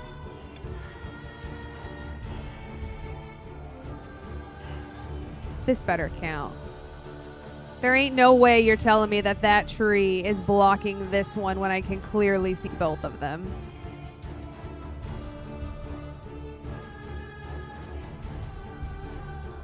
I'll give it half cover. Because it's definitely behind a tree. But yeah, you can see it, so go ahead. Yeah, it's from chat. It seems like it's showing it as half covered, but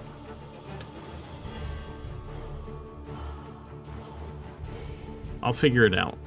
So go ahead and do your spell. It's canceling it.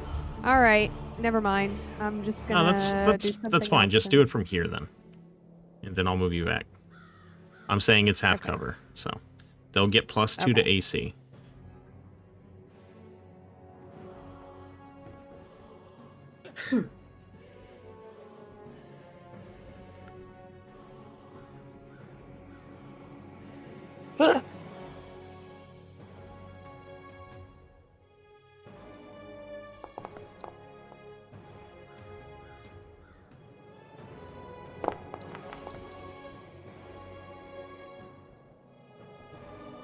Okay. First one hits.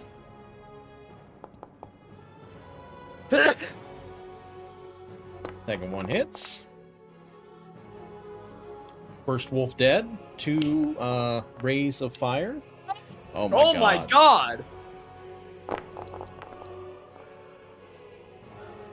What a fucking roll!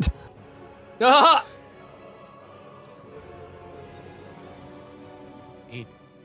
Aurelia fires out 3 rays of fire. 2 of them hit the first wolf, killing it, and then the second one deals massive critical damage and shoots right through its body. It dies instantly. I'm taking notes from Filbert. Bibbity bobbity scorching ray. You gotta make it rhyme. You gotta say something. I don't have anything. I can't say She's fireball. learning. Bibbity bobbity boo, scorching ray coming at you, dude. Oh yeah, there you So go. sorry, There it I'm is. back. You got frightened at the beginning of battle, or at least you were going to, but then Cade said some passive-aggressive words of encouragement to you. Oh, what did he say? It was. I noticed that you were stepping away because you were frightened. And I said, "Hey, it's all sunshine and rainbows, right? We're gonna be fine." And then you got not scared. Mechanically, he gave you his inspiration to use. So Oh, okay. But Bibbity still, bobbity, scorching asshole. ray coming that way. Aurelia, are you done? Yes, sorry, I was muted. I'm done. Peter! Peter Zdarsky is going to run up to this wolf here. He's going to flourish his Raven Skull cane. Then he's gonna target this wolf. Then he's gonna take a fucking swing at it, bitch. Attack. Roll. Normal. Oh, come on, man. Come on. The ass bill.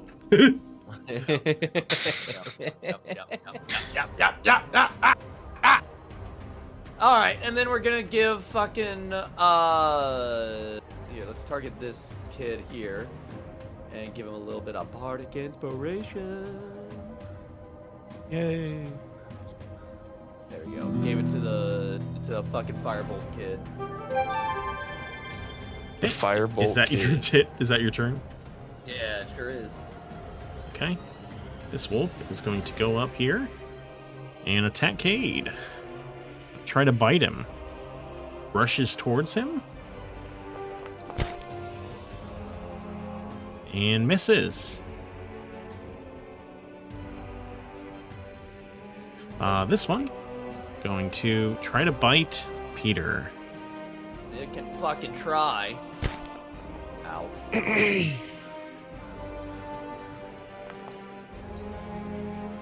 Okay. Peter is bitten and goes prone. Uh-oh. He drags Peter Oh, to the ground.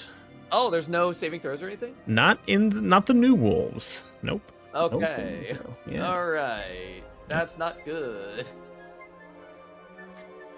This dire wolf charges at Brad or at Cade. They're just so alike. You can mix them up.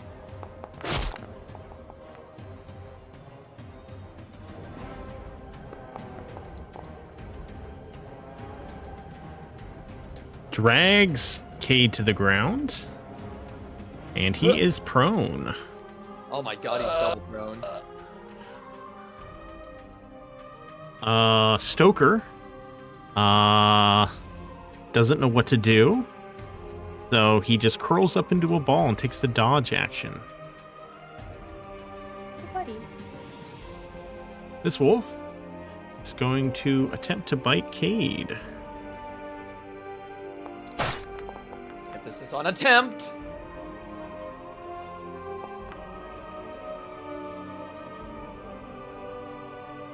Cade is on the ground, surrounded by 3 wolves. Selene. Selene's gonna do Starry Form. Archer. Wait. Yes, Archer.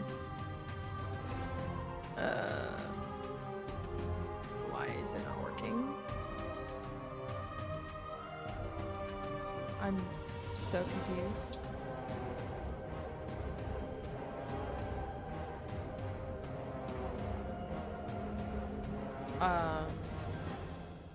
There it is. Okay.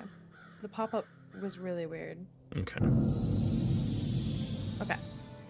And then I am going to shoot this guy with Starry Wisp. Okay.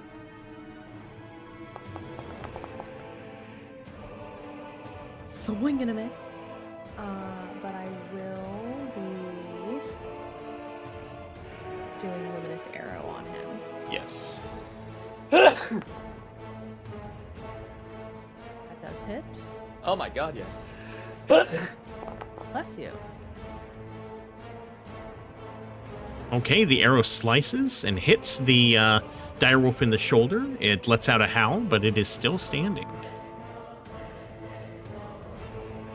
Is that your turn? That is her turn. Filbert.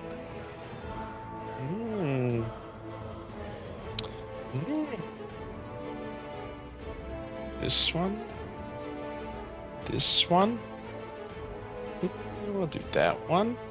Filbert's about to let off a nuke. Oh. Cast at level 1. Cast a spell. 2 of these. 1 of those. Bippity boppity boo. Magic missile. Quick as a whistle. Oh. And go off.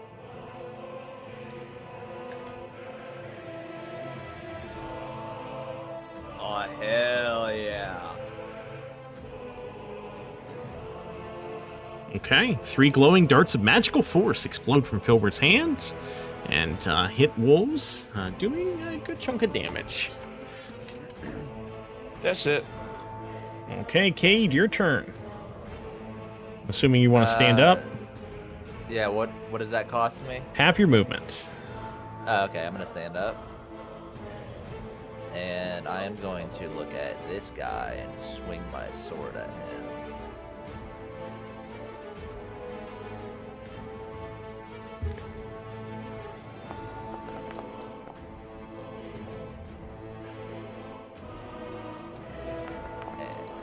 Bang! Damn, nice.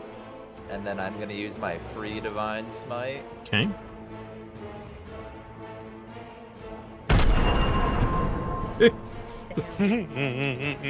Damn. Damn.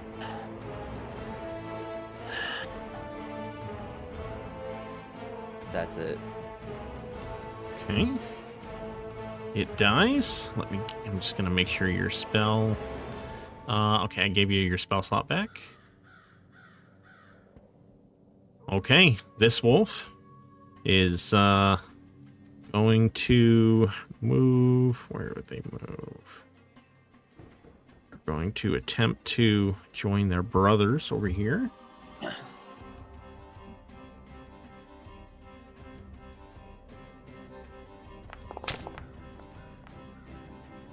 And misses. Irina. She sees Cade is surrounded. She moves up here. Attempts to attack this wolf. Crits. Oh, hell yeah.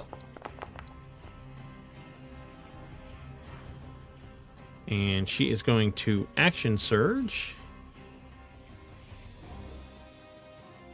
And attack again.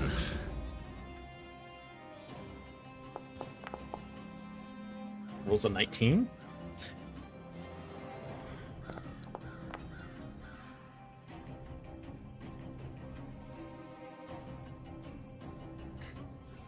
And that wolf is dead.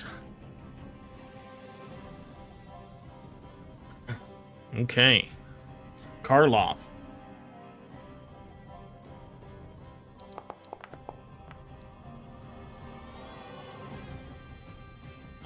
Karloff looks at everyone and begins to feel a little overwhelmed and begins to rage.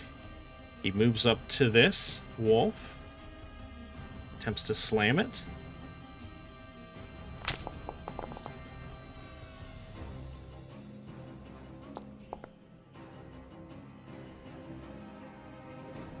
You can tell that Karloff has lost control. Aurelia. That's not good. Uh-oh. Oopsie. We'll deal with Karloff in a minute. Oh. Side note, speaking of spells coming back, I'm pretty sure that it took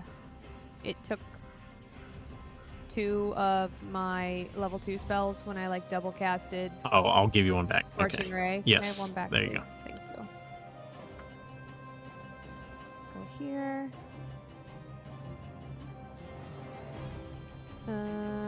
We're gonna target this one.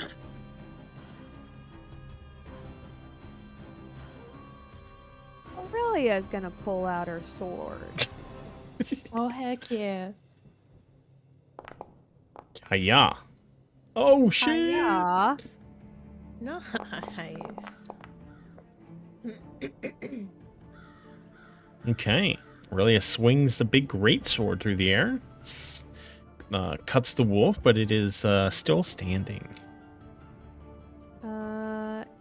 Cade, what are you at? Oh, I'm fine. I'm always fine.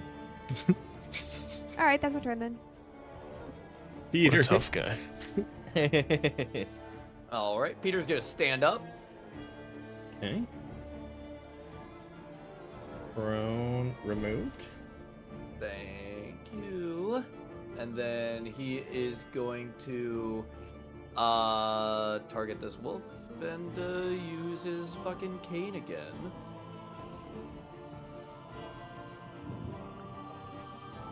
Come on, baby. Hell yeah! Very nice. Normal roll, please. Okay. That wolf is dead. 2 wolves Alright. remain. What is the radiant damage? Do you have to do that? Oh, as a bonus action, you can add radiant No, damage. no, Is no. that That's correct? only for undead. Oh, that's only for undead. Okay, thank you.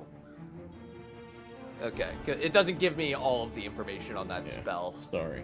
or on that item, unfortunately. From where I was looking at it, and then Peter's going to do. Let's see here. Hold on. That wouldn't do anything. If somebody wants to calm Karloff down, that would be great, because I think I might be getting punched in the face if he does not calm down. Is that your turn? And then, yep, that's gonna be my turn. Okay. Stoker is again going to take the defensive dodge action. This wolf will again attempt to bite Cade.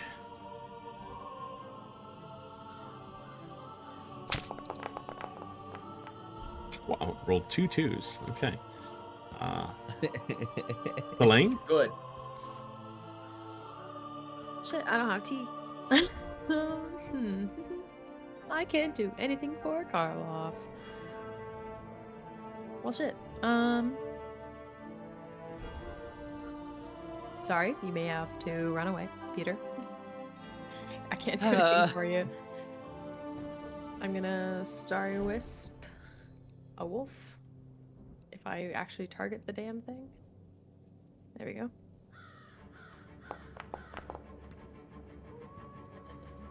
Yes, it does. Hee. And bonus action, Luminous Arrow on the same wolf.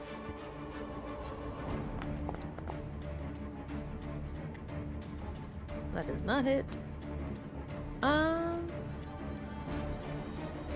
Yep, that's my turn. Filbert!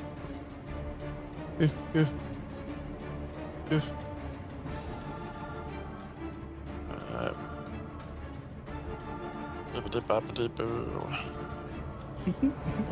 Hey, boy, come in. Hell yeah, dude. God damn, he's strong. That's some good shit right there. Little That's rabbit packs a right punch, there. dude. Okay. One final wolf remains. Mm-hmm. Is that your Calm turn? down, buddy. It's okay. Cade! Cade's still recovering from the thrill of the last kill. Takes a moment to catch his breath. And then says, I'm gonna do it again. It's gonna smite this guy for 3 health.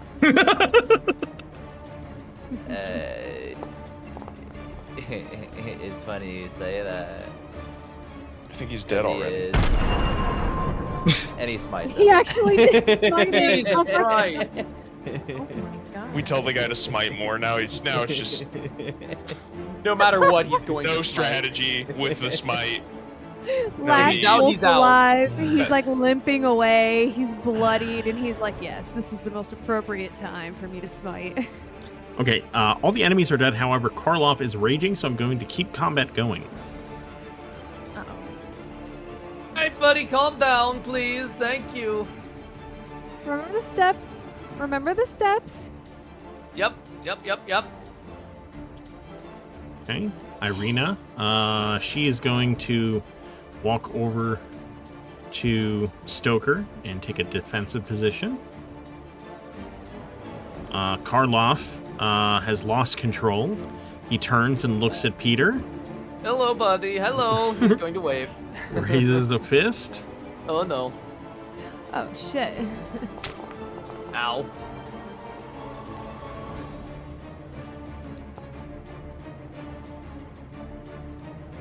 Ow. That really hurts. Aurelia?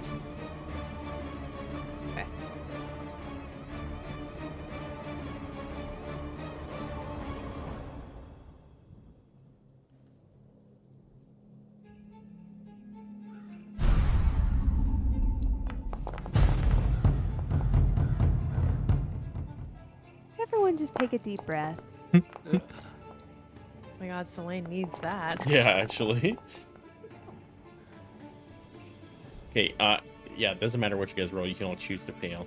Yeah, even if you we'll go passed ahead it. and choose to fail. Yes, so Aurelia takes a moment to cast Calm Emotions. Everyone around her feels a sense of ease wash over them. And Karloff, he stops breathing so heavily and just stands there looking around. He looks confused, but he looks to be in control now. So I will end combat. Peter is rubbing his head where he was punched. Ow. I have a question. Yep.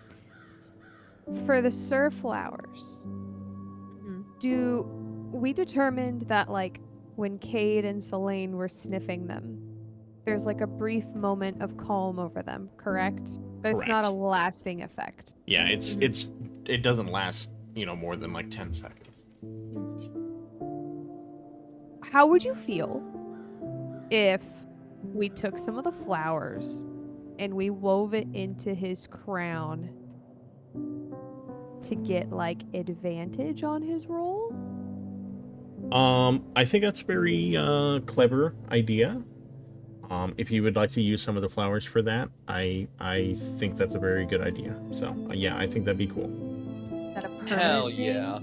How do we feel, team? And I how like many that. flowers? How many flowers are you willing to allow, Doug? Or what amount? I would say you would need 5 flowers to do that. 5, yeah. Okay, so The that same leaves amount that would only make a tea. 8 cups left of tea. I think that's worth it. Okay, because it's five flowers to make 1 pot of tea, and I have 15. No, wait, 5, 10. I thought you had 10. Great. No, you gave us an extra 5. Oh yeah, because Cade, that's right, yeah. Yeah, we have 15 flowers. Okay, I have So- removed. Bloodied. Oh, my pain. Okay, so Oh, my pain! we have 10 flowers left. How about you? I mean, this is up to you guys. You guys, if you want to, like, RP making the crown for him, you guys can take a short rest if you'd like to, regain HP. Plus, you guys need to take a short rest at some point anyway because of your regular traveling. So, Yeah, I'd say let's go ahead and take a short rest, shall we? get. Do you need to necessarily do something to short rest, or is it just like chilling out, I hanging think you do out? have to hit the short rest button, right? Oh no, I mean like in game. Like, do I need to like sit down or anything? Not No, you don't necessarily. have to It's just like, maybe maintaining your gear, studying. It's just, a period of non-work, Okay. just, doing what you can to, maybe recompose yourself, things like that. So, My entire short rest is gonna be standing over the body of the dire wolf and looking at it and looking at my sword.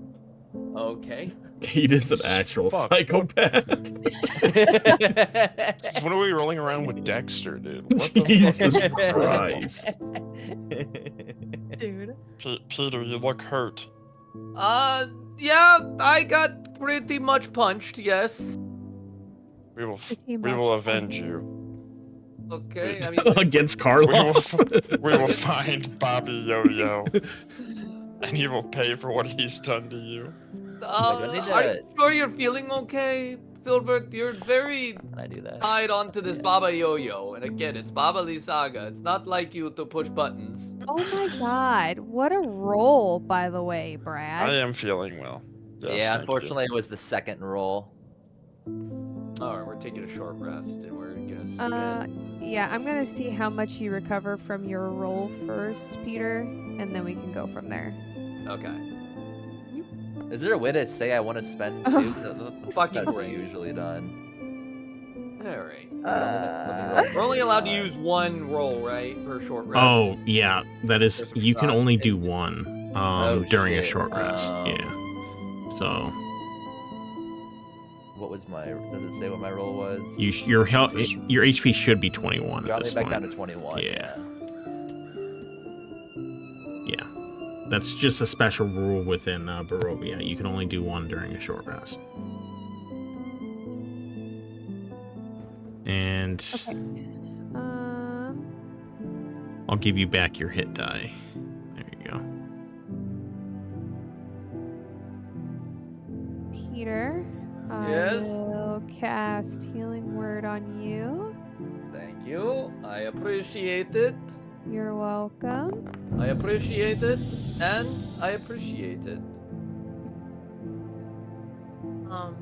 Selene kind of goes over. Oops, I'm not moving. That is a good healing word. Selene my goes God. over to Karloff and kind of motions him to lean down. He kneels. And she starts weaving in 5 of the flowers into his flower crown. Can I lay on hands myself? You can say what? Yeah, you can touch yourself. You can jerk I- off, yeah. Okay. After he is done staring at the body, he's gonna like reach to where his wounds were, and 5 points lay on hands himself. After you weave in the flowers, you can see, he sort of breathes in, and you can tell he feels a little better, and he turns around and he sees Peter and he hugs him. Oh boy. Oh, thank you, big guy. Oh, this is very strong hug. Thank you.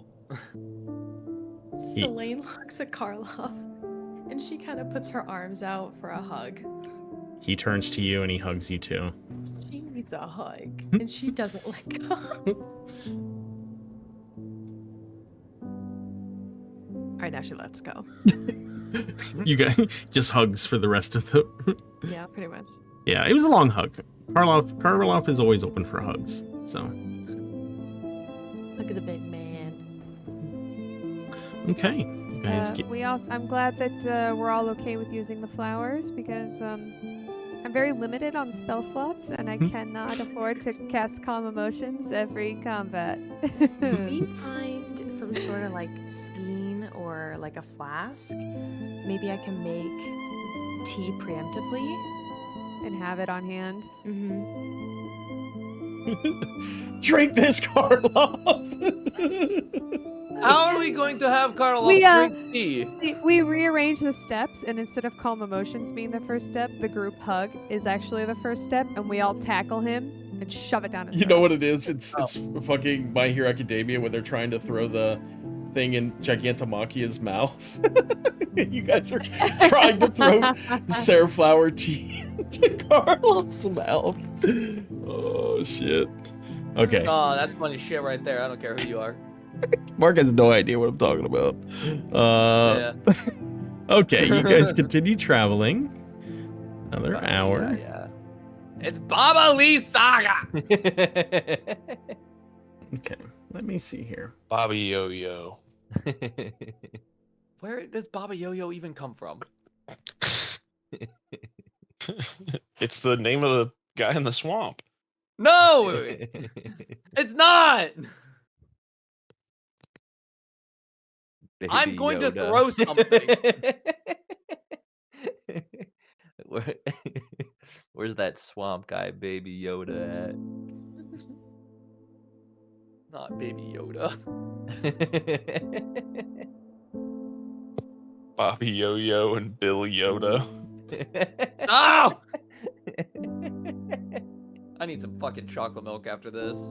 It's You got something to take the fucking edge off. Oh my goodness. I'm just imagining Mark after a long day of work, coming home, stepping out to his back porch, and just drinking a nice cold chocolate milk. What? Do you guys not do that?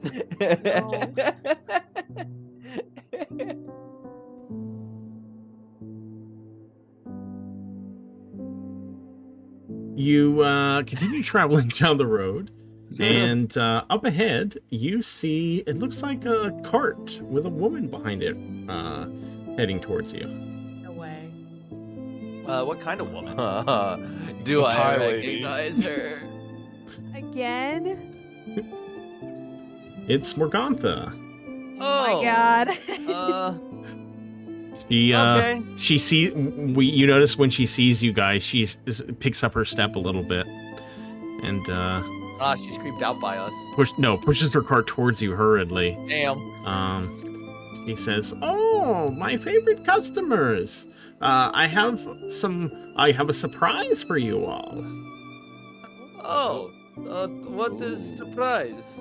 Well, I took what you all had to say about my pies, and it really didn't make sense that I didn't have a pie that didn't have meat in it, so I have some new pies. And she pulls out not only her regular meat pies, but also she has a vegetable pie with potatoes and various other veggies, and then also a berry pie. I mean, guys, this is quality customer service. 1 gold. I immediately whip it out.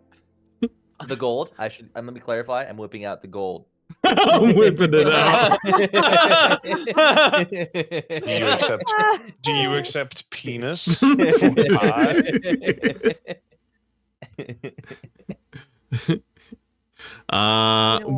Which pie would you like? Oh, the meat pie. Slaine, My bread and butter. Slaine like pushes her way through and offers coin for the berry pie. Berry pie, wonderful. Yes. Damn, there's no way Selene just pushed me out of the way. I wanted a berry pie too. Now my feelings are hurt though. No, there's a reason why she pushed through. Okay, let me get the pie. She's a bitch, is that it? She's a bitch. That's the reason. Okay. A lot. Pie. Yeah, we all are. She's slightly projecting, okay? Get Let me over just yourself. clothesline this bunny to get my anger out. Let's give you a pie. I And then, Hi. okay, Cade took away a gold. Wait, did you?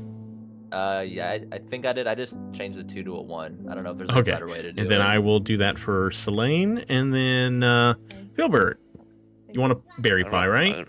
I want a berry pie. Berry pie, wonderful. It's just 1 gold. Yeah, I 1 have a gold. berry macaque in her pie.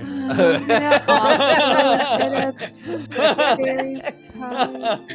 You want a berry pie? Can we get Not the same cream kind as pies Filbert's, next but time? a berry pie. She's got blueberry, she's got cherry, she's got raspberry, and she's got a mixed one. Berry. I want raspberry. Okay, let me Order next. edit your pie so that you know what pie it is, just in case anybody tries to steal it. I buried my cock in her pie. How do you spell raspberry? It's Rasberry, or is it something else? R-A-S-P. P. Rasp. Oh, raspberry. Okay. Raspberry. No, Okay. not you. Oh. Who, me? No, my child. Oh. What about instead of raspberry, it was grassberry? And Say hello you real know what? quick. Never mind. What about if instead of on D-Day we What if? What if instead of D-Day was Dick Day? Selene, Aurelia, you wanted cherry pie, right? Did Aurelia say cherry? I don't Blueberry. know. I think she Brad, did. did that show up in the chat? The Oh, last thing okay. I just did.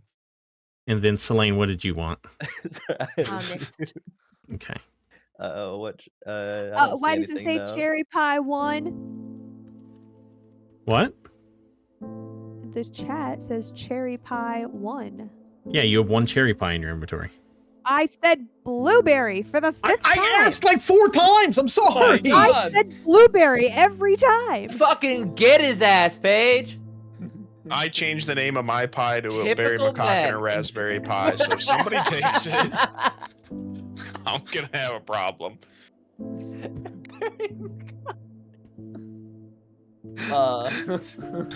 Thank you.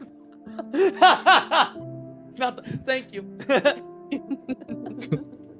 Okay. So you guys want to just lay on the side of the road and eat your And eat pie. Filbert's gonna do something pretty weird with this pie. They're microwaves in Barovia. Oh no.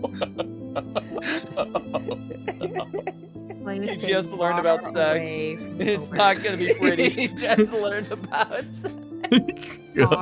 Far away. Oh from shit. Filbert. Okay, You're a Morgantha. bitch to Filbert now. What'd he do to you? Oh shit. Did I? He's just 16. He's just a little horny. And he's done nothing. Okay, so each of you who wanted a pie, she looks at Peter. She's like, "Oh, what about you, young man? You've bought from me in the past. Would you like one of the same pies, or would you prefer one of the new pies?" Peter opens his mouth about to order a pie, but then he remembers what Petra said about her, and then he's just gonna say, "I actually still have an extra pie from yesterday. I need to finish that before I get another pie." Oh well, that is fine. I will see you all again. I'm off to sell the rest of my wares, so until we meet again. Can I do, I don't even know what kind of, because she seems to not be on any particular path, because we always run into her, and we've gone most of the same direction. I want to get a vibe of, is she magical? Or is it like purely coincidence? I don't know exactly what kind of a role that would be, but like something seems weird that we keep running into her and like I mean, you can give me an different Arcana places check all the time. to see if you notice any magic around her. Oh yeah, let's do that. No, just a you lovely don't old notice lady. any magic. No. She just knows where to be. Yeah, also, it's so fun. It's so much funnier to see it written out. I just refreshed Doug's stream, and then I just see Filbert Fitbottom change the name. Bury my cock in her raspberry pie.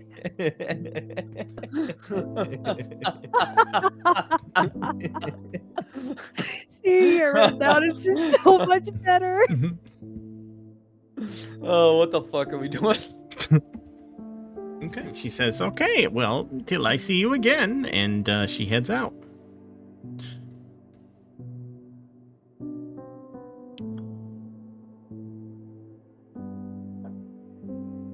Okay, yeah. We will continue. One. Anything cool happen when you guys ate the first pies? Oh yeah. Oh, we had a Clay great doesn't really know. cool Does Clay stuff. not know what happened? Or are you asking that as great Filbert? dreams, very realistic dreams that calmed you down instantly. It was awesome. It doesn't do any benefits other than the fact that it's a nice dream and you're pretty much out for like an entire. Well, we don't know if there's any other benefit. And there's a lot I of topless rolled on women. it. At least 100% Oh, right. success rate, 2 for 2. They both had a lot of topless women. Both parties, 100% success rate, topless women in the dreams. Well, no. Peter's women were scantily clad yeah, because scantily he liked to leave clad, something yeah. to the imagination. Yeah. That's right. They had like were thin not fully straps topless. around them. Yeah. Yeah. Yeah. She had tape on her nipple. Can I also retcon, because we've worked out Cade's sexuality in the past couple of weeks? Yeah. That the topless women were all extremely buff. Okay. So it's just Brad's sexuality. Not necessarily. That's certainly half of it. Or half of Cade's. Doug's losing his fucking mind. Okay. Okay. Okay.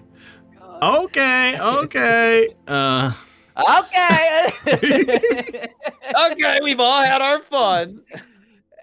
Let's beat him to death with hammers. Okay. Oh shit. Okay, you guys Let's can anoint this guy. put the title of Muad'Dib.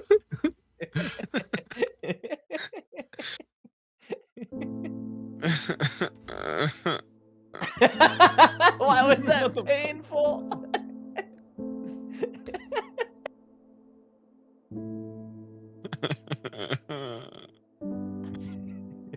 Let's anoint this guy. Let's eat this guy with olives.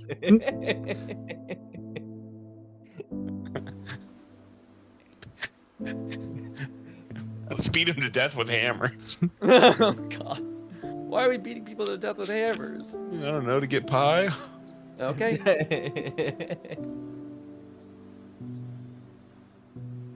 Okay. Talking a raspberry pie.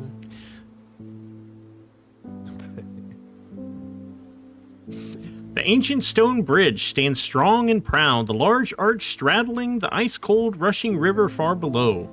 A waterfall roars, cascading over the rocks and creating a fine mist that drifts across the bridge and settles over the surrounding area. The air is fresh and cool, and the sound of the falls echoes in the distance. Okay, give me one moment. Wow, listen to the sound of the falls. They're echoing in the distance. It is very pretty, very beautiful, yes. Okay.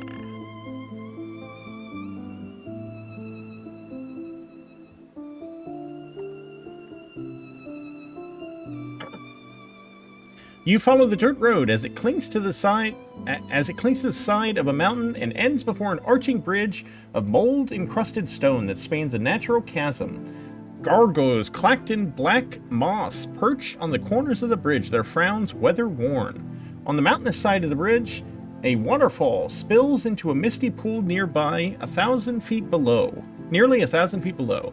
The pool feeds a river that meanders into the fog-shrouded pines that blanket the valley. Let me move you again. Okay, that is... This is how it Oh, looks boy. here. And then... Those are gargoyles, yes, on the And then... radio? Activate. There Falls Bridge. Okay. Well, I sure am glad we went the long way. It is very dark, yes. Yes, it is very dark. Some would say black. I can't see. I fucking see shit. a 1,000-foot cliff. Oh, there we go. And loaded. Okay. Oh, look! A sign! What does this sign say Who's here? who's this guy? Who's like, oh, shit! Just a moment. A friend. Shove. Aid.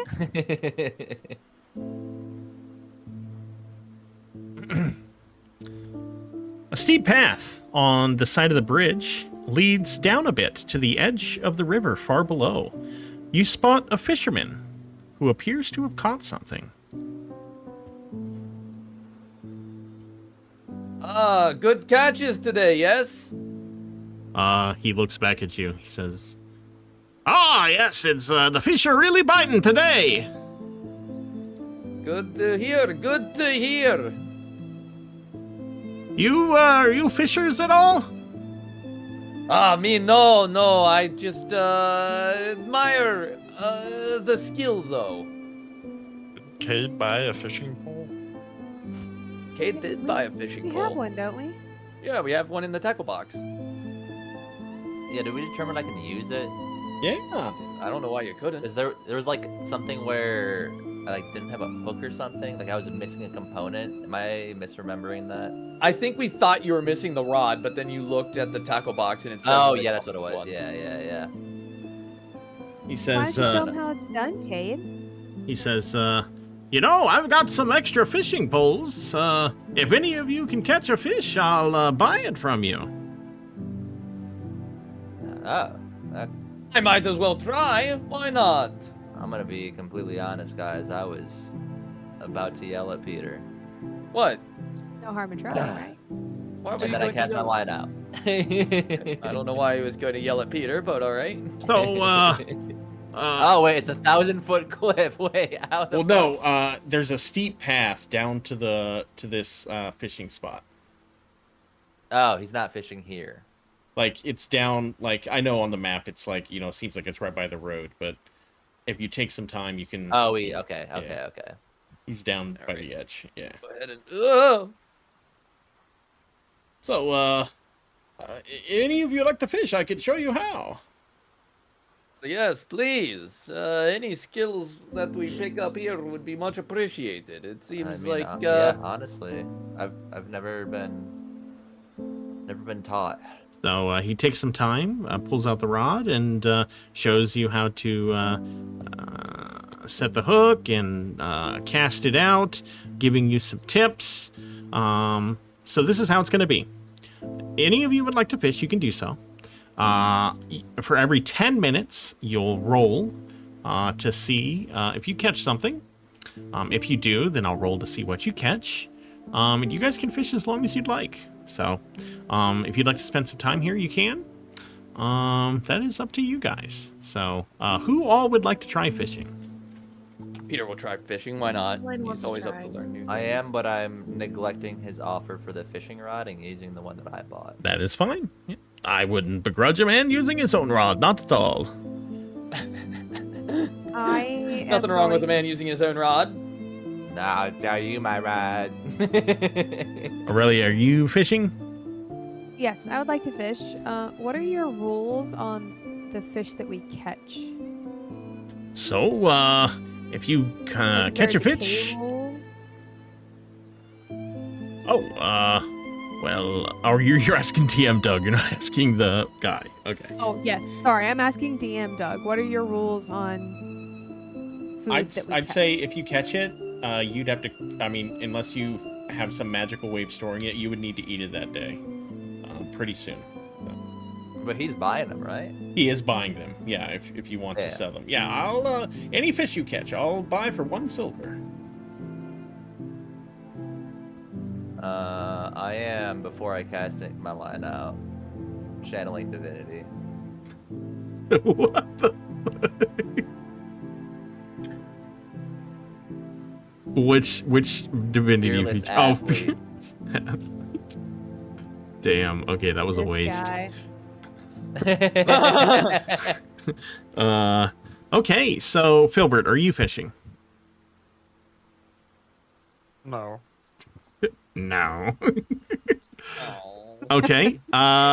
Everyone, you can get your spots along the shore. You all cast your lines out.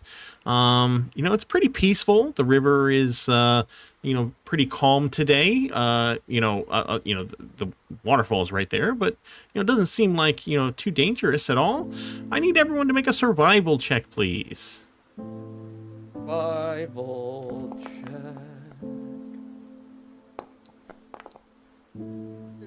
Oh, baby.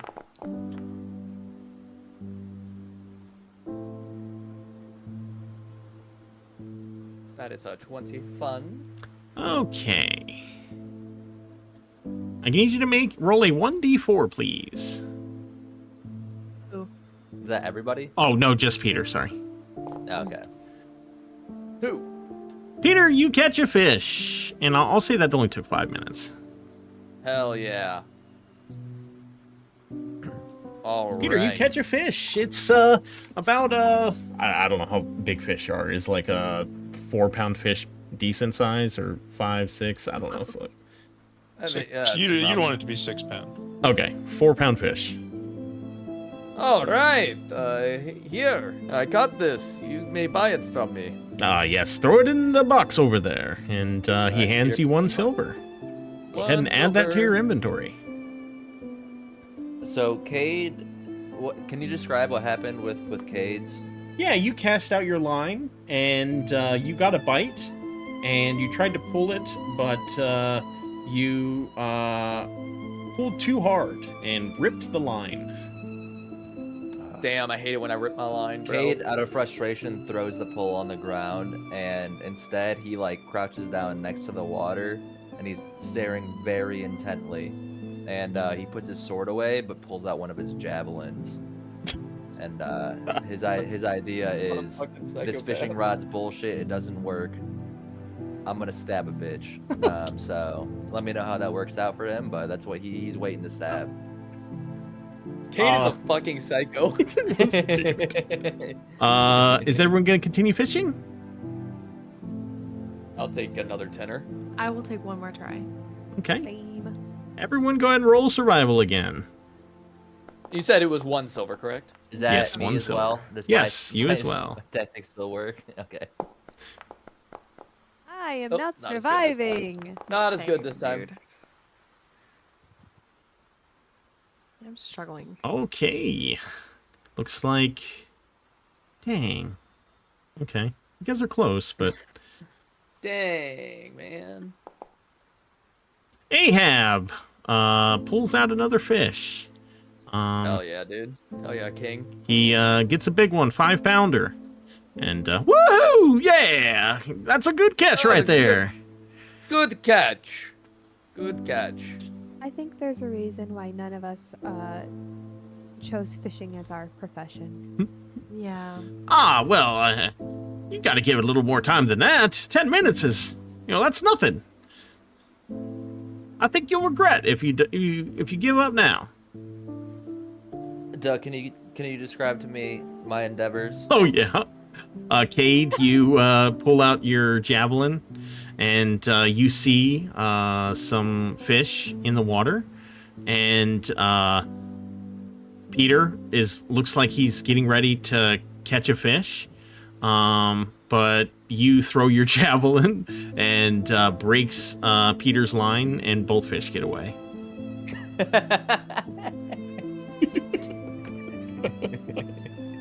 Wait, do I not have a javelin anymore? I mean, you can retrieve it. That's fine. Yeah, I was looking for spear fishing. Okay, yeah. Either way. Peter just sighs loudly. He's gonna try that again. I think we can do 10 more minutes here or so. I changed it to 5 minutes, so you guys are Oh, only spending I think 5 we can do minutes per another cast. 5 minutes. Why not?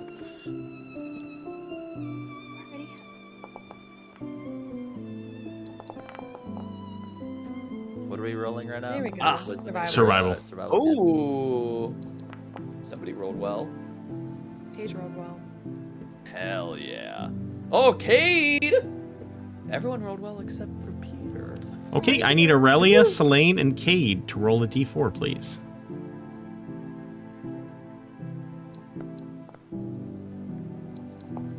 Oops. I clicked it twice. My bad. Pick one. Or you know what? Just I'll roll one more. re-roll. How Yeah, about that? roll one more. Yeah. Okay. Hold on. If you Ooh. make me catch a shoe, I swear to God, No, 1 second. Right, Animal Crossing. that means yes. Damn it. Forge is being so weird today.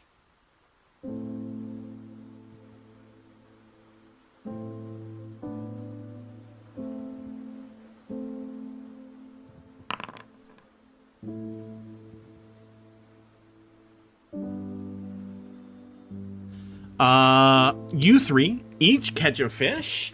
All three of them 5-pound fish, very hefty fish. Ahab Melville here, he's wrestling with his line and is struggling with it until finally he pulls an hourglass out of the river. Oh, Say his name is Ahab. Yeah. yeah, that's fun. Is that like all An humans hourglass? are bastards? God,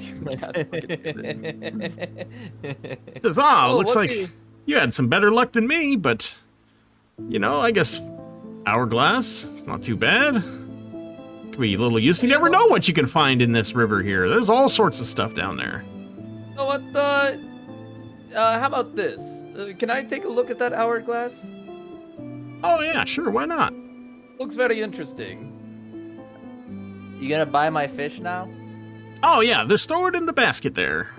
Any of you if you throw your fish in there, go ahead and add 1 silver to it. If you want to keep your fish, let me know and I will add it to your inventory. Can I ask for a different offer though? What's that? You taught me how to fish and I appreciate that. But I broke my line. Can I have like in exchange for the fish just a bunch of line? I think this is gonna be recurring. Sorry, he wouldn't know that word. I think I'm gonna do this a lot. Well, you know, we've made friends, and a fisherman can never have too much line. So he reaches into his little tackle box, pulls out a spool, and throws it over to you. Thank you, sir.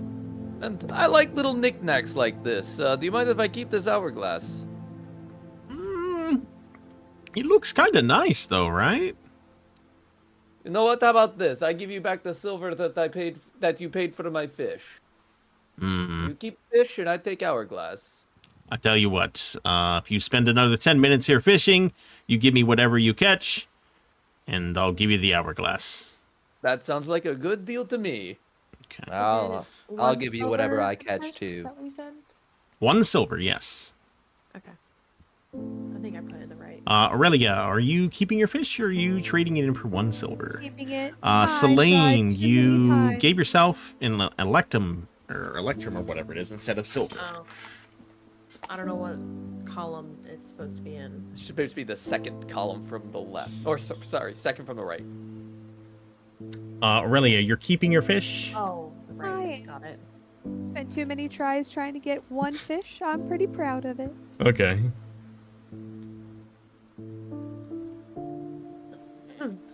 Let's roll again. Okay.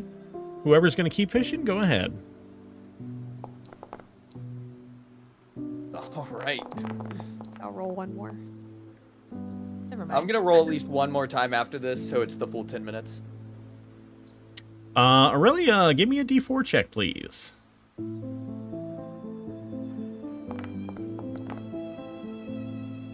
Aurelia, you catch another fish.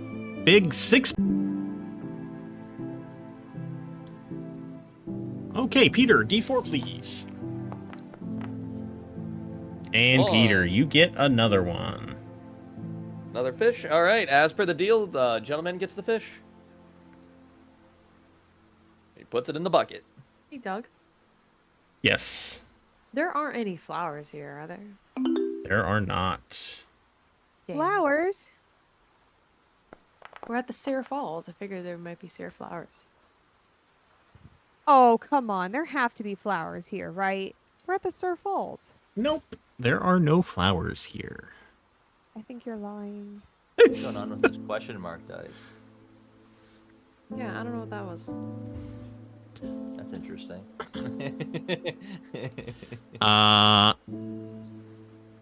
The fisherman looks to each of you and says, well, you're welcome to stay here as long as you'd like, but, you know, if you gotta go, then I understand. But, you know, I'm generally down here all the time fishing.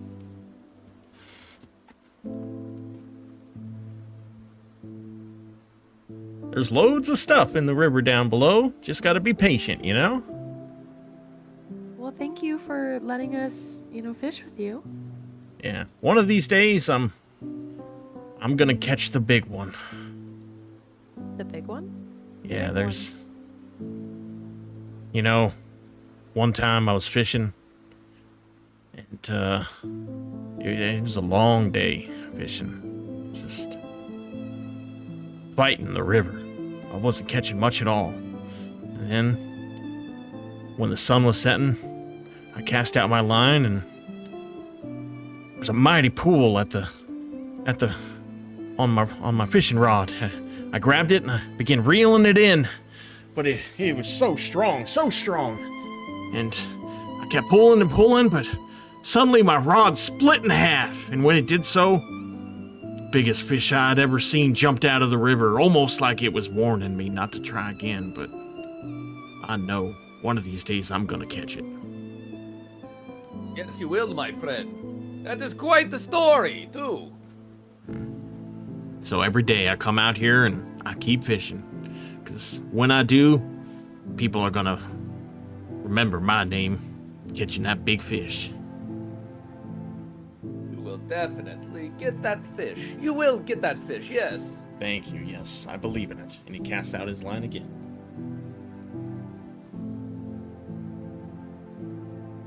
Thank you very much for teaching us how to fish, and thank you for letting me hold on to this. Oh, yes, no problem, you take that. And he adds that to your inventory. Let me go ahead and do that for you. All right. Oop.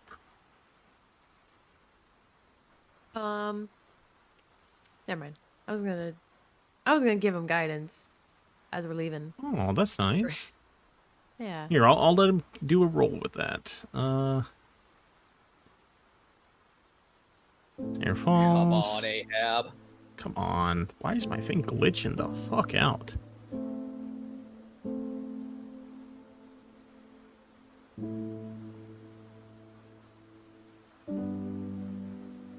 Okay, I'm just gonna do that from here.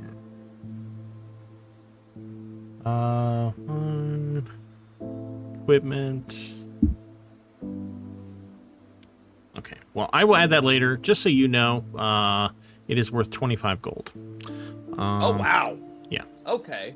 And yeah, let's do one more. Oh. He gets a tug at the line as you're walking away. Oh my god, please. Please, please, please. It looks like he's really fighting it. And then Holy shit. out comes a 6-pound fish. Says, ah, almost. One of these days, though, I'll get it. I'll get it. You know what? It was good try, my friend.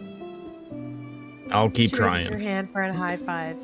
He gives you a high five. Thank you for the words of encouragement. Of course, it's not a problem. Every now and then, someone needs sunshine and rainbows. Yes, that's very true. Yes, it's not all dreary and sad all the time. Barovia can be a nice place too.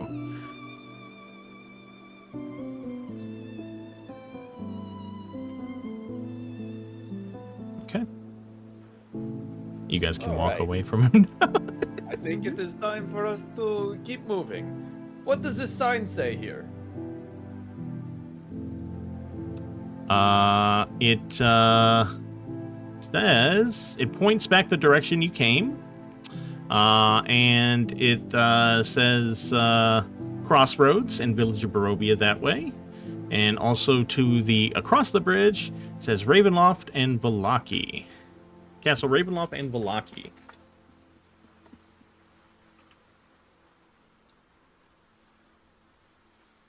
Well.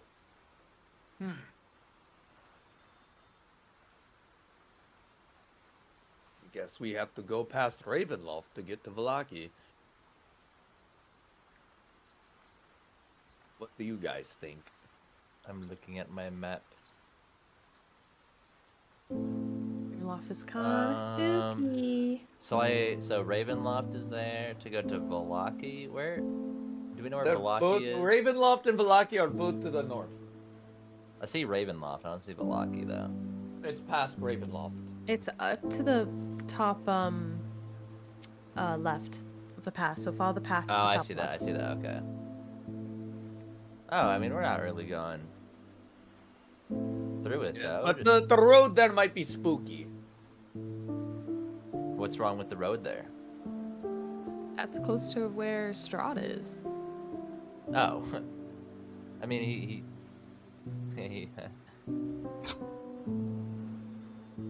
You're not at all scared of him. no, what?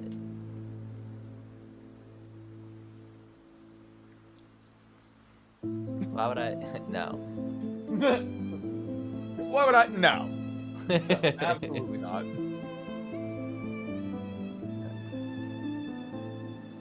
Look,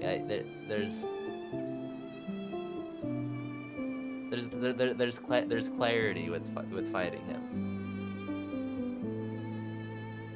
Clarity. What kind of clarity? Please do go on.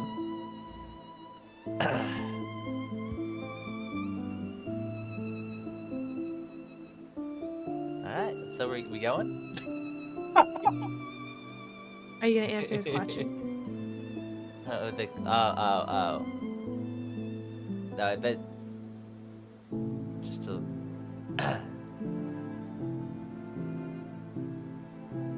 Okay. Well said, kid. Well said. Kate's the most articulate person on our team, and I will not be told otherwise. Kate should be the voice of the party. While you guys are talking, behind you, you hear the sound of rocks cracking, and one of the weathered beast statues guarding the entrance of the bridge advances towards you. The statue's eye glows red with malice. Oh. You said there were gargoyles. These are not similar looking to the silver dragon ones, right? They're not. Okay. Roll initiative. Oh, What shit. the fuck?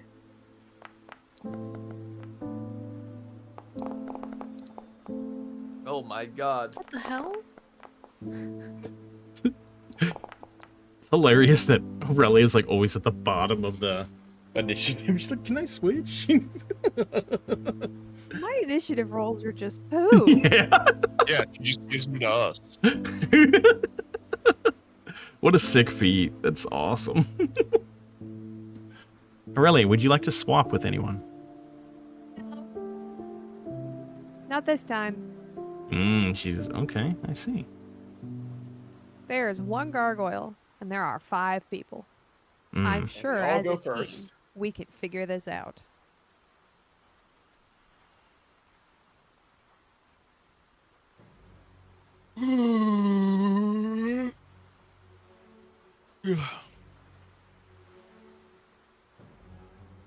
Alright.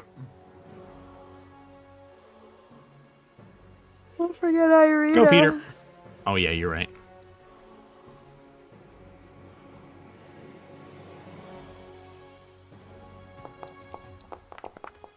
We're gonna throw a starry wisp at the gargoyle, dude. Hell yeah, bro! Wisps him starly. Aha! Oh, that did not do a lot of damage. Oh well, you know. Sometimes you can't always hit hard. Somebody else, get in there, please. Thank you. Okay. After Peter casts his spell, the other gargoyle activates. Oh, frick.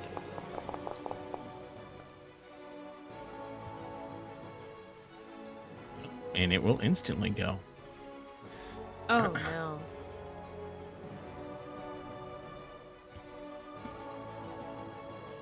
Oh, Doug, I didn't roll. Oh, go ahead. Yes. Okay, we're good. Okay, you avoid the fear. Okay, this gargoyle approaches Selene. And swings at her. Misses. But nice sound effect. And swings again.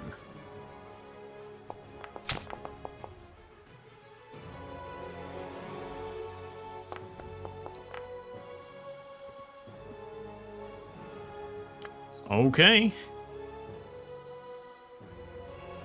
Peter. Oh, yeah, sorry. My bad. Filbert. The second gargoyle not in the initiative order now, or? He's before. I don't know why he's not showing on. Okay. Yeah, he's right before Peter. I don't know why he's not. Like, he's showing as, like, hidden from me for some reason. I don't know why. Oh, it should not be hidden. Update companion. There we go. Okay.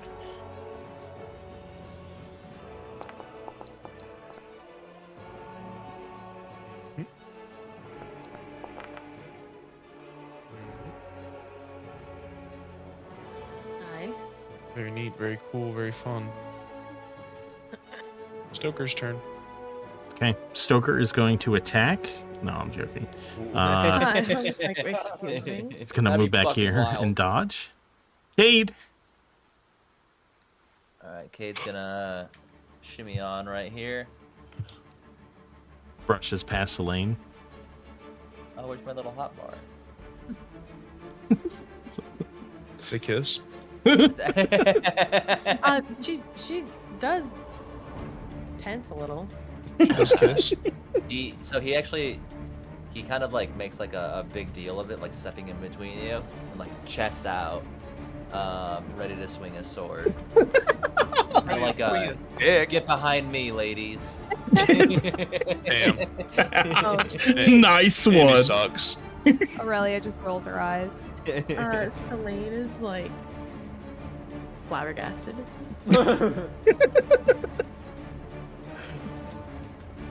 Okay. Irina is going to move up here. It says, show them how we do it. Women get it done. Yeah, girls get it done. That's You right. need something done, you call woman. Go girls, go. And she is going to action surge. Oh hell yeah, Irina.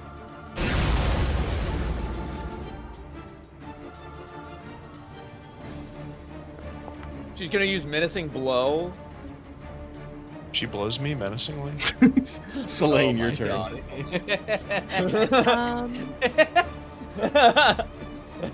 Oh, I'm scared. She is going to do bonus action shillelagh. Okay. Oh, hold on. Shillily.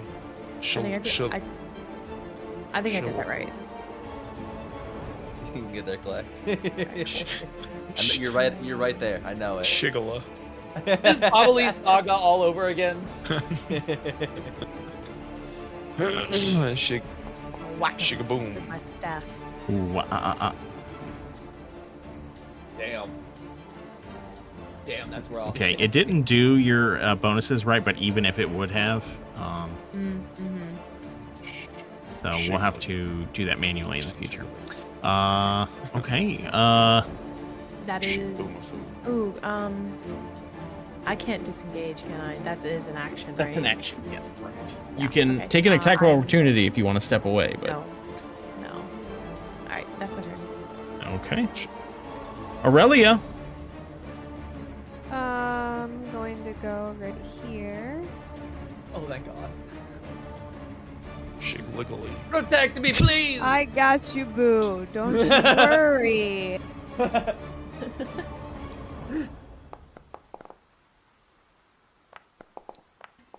Rizabid. Oh, Does hell anybody yeah. know the difference between poison and venom? That's a page question. I do. Poison is something Am that I you... you? Poison is Man. just something that you Am I- ingest. You my Venom can be Point. injected. you my am I you no man not no but no man. Man, Oh, understand. am I you not minimum? I've You heard this may- reference you before, may- but I can't place point. it. So yeah. What are your thoughts on a sausage and pepperoni? Get a sausage, mushroom pizza. So lost, dude. Yeah, I have no idea what's happening right now. Sorry, we've hit this. We're about to hit the 6-hour mark. I've gone loopy. You better keep getting loopy. Bro, drink an energy drink. Okay. I Do you, myself. Filbert? Do you give Karloff instructions? Oh. Stay there for now, Karloff. Don't be. Is he? He didn't go crazy. Is he good? He's not. He's not going crazy right now. I'm gonna have him chill for a minute. Okay. He chill. This guardian walk up to Aurelia and swing at her.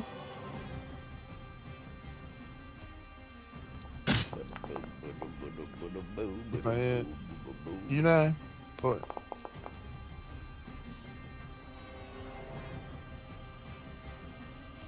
if I hear you know, man. If I you die. Okay, it swings twice, connecting with the first attack. Misses on the next one. At the end of this round, one of the guardians from the far end of the bridge activates. Oh no. Oh no. Oh no. Great googly moogly. Great googly moogly. Guys, I see a fourth potential gargoyle. It will A gurgle. attack Selene. I'm shoving a shield out in front. He's gurglizing. It's a disadvantage Rooney. Oh shit! I did the. Hold on. Sorry, I attacked with the wrong guardian. I was about to say, what the fuck? Bro. Wait, did we figure out if I actually can No. make a macro for this, like make it impose disadvantage? It should do that. Yeah, it should do that automatically. Yeah. Nothing popped up for me. Well, you didn't hit it. What? Oh, sorry. You mean with your For the shield? I thought you were talking about protection, sap. I'm yeah. sorry. Oh no, yeah, that's the protect reaction. Is it when it hits? It's whenever he attacks somebody within like an enemy attacks somebody within 5 feet of me, I can shove my shield up as a reaction to impose disadvantage. Okay, so you did that, right? Yeah, I don't think there's like an action. to, Yeah, like, no, make yeah, it- you'll have to do that verbally. Yeah. Okay, yeah. Okay, so the guardian of Sarah Falls swings at Selene, and Cade holds his shield out in front of her to protect her. It would have missed anyway, but still the action, is appreciated, I'm sure. Probably, I don't know. Extra appreciated. Yes, it is appreciated. Peter, your turn. Speeder's turn. Yes. Let us go ahead and see if we can't just defeat this one here. Let's cast a little bit of Cloud of Daggers, please. Thank you. Pooter Zadarski. Pooter Zadarski. Right here. Pooper Zadarski. Pooter Zid. Pooter Rasky.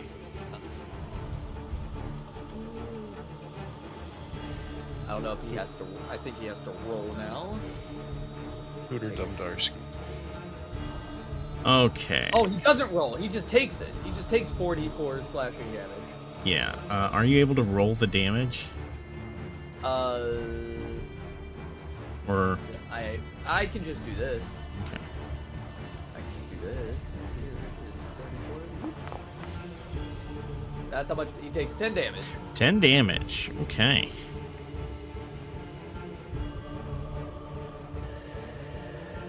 Dumdarski. Okay, Filbert. It's my turn. It's my turn now. Oh, never mind. I already did my turn. I was gonna say Peter moves back over to here, but I've already did my turn. One's gonna die soon. You guys got that one. This one. Ooh, he's got cover right now. Wanted to have cover. Can I go to? Wait, maps. Really anywhere. Whatever. Chromatic orb coming at you.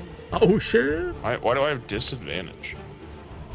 What would give me disadvantage here? Is it because I'm standing next to Karloff? No, probably This? not. I don't know. No. No, I'm rolling. half cover doesn't do that. So. Oh wait, actually, hold on. Oh no, that doesn't do anything. Okay. You're good. You're good.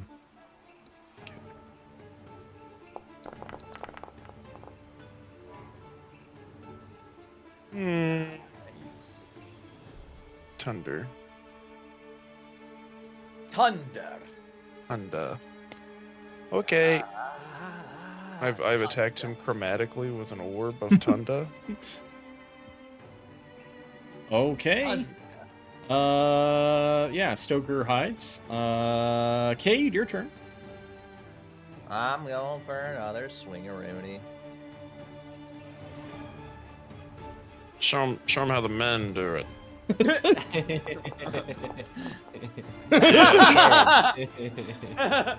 You're doing so well for our gender. Okay, is that your turn? Yep. Okay. Irina will swing. Let me just make sure.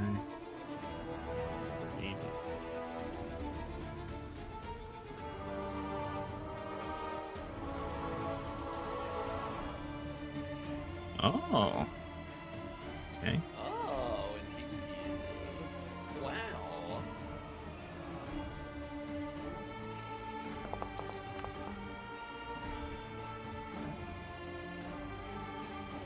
Okay, she misses. Break. Selene.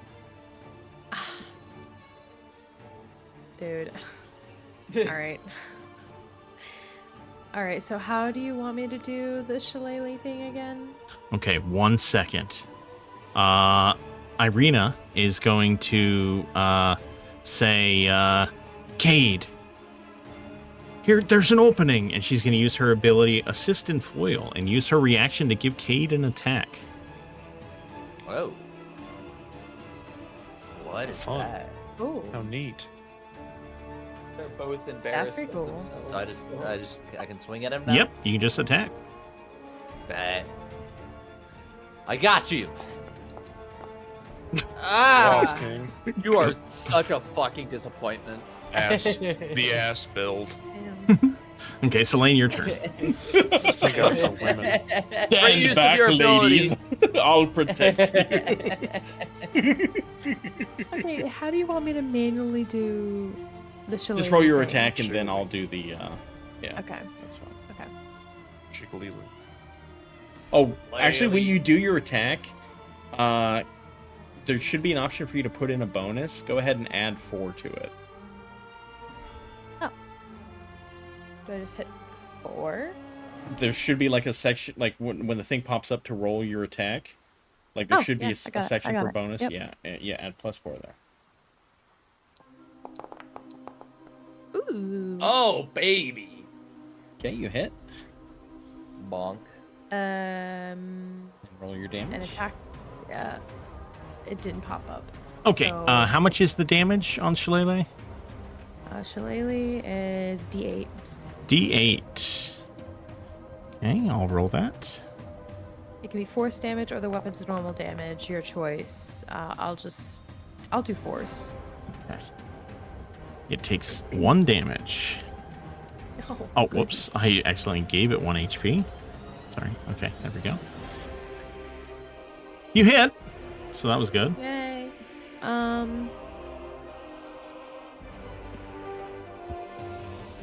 Yeah. That's gonna be my turn. Aurelia. Alright, let's move right here.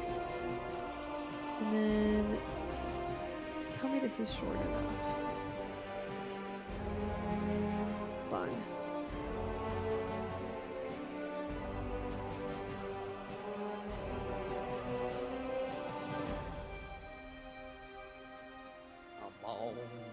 I don't think you can't. Yeah, you can't hit both. It's 15 feet, and that one's 20 feet away from you. Okay.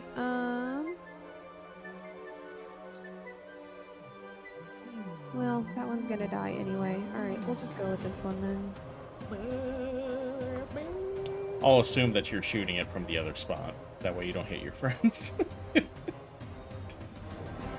What? I'm not Because you casting shoot it in a 15-foot cone. I know, but I had it from me, but turned Okay, so that the okay. angle was not going to hit them. It just wasn't going to hit the other gargoyle. Okay, But that's because fine. it's not hitting both of them, I'm not Okay, that's casting fine. it. Oh, you're not casting it. Okay. No. Oh, I might have done the Baldur's Gate thing. I right-clicked to cancel, but I don't That's think fine. it actually canceled it. My Oh, bad. okay. I'll see. Yeah. If I could get that spell slot. Yeah, you got it. refunded, please. Thank you.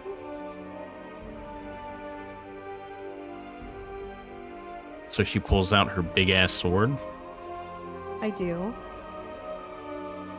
and misses. I don't hit him a 16. No. These things are beefy boys, bro. Mm-mm. Yeah, they are. So sad.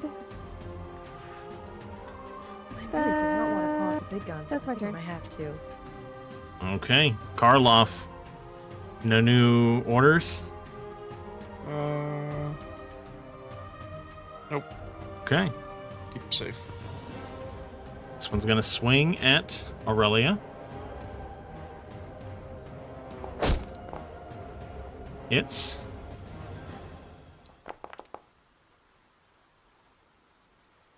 Then we'll swing again. Eek. And misses.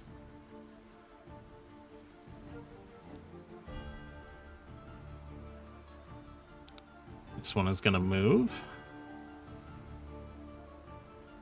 to here.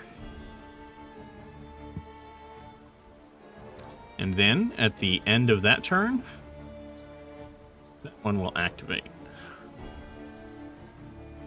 Hooray!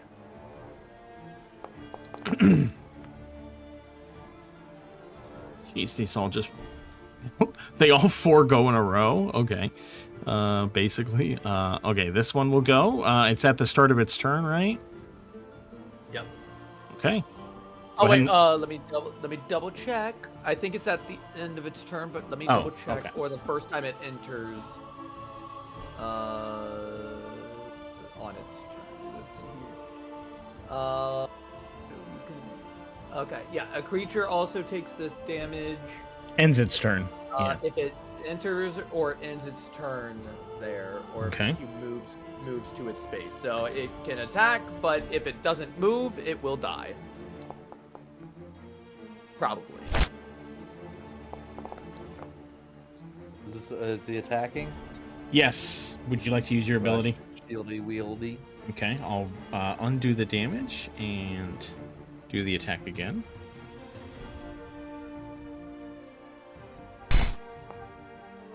Still hits.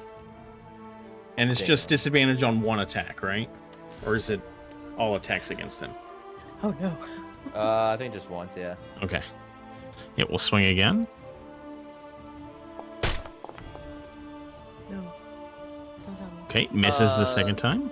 Oh, thank Yeah. goodness. Okay, cool. Thank We're God. good. We're good. We're good. Peter. We're good. We're chilling. All right. That Oh, it's thing dead. takes 4 Yep. d4. Oh, okay. Just does it. Oh, I'm sorry. I guess I didn't. Yeah, roll the damage. I'm sorry. I assumed it would be more, but I guess it was possible for it not to kill it. Okay, it's probably dead. Yes, it's dead. Okay. Go ahead. All right, and then Peter is going to use his action to move the cloud of daggers. Okay. Yeah. Yeah, that's fine. That's fine. That's fine. So let me roll another d4 or 4d4. Okay, go ahead. That buddy takes 10 damage.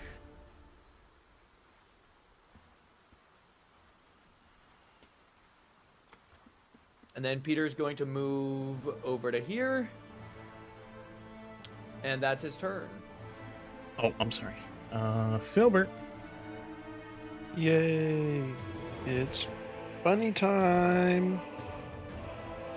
People are going fucking nuts with fireworks right now. Yeah, same. It's the 5th. He's about to die. We got that guy. Let's give it a try.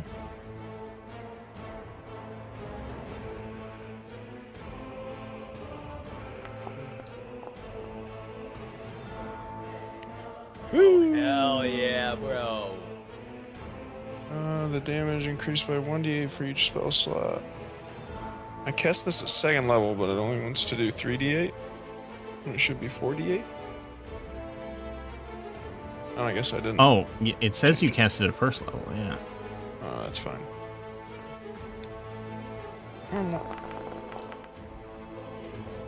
God damn, that's a good hit. I think you... I must have not hit 2nd level when I... Oh, I changed targets, that's what it was. So, Okay. I think it reverted back to... Okay, yes, you deal massive damage to that Guardian. And...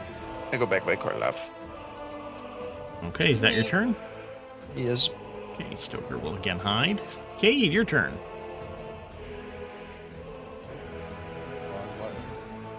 I'm charging forward at this guy.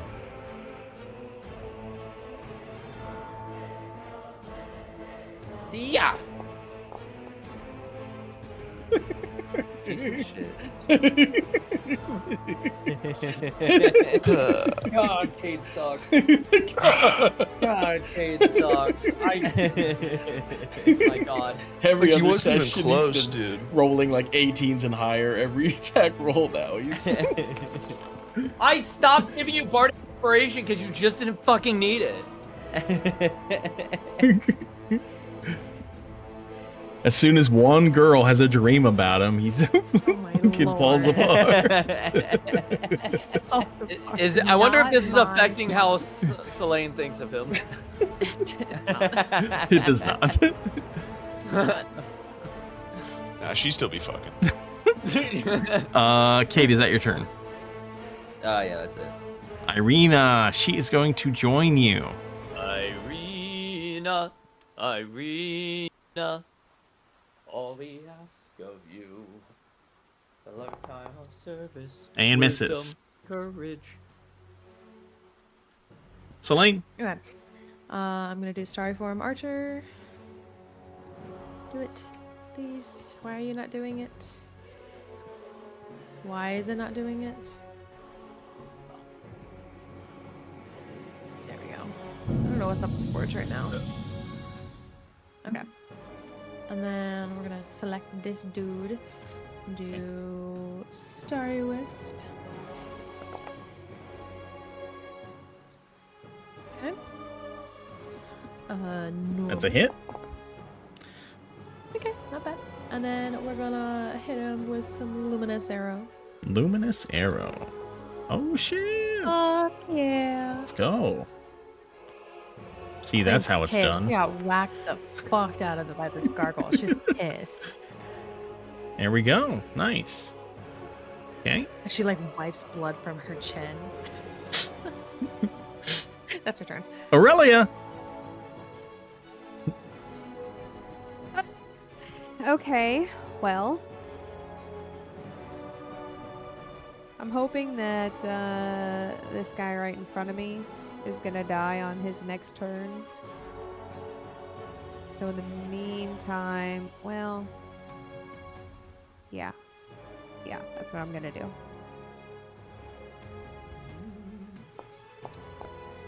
Oh! Ooh. Okay. Very nice. That statue falls apart. I'm going to bonus action healing word myself. Oh, yeah. Very nice. 'Cause I'm injured. Good thing we had those melee guys up there to fight that guy.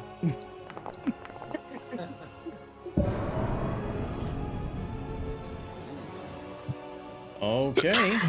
Karloff, he's just chilling. He's just chilling. Okay. big chili. This one is going to attack Aurelia.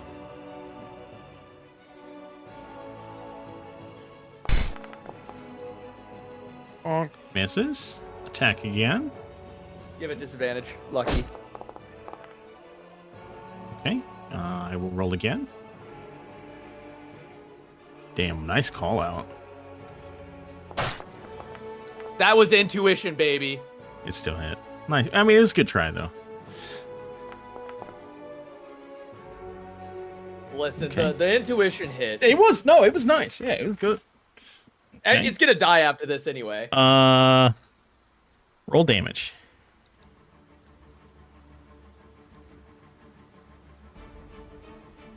This spell has been pretty fired. Oof. Ooh, no, it is not dead. Oh fuck! That's fine. That's fine. That's My fine. God, I was banking on it dying. That's why I That's did fine. my turn that way. That's fine. That's fine. That's fine. That's fine. That's fine. We've got this. We've got this. Oh, this guy's not living. Peter! All right. Is somebody else going to take care of this last guy? This guy here, or should I leave my cloud of daggers on him? Move it. All right. Moving cloud of daggers, and I'm gonna move it so that it hits this boy here, Okay. and then you're going to do bonus action. No one saw that. Okay. We're gonna do so let me roll 44 because he immediately takes damage for it entering his area. Okay. So he immediately takes 7 damage. Okay. And then I'm going to do a bonus action. I think healing word. Why do I not have healing word on my fucking thing?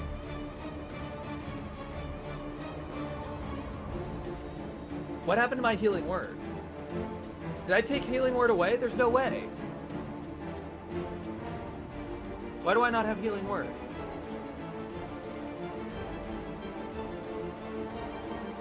Something's not right here. I don't have healing word on my list. I mean... You remove it because I have healing word.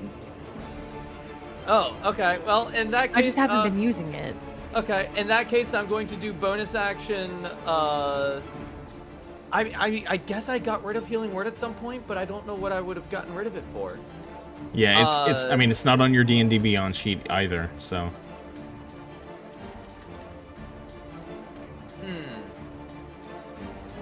I must have accidentally forgot to put it back on when I re-rolled Peter for that last attempt and just forgot to put it back on. Oh well. Oh well. We're gonna give Aurelia Bardic Inspiration so that she can use it to make a hit into a miss if she so chooses. Okay. At the end of your turn, Irina is going to use her reaction to Assistant Foil to give Cade an attack. So Cade, go ahead and attack. Please, like just once? Yep. Oh, No, I mean, yeah.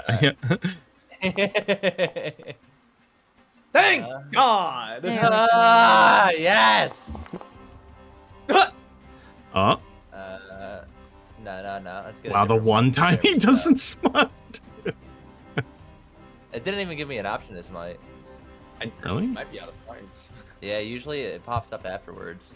It just gave me the savage attack. Oh, it's and that was no, it. it's because it's a reaction. Sorry, you don't have a bonus action on the okay, reaction. okay. Yeah. Okay. Filbert. Yay! Yay! Boy, that savage attacker came in clutch, turned a 2 into an 8. Oh God, yeah. Firebolt. Dadgummit. No. This damn Filbert gargoyle actually will not saying die. that. What did Filbert say? Dadgummit. Dadgummit. God damn it. Filbert's a middle-aged man. Actually, a boomer. Daggum. Stoker Hut. Cade. I'm going for round 2, baby. Finally hit him, and I want to hit him again. Cade going you for give that to round me? 2 right now. Selene going for round 2 later. Fuck you, Doug. That's your fault.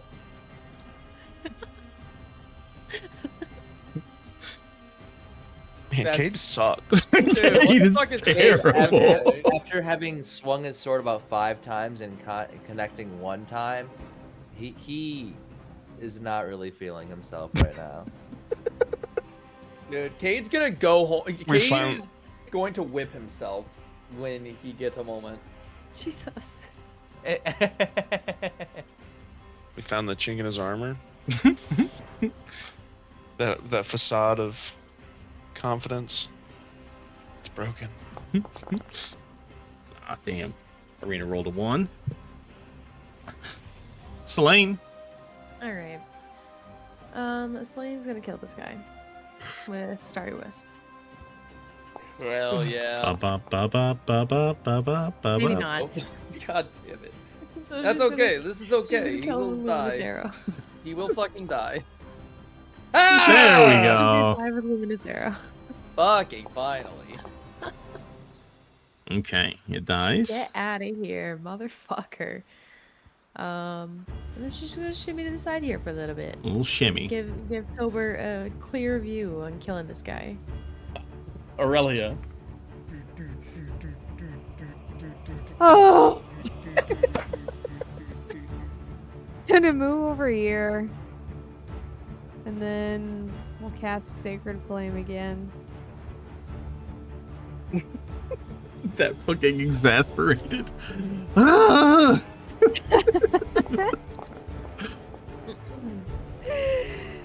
Okay. Burns up the statue a little bit.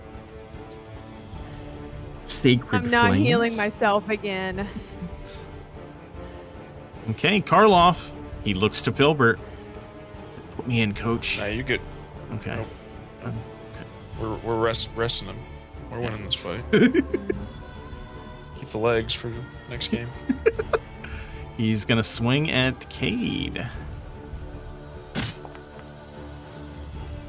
Swings again.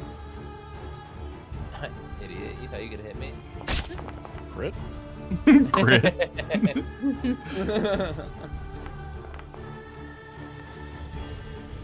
Holy shit, it Okay. actually was. Peter? Let's just go ahead and roll that damage. Oh wait, because yeah, his roll turn damage. Yep, ended yep, in the yep, thing. yep. And he takes 11 damage. Oh, get out of here. Oh, we're gonna fucking finish while Peter's gonna move up to here. Oops. Peter's gonna finish him off. Peter's gonna move to right here. And then he's gonna cast a Starry Wisp at him. Oops. Get him out of here. Starry Wisp, roll, and normal. Alright, we're gonna miss. Filbert, I softened him up for you. Your turn. Thank you. Filbert. Bobby Yo-Yo will fall. No! Baba Lee Saga! The fittest of bottoms.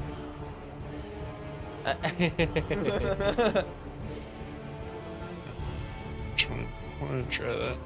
Just- He's obstructed at all times, so...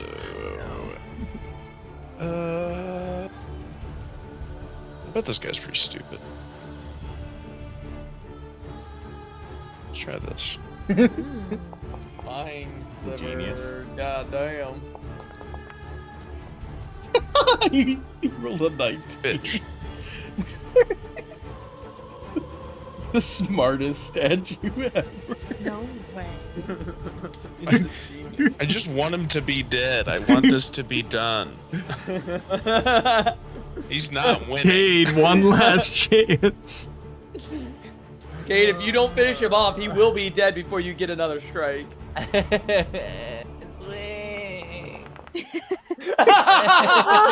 Irina uses her reaction to give him another attack. Oh my god. Swing. At this point, I can literally just imagine like What an Irina ass. is side eyeing him, just like, again? Are you fucking kidding me? Irina's like, This guy Waste- I blows. tried. I tried. Wasting all my reactions on this guy? I'm gonna vomit from how hard I'm laughing. Slade, do something. I'm trying. Karloff's like, Alright. put me in, please. Never mind. Fucking god. Hold the fuck on. When in doubt, sorry, fucking Wisp. That's not sorry, Wisp. That's luminous fucking air. Missed. Are you serious? It's Because our teammates are giving Yeah, him he's half cover. and not hitting him. They're just shields for him right now. They're shielding him right now. I rolled an 18. Cade! Aurelia, Why do you it's- never roll to the side? Ever! Ouch. Sacred flame. Have you thought about putting his face in the ground? Yeah, maybe you could pull him out of the cloud of daggers. No way, he just saved. Dexterity save. Are you? So a statue, a actual statue now has more dexterity and intelligence than half of our party. You're shitting me. What kind of a character did you fucking make for these gargoyles? Because I'm calling bullshit These are just on this. D20 rolls. Oh, No shit. way. Also with an AC of what, 19? It's got an AC of Jesus. 18, Well, then a it's- +2 to 20, so yeah. Cade really needs to learn how to roll out of the way so that he's not blocking anything. Okay, it's just Well, gonna. Sacred Flame at least doesn't matter. All it would take Counter, is or cover standing doesn't here. count. Yeah, Sacred Flame didn't. Yeah, the AC doesn't matter on that. We just get fucked. Oh my god. Oh, actually, he should have died from my. From what? I have potent cantrips, so he succeeded. He took half damage. Potent cantrip. Your damaging cantrips affect even creatures that avoid the brunt of the effect. When you cast a cantrip at a creature and you miss or it succeeds on a saving throw, the target takes half the cantrip's damage. Oh shit. You should have Okay. taken 3 damage. That's Yeah. pretty fucking good. Okay, it dies. It falls apart, dead. Oh my It just god. it took it a little while to remember that I slivered its mind. Fucking It's like, Christ. oh shit, right. I'm As gonna the go ahead. statues fall to the ground, you notice that there are small ruby eyes in their piles, in the piles of the dust. Well, I think we should take those. Pick up all the rubies. Give me that. Gimme 'em. Rubies? Slane's Filbert, gonna can you kinda give me an Arcana check, please? Sorry, I'm sorry. 1 second. Nope, you're good. You do all this. Arcana. Arbana. Yeah, you sense magic from these. Magical rubies. I'm gonna try my. Here, go ahead. I was gonna try my identify. Yeah, go ahead. I can. Let's see. There's a chance. Huh. 15. Yep. Okay. Oh my god. Oh my god. The ruby eyes can be used to boost the damage of any spell by 1d12. The spellcaster must hold a ruby in their hand when casting the spell, and their eyes turn red like ruby while casting it. Oh, that's fucking sick. The ruby turns to dust once used and cannot be used again. We Okay, have so 8 I say we rubies. use those when we need them. So you have 8 of them. How would you like to divvy them up? Does make your spell stronger? Does anybody else want some? I feel like I should keep some. You know what? Why don't I you think hold on to them Filbert for now, should- Filbert? Yeah, Filbert. I- gets them. Okay. Or I mean, Aurelia, you can have some, yeah. These two I are was the gonna main say, can I have factors. like at least 1 or 2? You have I 8 am of them also total. a damage so. spellcaster. I would say these two. These two have stronger spells. Okay. I give you 2 to hold on to. I'll give you more later if you Uh, want some. Damage by Two's fine. 1d12, right? Yes. Can it also be It's healing by spell 1d12? Damage of any spell. Okay, so it cannot How would also that include interact with a healing. divine smite? What? You- Do you have a third hand? Yeah, you have to be holding it in one hand. Okay. You have to be shieldless for it. You fuck. Son You of a shield wearing bitch. bitch. Yeah, I've added them to your Alright. inventory. Neat. Selene's gonna heal herself. Is she hurt? I take a short rest. We could Or take are a we gonna short rest? We can short rest. You're absolutely able to.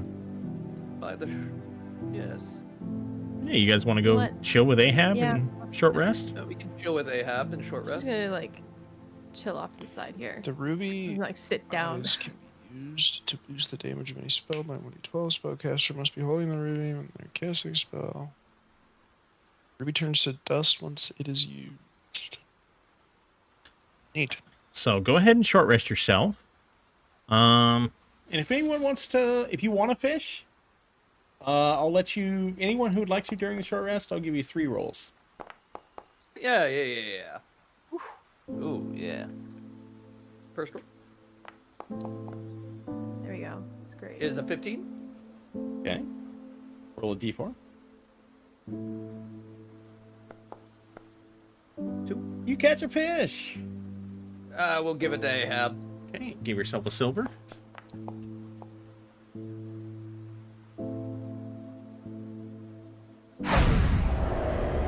Oh, that's badass. You go again. Alright, so. Survival, right? Yep. Watch. Okay, d4, please.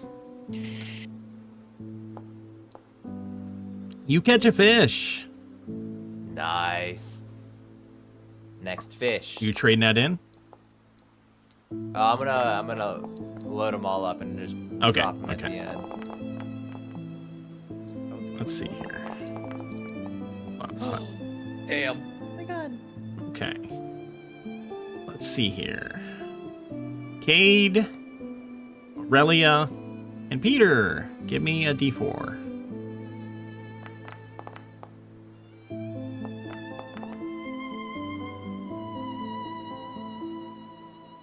You all 3 catch a fish.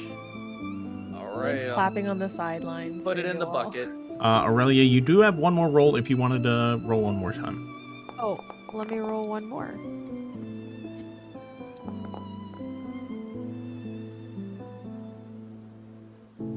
Oh my god, a 19. Holy fuck. Yeah, go a d4, please. I swear to god, if you catch his fucking dream Okay. fish. 1 second. No way. Oh my god, Ahab's gonna be either What's pissed happening? or elated. There is no in between.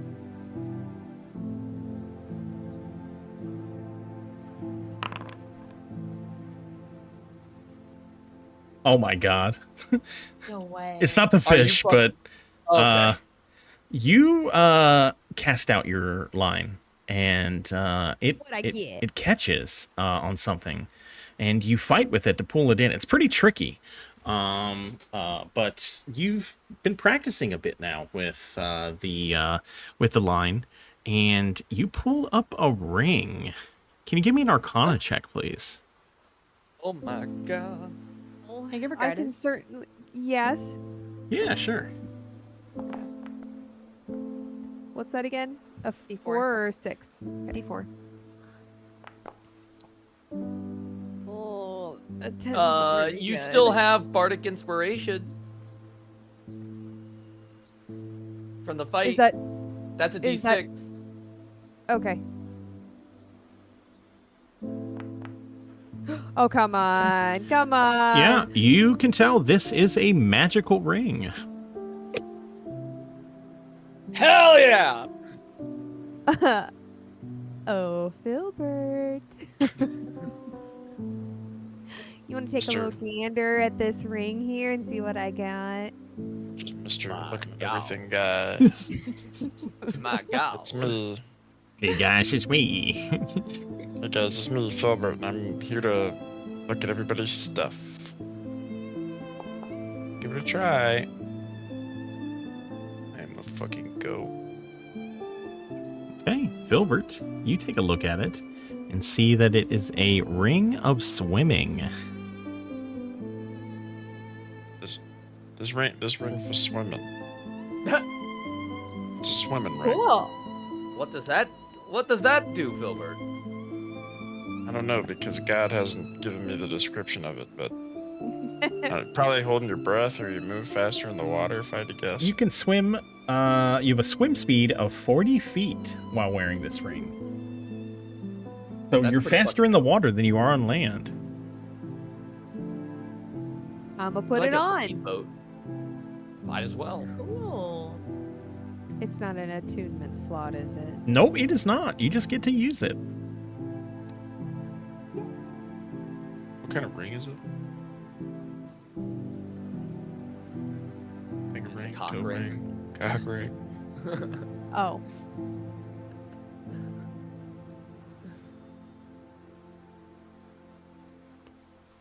Sure, it's kind of pretty. It's like a little shell.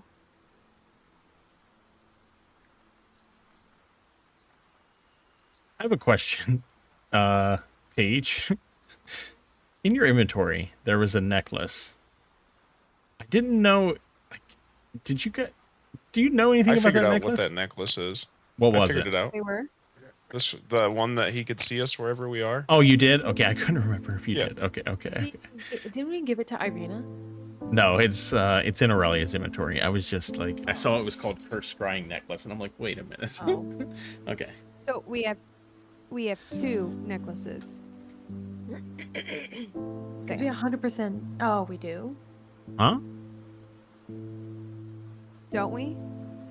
Oh, there's I another only had necklace, one. like There's a the necklace that protects you from being seen, and then we have The Medallion one of necklace Thoughts. That, yeah, and then that one, the bad one, the cursed scrying that I'm holding on to, yeah, Gotcha. but not wearing. correct. Gotcha. Yeah. Okay. Oh wow, that's a pretty nifty find there. It's not a. I guess it's not a. It's not really a fish, but you know, enjoy it. I plan to. Who's all selling their fish to him? Did you guys already do it? How big was the other fish I caught? 5-pounder. Can I? What do I have? I kind of want to cook. I want to sell him because I caught 2. I kind of want to sell one, cook one. Okay. Do I have anything that I can actually cook with? I have utensils, but I don't know if that means I can make a fire. Yeah, you guys can make And a if we're fire short when you resting, can. we can make a fire, right? Yeah, I'm gonna sell If- one, cook one. If I cook the fish, do they last longer? Let's say a couple days. I would like to cook my 2 fish. Okay. I'll give you a couple rations. Thank you. Cade, you're cooking a fish? Yeah. You're just gonna cook it and eat it?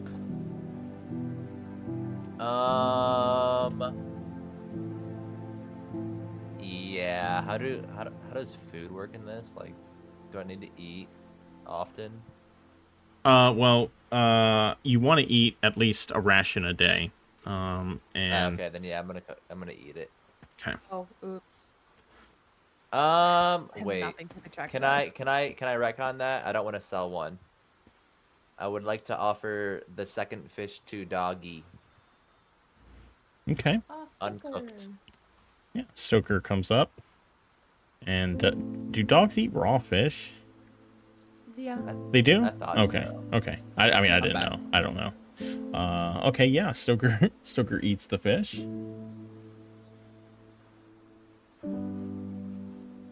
It's very happy. I give him a little pat on the head, and then I eat my fish.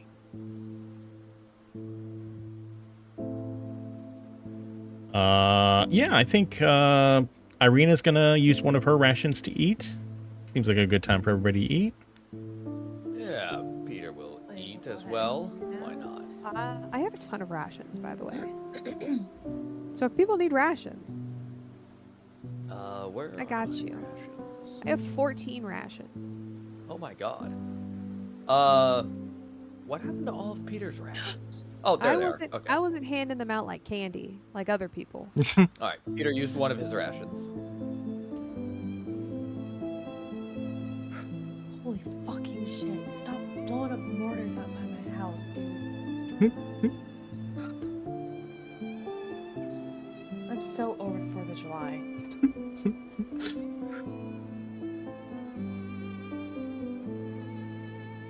If Okay. they wake my kid up, I'm gonna be pissed. Has everybody eaten? Yes. Okay. Do I need to like do anything to say that I've eaten in the game, or Just as long as you tell me you're eating a ration, so or Okay. you're eating a fish, so that's fine. Real quick before we move on, Celine sees that interaction with Stoker, so she kind of just goes over here and is kind of like kicking the ground a little bit and goes, "Hey, Cade, yeah. I just wanted to say thanks for helping me with that gargoyle." Do you see what I? I didn't do anything. No. You helped me.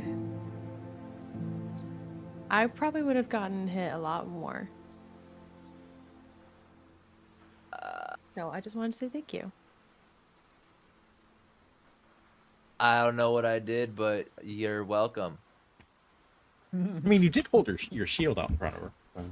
Oh yeah, yeah. I know what she's referring to. Okay. I'm trying to build in more of the nightmare shit. Okay. Mm, Okay. mhm. Okay. Because there was. I just one couldn't tell game if you that really I didn't know. had. So okay. Oh yeah, no. I am aware. Yes. Okay. It's what I do. Yep. Cool. Yep. Just wanted to say thanks. She kind of like she goes back over here, and then immediately she is like she doesn't look the happiest, because she's darting between Aurelia and Cade. Her eyes are, and she's like looking down, and she's like fidgeting again. And I had to step away after that. You didn't tell anybody about your nightmare, right? Nope. Okay. Nope. But I mean, Aurelia can definitely tell that something happened. So. Is Yeah. not right. Yeah. Okay, so you guys have rested, ready to get back on the road again. It is nearing dusk. The sun is well, you can't really see the sun, but you know the light is starting to go. You guys may need to start discussing what your plans are if it gets tonight, or if you're just going to push through. You know, that may be a discussion you guys want to have.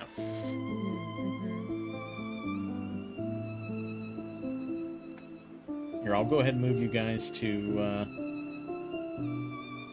the other side of the road.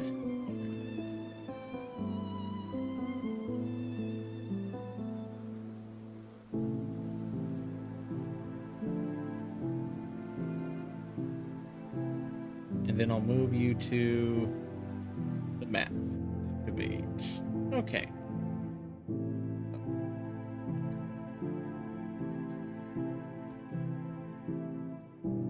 Let's see here. 1, 2, 3. 1, 2.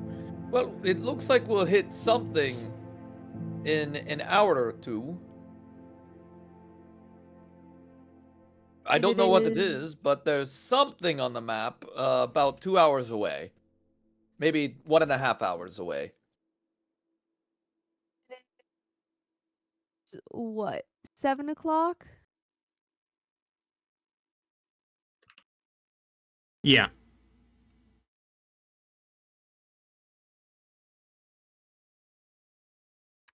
By the way, you can travel 5 more miles before you would get a level of exhaustion. If you wanted to continue. So. Well, I think the thing that I'm looking at is exactly 5 miles away. 1, 2, Okay. 3, 4, 5. Yep. Exactly 5 miles away if we want to do that.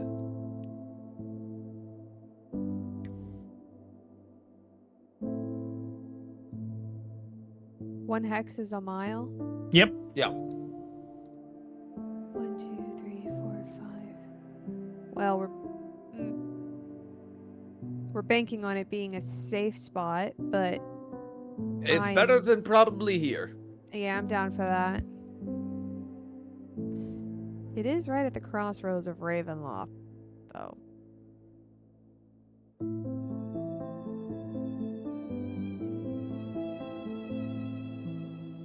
We'll be fine.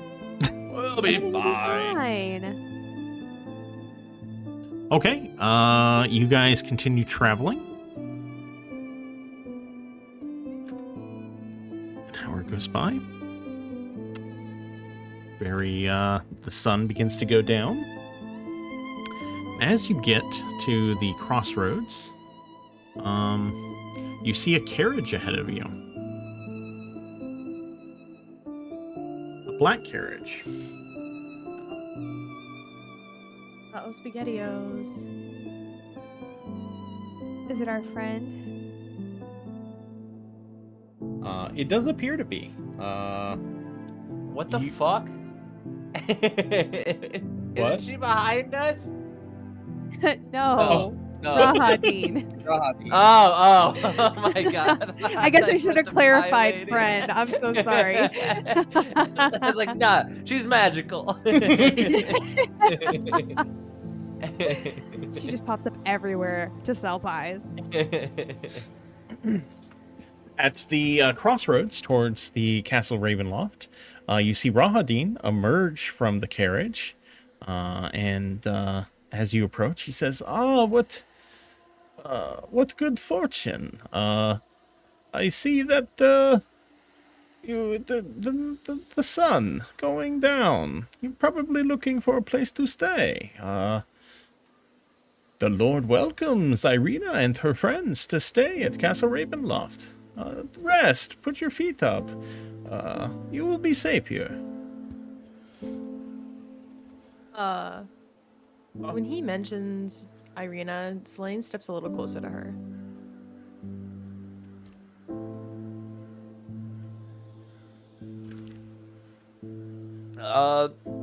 Peter's gonna look to the rest of the group.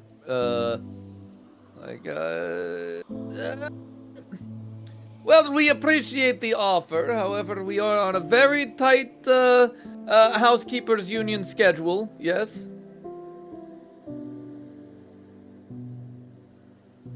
Union rules state that we have to keep moving. Unfortunately. Forgot we're a union to this guy. Yes, the Union, yes. It's a shame what happened to Count Lugosi. Him passing away as he did. It's, I suppose he got involved with things he didn't understand. We didn't even get paid for that job. Oh, it was all held with Carol from HR. Well, I guess to make up for it, the Lord Strahd, he wants to see you properly compensated for your job. I'm sure if we speak to him, he could ensure that you were paid. Please, enter the carriage.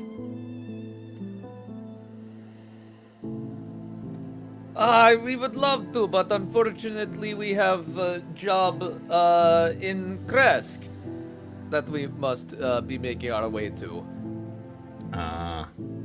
Well, the invitation is open, so If you find the road too dangerous for you, you can always come back and I'll take you to the castle.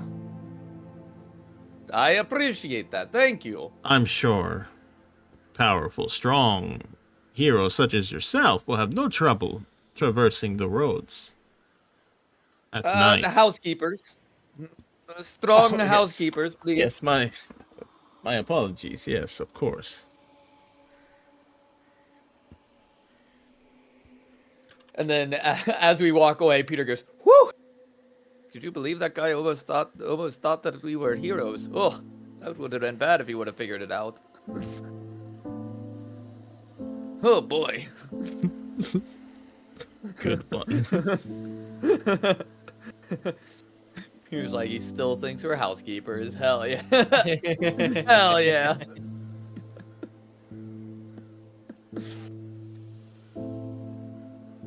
Okay. Let me move you guys back. Activate. Okay, you guys are going to continue traveling? Yeah, we want to see what is like right there-ish, yeah. Okay. You have arrived at the west gates of Barovia. These appear to be very similar to the gates that you entered Barovia into. The mist is thick and envelops the road and gate before you. A pair of torches flanking the gate are lit, casting an eerie glow about the place. These gates divide the land of Barovia, and appears you can walk through them. Is there like a gatehouse? There is not. There is not. Just a the solitary gate. gate. Shit. Well, I apologize, my friends. I saw the crude drawing on the map, and I assumed it might have been a little village. But I don't think it would be a good idea to go up to Ravenloft at this time. So let me look up the travel rules.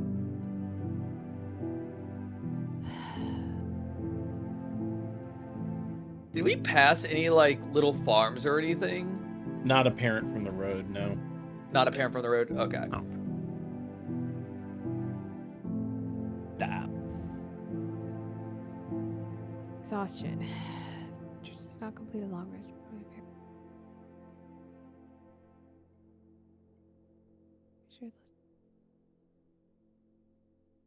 Travel a maximum of 8 hours per day without need of long rest.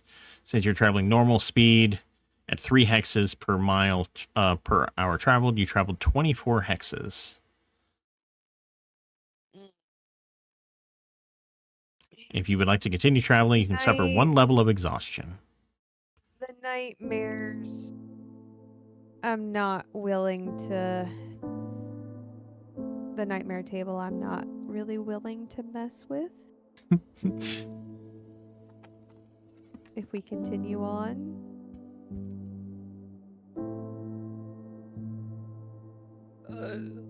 Are you saying you want to continue on?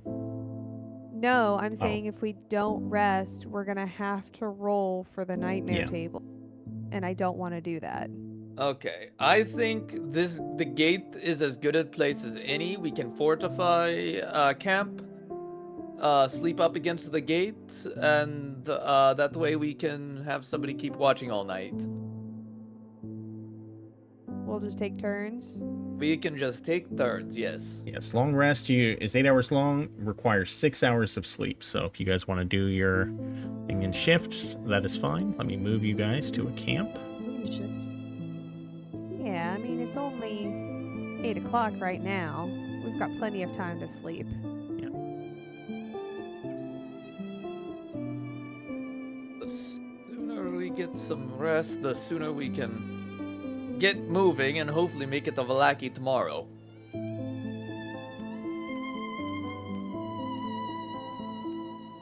Does anybody have an explanation point over their heads? Wait, really? No, I was asking. Oh. Does anybody have an explanation point over their head? So one of you do. You don't Oh. know it though. Oh, fuck. Somebody else. No.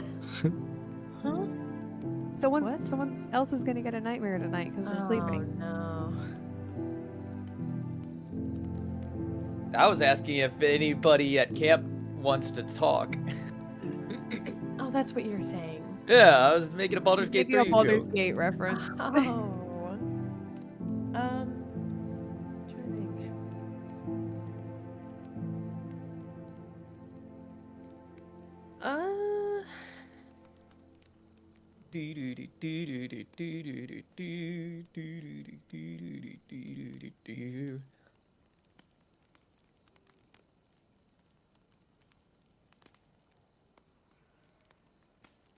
Maybe not tonight.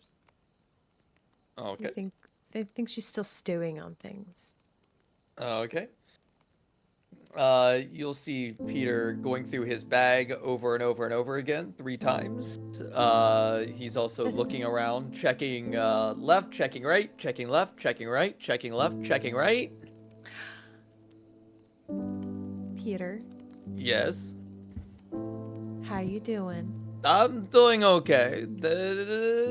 You know, just can't be sure. To make sure that we're not followed, especially that Rahadin guy. He gives me the creeps.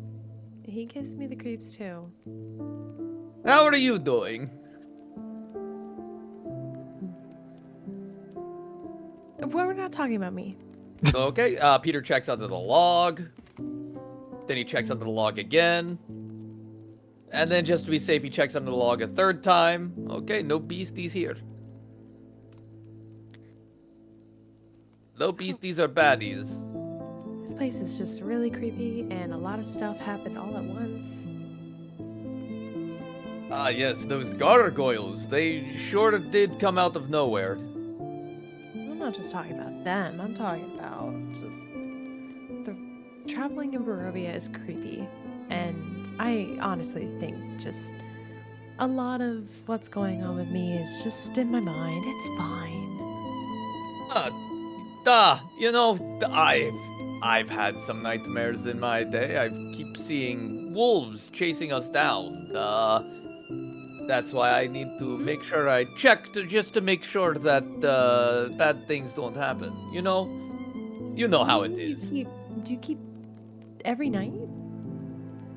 Well, only when I feel like something bad's going to happen. What are just regular wolves? Wolves, they could have been werewolves. I don't know what the werewolf looks like in wolf form.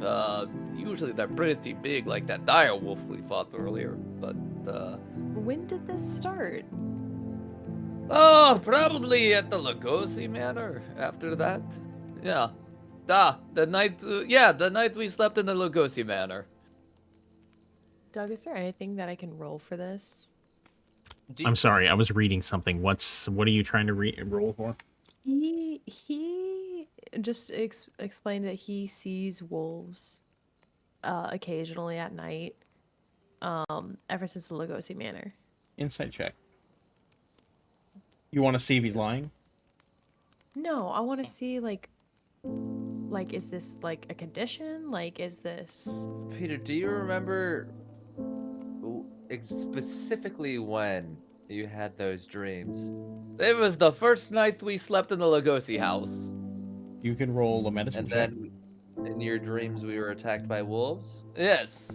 And then did we get woken up being attacked by wolves? No.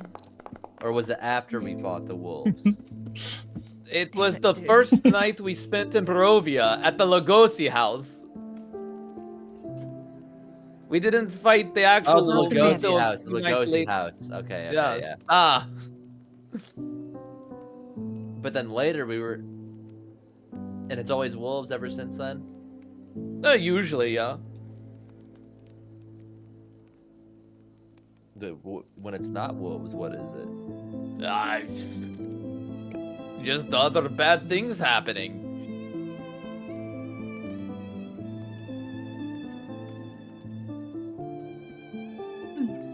Sometimes wolves, sometimes vampires. And there's no rhyme or reason to it. Nope, just some nights they occur. And then I know that I need to make sure that bad things can't happen, and I only know one way to do that, and it's by making sure that bad things can't happen. And Okay. that is by doing things more than once to make sure that they're done. Okay, well, next time you have one of these dreams, could you let us know? I don't want to worry anyone. Oh, Besides, what's the harm? I'm just being extra careful when I have those nightmares. I know, but let's just, I don't know, this place is kind of weird, but let's just say you have some sort of premonition. Wouldn't you want us to be prepared? I guess. I mean, I don't think they're premonitions, but in the off chance that they are, I guess I can be like, hey, guess what I saw in my dreams? Big, beautiful woman. This was definitely premonition, yes? Oh my god, good. Oh, thank you. And then he pulls out, or Cade pulls out his meat pie. I almost forgot. Yeah, who's all eating their pie? Selena is. Okay, we got Slain eating a pie. Cade. No, that's not what the dream is gonna be. Oh yeah, I'm eating it, and if I see Selene pull the pie out, I as like I'm taking a bite, lift it up like a cheers across the fire. What a fun, flirty guy. She moves over to cheers as well and actually sits. They're getting closer. As she sits, she cannot make eye contact with Aurelia. Oh. Get fucked. Wow. Eat shit, Aurelia, you dumbass. Okay. I'm sorry. This took it way farther than I had No planned. pie for Aurelia. Filbert yet. Yeah, no pie for Aurelia either. She is still hesitant. You know, she obviously didn't buy the pies the first couple of times. And she's just, you know, she bought one to be nice, and the berry pie did look good, but she's not exactly ready to eat it yet. Okay. Aurelia's starting to really get antsy, especially because Selene will not open up to her and will not talk to her. And now she can't even look at her twin sister. Oh, So, man. not only am I getting antsy, but I'm also getting a little peeved. And I don't know if it's directly connected, but I can see that Selene is very clearly able to look at Cade, but not able to look at me, her twin. Oh, I'm gonna shoot a couple dagger eyes over at Cade, because I don't know what the fuck he's doing, but I don't like it. I see the dagger eyes, and I just give a little thumbs up and eat my pie. Okay. Is it just Cade and Selene, or Furrow anybody my else eating? brow even further. Peter is not eating his pies. And Filbert is Brow not is in. furrowed. Okay. No, I'm going right here, and I'm beginning to dig my hole. Okay. Anybody else want one of these bad boys?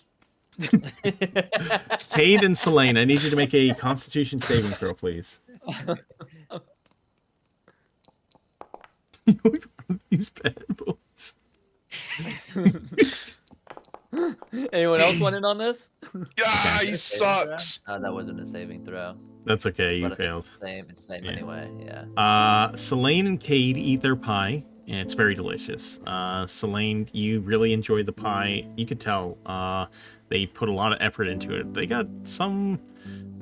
They're pretty damn good at making pies. Cade, it's even better than the last time you ate it. It's very delicious. As you eat it, as you finish the last bite, you just both have this warm feeling wash over you, and it just flows throughout your whole body, and just good feelings, no care in the world. It's just all good times, and you both pass out. Cade. Oh, actually, hold on. Let me roll for you guys. Okay, you guys will be passed out for 5 hours. Cade, what is your dream about? And just a reminder, these are basically these dreams are of a joyous place, far removed from the evils of the world. The places and characters in the dream are vivid and believable, and you get no ill effects from the dream. The only thing is when you wake up, you just want to go back to wherever that good place was. So, Cade, what are you dreaming about? Let's see. Big booty Latinos bouncing on it crazy style. I think in this one, because the last one he was just Wrestling dudes. people up left and right. Mm-hmm. This one, Cade's mental I'll is step away. kind of a little. Oh, What's that? I think Sam Sam had to step away. for just a quick minute. Okay. Oh, okay. His mental for the past couple of days has been kind of all over the place. He's a lot more hesitant in like charging forward and like being the guy in front. He doesn't know if that's a mistake. He doesn't know why he's doing it. He's just like very confused as like who he is and why he is. So I think his happy place right now is back home, just sitting with his mom in their kitchen. Okay. Very nice. Very calm. No worries of the world going on around him. Just spending time with his mother. What's your favorite food? What's she cooking for you? Ooh. You It's gonna be came something- home. You had a tough day. She wants to make her son feel better. What would Mama Stahl be cooking up for him? I think she's making pork chops. Pork chops. Wonderful. Pork chops, side of mashed potatoes. Oh, there we go. Only way to eat pork chops right there. Hell yeah. Okay, Selene. What is Selene dreaming about? So Selene is dreaming of being in this vast open field. Think like Sound of Music kind of vibe.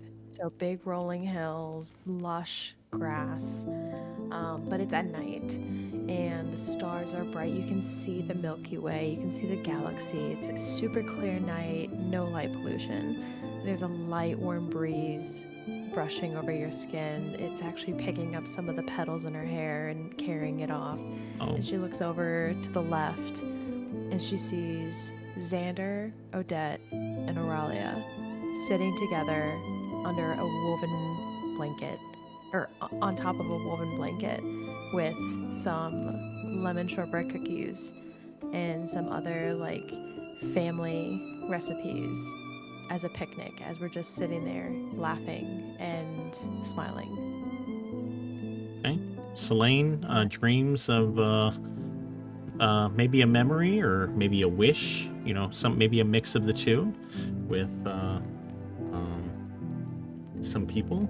Not to say anything, but we'll speak on that. But yeah, some people from maybe she cares about greatly. The rest of you see Selene and Cade just passed out against this lump of wood, drooling, maybe making the odd remark under their breath. But yeah, the rest of you, they're going to be out for a while. So. Okay, well, I guess they will take the later shifts for keeping watch. They're certainly not the first ones up here. All right. How about I take the first shift? And then either Filbert or Irina or Karloff even or Aurelia, you can take the second shift. Whoever wants it. I will take the second shift. Just kidding. I will take the third shift then. Okay, and Irina will take the fourth shift. Okay, and that should get us to the morning. And then Peter's gonna go up to Irina. If those two wake up, make them take shift. too, Understood. just in case. Okay. Sleepy time. You guys head to sleep. After, you guys spend a few hours around, doing various upkeep on your equipment and stuff. Peter, you were first, right? Yeah. Okay, 1 second. Come on. Okay. Peter, your shift is uneventful. Thank God. Your 2 hours go by, nothing happens. And who's next? Filbert is next. Filbert. Peter wakes you up. Everyone else is peacefully sleeping.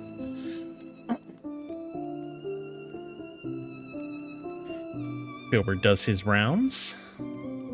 Keeps an eye outside. You see some rustling in the woods around you, but nothing comes of it. And yours goes uneventful. Before I go to sleep from my watch, I would like to cast the alarm spell on our campsite. Okay. Yes, you can do that. Can you read me what the spell does again? You set an alarm against intrusion. Choose an area within range. No larger than 20-foot cube. I just imagined where we were sleeping. I was putting it. Okay. Until the spell ends, an alarm alerts you whenever a creature touches or enters the warded area. When you cast the spell, you can designate creatures that won't set it off. Audible alarm. The alarm produces the sound of a handbell for 10 seconds within 60 feet of the warded area. Okay, and anyone within it can hear it, or just you? If I do that one, yes, they can all hear it. Okay. I have two. I can do a mental one that only I hear. I or see. I can do an audible Okay. one everybody can hear. Okay, you go to sleep, Aurelia. It is your turn for the rest, or for watch. Okay.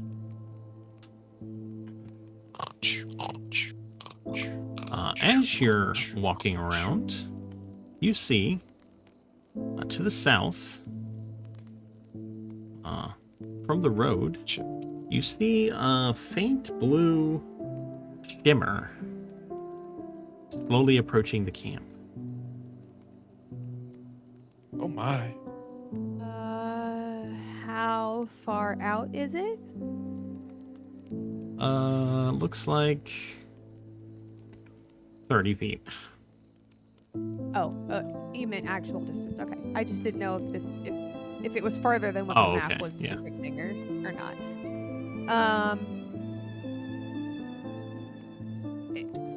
It appears to be a ghost. Silly question, but does it look like it is approaching with malicious intent? It is just floating towards you slowly. That's what I will say.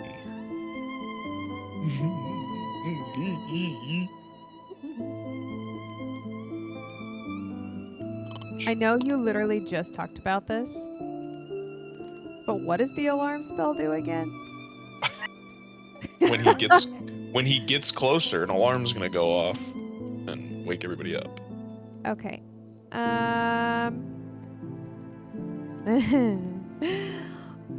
All right, being the protector that I am, I will approach to determine its intent first before awaking and notifying my crew.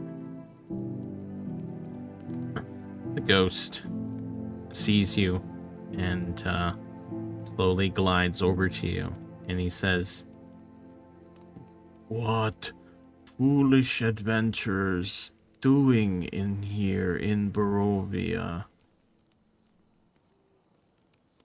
Why do you assume we're foolish? Because no one would come here if they knew better. You are I'd say lost and now forgotten, like all those in Barovia. I'd say we've survived a fair amount so far. We're stronger than you think. Could I sit with you for the night and rest?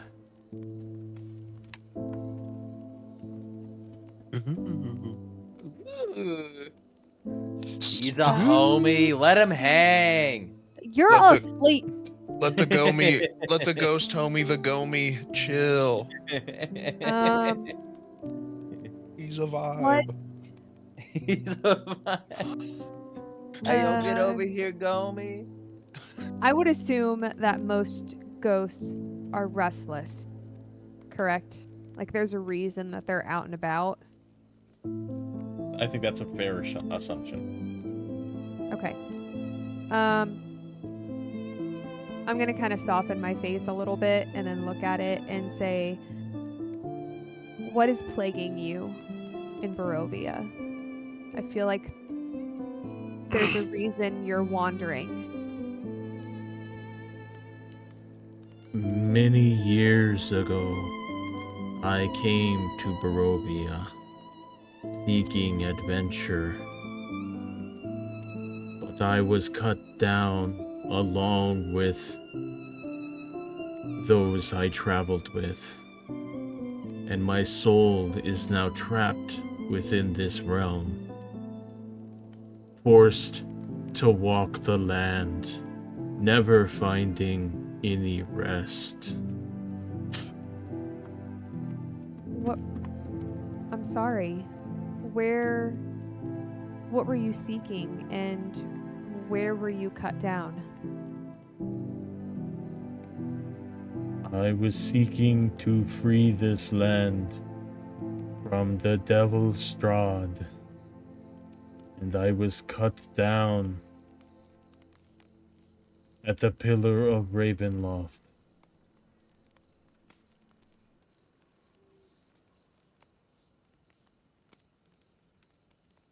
Aurelia's just gonna kind of,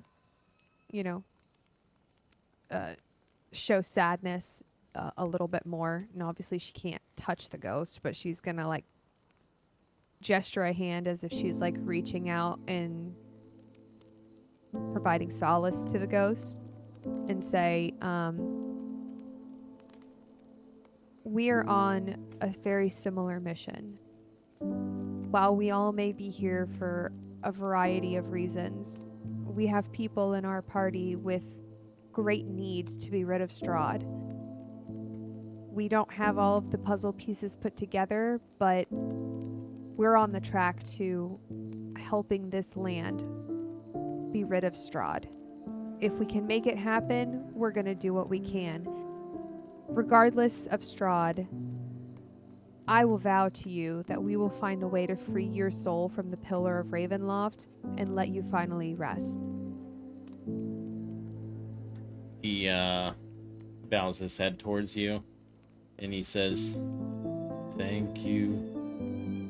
May I rest with you around the campfire so that I may remember how it feels to be with companions." Absolutely. We have several of us on watch to protect the area, and we'll make sure that you can have at least one night to remember. Do you remember what your name was? My name, and he kind of pauses, and my name, that was so long ago.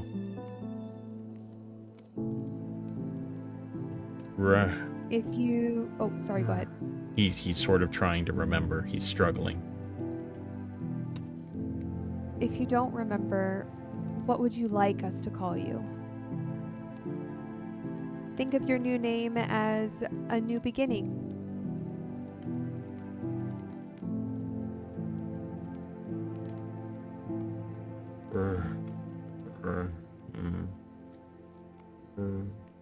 On. I I don't think it's understand. just OBS because my Forge has also crashed like 4 times and I've disconnected So from the weird. server. So Okay. I think a lot of systems are having issues right now. Okay.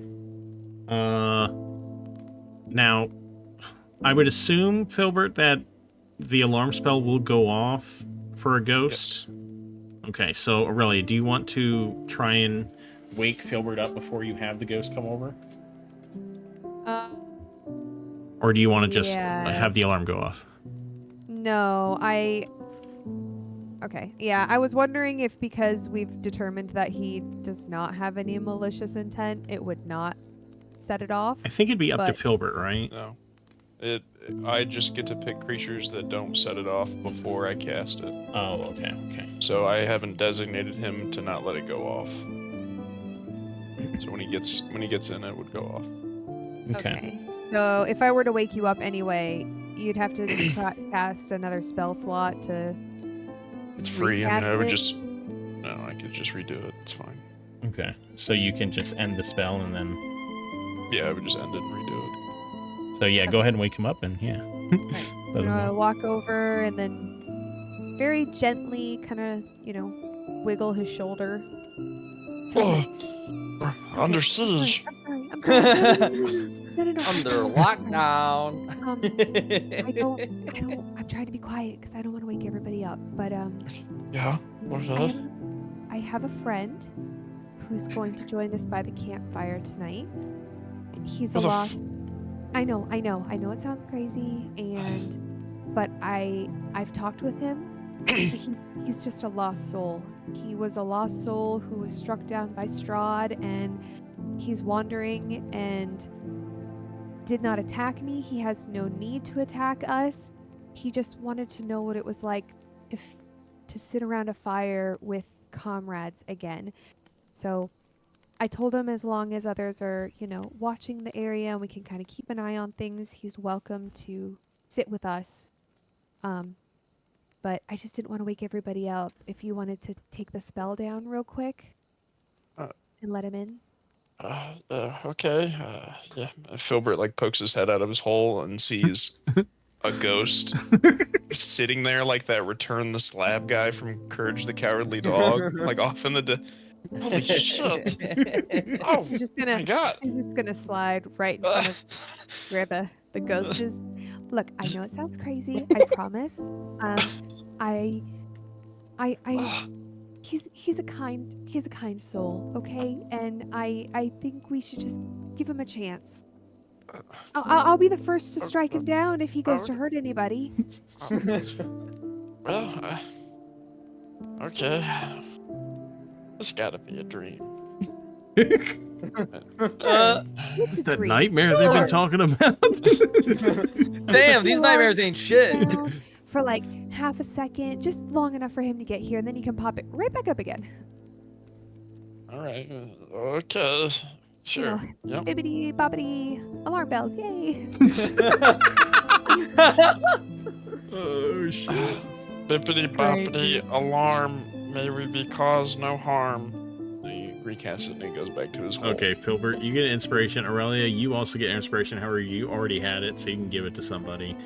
Cade and Peter are gonna get inspiration, so Aurelia is the only one who doesn't have it. Oh, you mean Selene? Selene, sorry, Selene's the only one who doesn't have it. So do you want to give it to her? Or do My you want to extra one withhold is it? Selene. Yeah. No. We can't stack them, right? No, you can't. All right, then I'm just gonna give my extra one to Selene. The ghost floats in and sits down, and he looks around at everyone, and he says, "How long have you been here in Barovia?"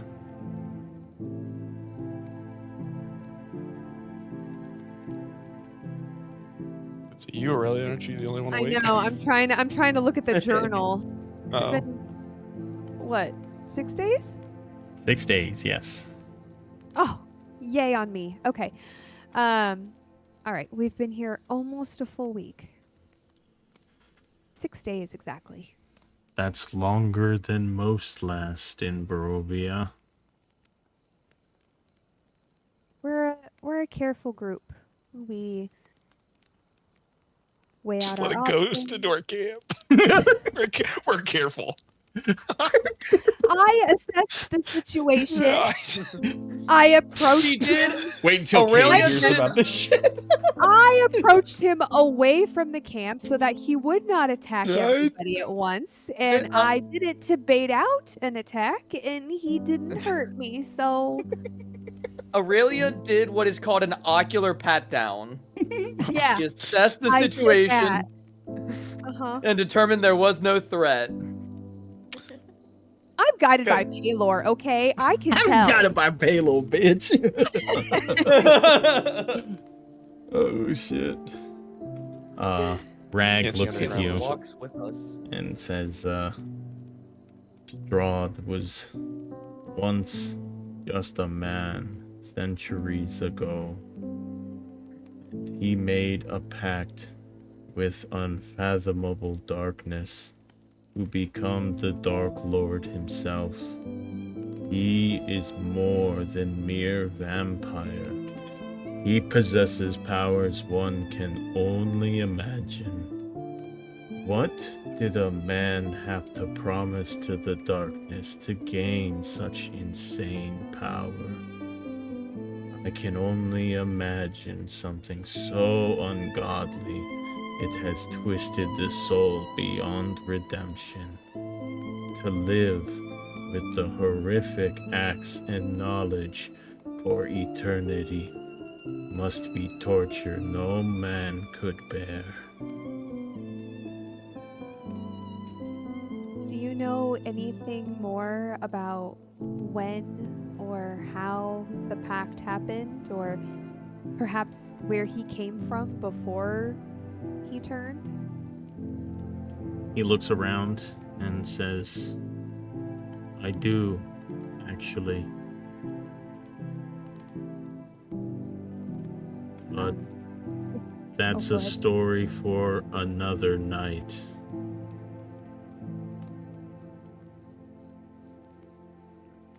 Well, we've got plenty of time here now. Maybe you can relive your old days of telling stories around the campfire. I'd love to hear it. You have been very kind. But, and he hits his knee. Well,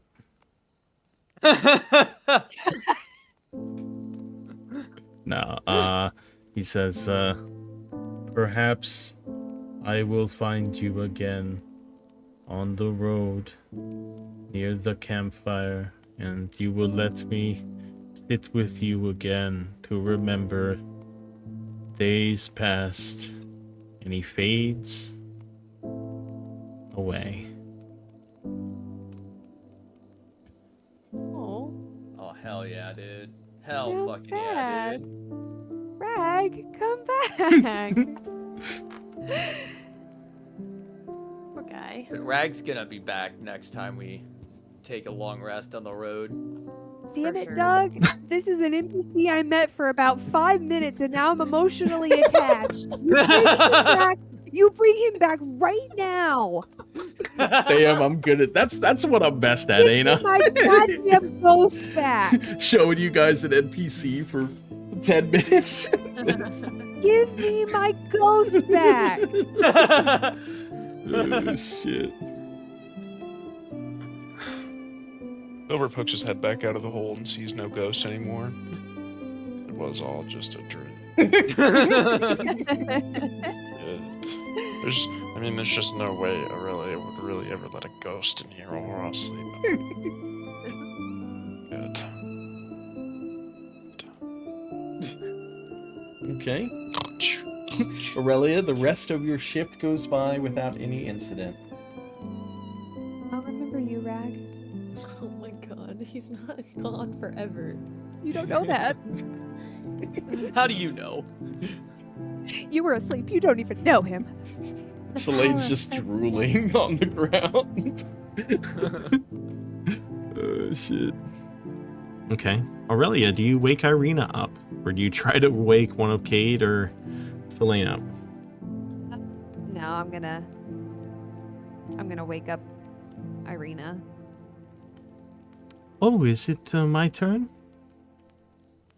Yes, but if you start to see Cade or Selene wrestle, please just force them awake and make them take your turn. You shouldn't have to do this. Oh, I'm happy to. It's really not the problem.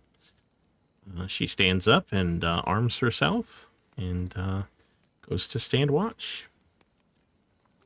And Irina will not be waking up anyone. She wants to prove herself. You guys got a free night. Okay, now we're going to do something a little fun. Okay? Uh-oh. The rest of the night goes uneventful for everyone but one of you. Oh, no.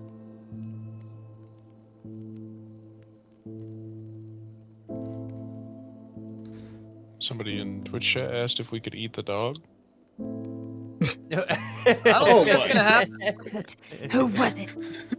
Cobug rules. Banhammer. Banned. They've been in here basically the whole session, so I mean, we might owe them that, I think. Joker alive. What? I mean, 7.5 hours of viewership. Yeah, that's pretty good. Absolutely not. So the only ones, Peter, Filbert, and Aurelia have not had their nightmare yet. We're gonna leave it up to Are we gonna chance. have a roll off, dude? Yeah. So, Aurelia, which roll do you want? Which number do you want? No, this will be if it's rolled for you, you get the nightmare. So, okay. So Give me 3. one of 3. No, I'm asking. Like that's the 1, 2, or confirmed 3. number. We're just doing a 1, 3. Well, actually, 3. just to make it an even dice, we'll do a 1d6. So choose 2 numbers, and if it's rolled your number, you get the nightmare. I want a 3 and a 5. Okay. Peter, which numbers do you want? Actually, that wasn't very fair, was it? I didn't give you. Filbert's not going to. Okay. Aurelia. Okay, what if we do this? What if we do? We go down the line. No, and just we do take it. One number, Clay's upset. Okay, go ahead. and then we go I'm back not upset. down I'm like good. it's a draft. Like it's a draft. Clay doesn't want to waste time on this. You want a snake draft? Picking numbers on a dice? Peter, what No. numbers do you want? Peter, what numbers do you I'll want? take 4 and 6. 4 and 6, And 2. which means I was gonna pick those anyway. 1 and 2. Filbert, 1 and 2. Okay, let's roll a d6. See who gets the nightmare. Big money, no whammy, no whammy. Big money, no whammy, no whammy. Big money. Peter, Ooh. a 6. Oh! You are safe. 6? Peter's safe? No, Damn. Peter. Boy. You have a tough night tonight.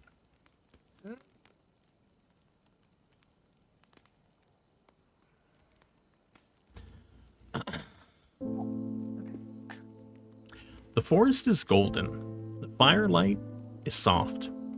Laughter floats through the air like music, like something you might have composed yourself. You stand among your companions. The campfire flickers warm. The recently rescued merchants nod and smile, praising your clever words, your quick wit, your performance that brought them time to escape. They hand you a pouch of gold, heavy, comforting. You smile, you bow, you flourish. But then, as the spoils are divided, something feels wrong. Cade's share is thick. Selene smirks as she tucks away more than her portion.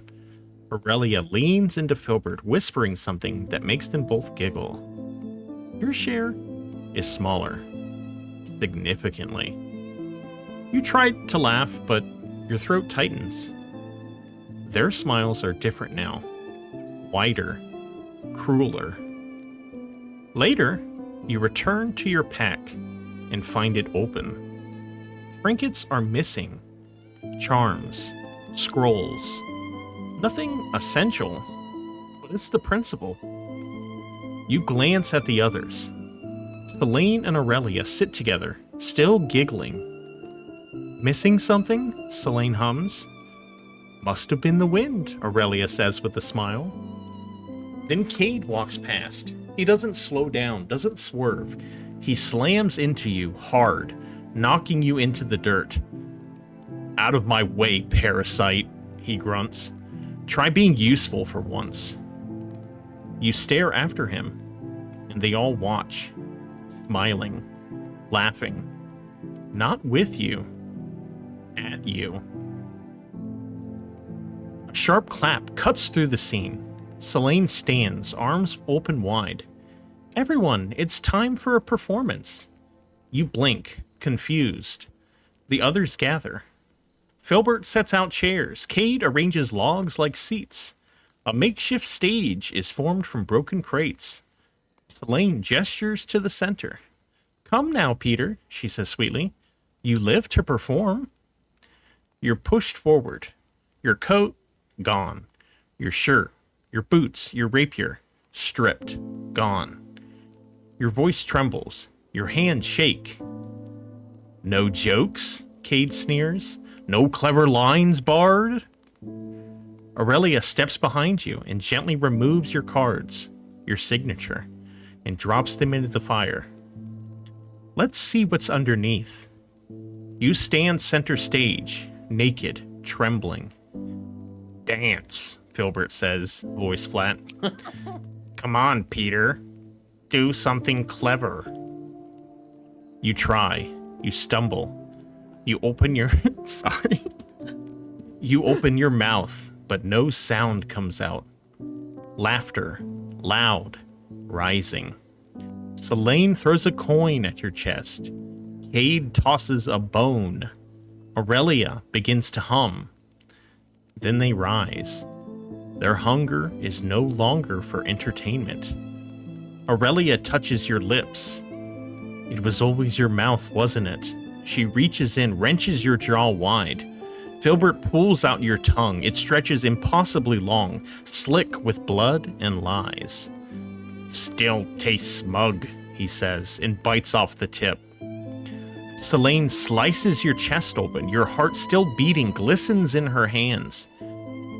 Funny, I wasn't sure he had one. She eats it, slowly, eyes closed. Cade raises a chalice, catching your blood as it spills. To honesty, he says, and drinks. Then he kneels behind you, cuts a lock of your hair, and drives a dagger through it into the stage. Aurelia sets a silver platter before you.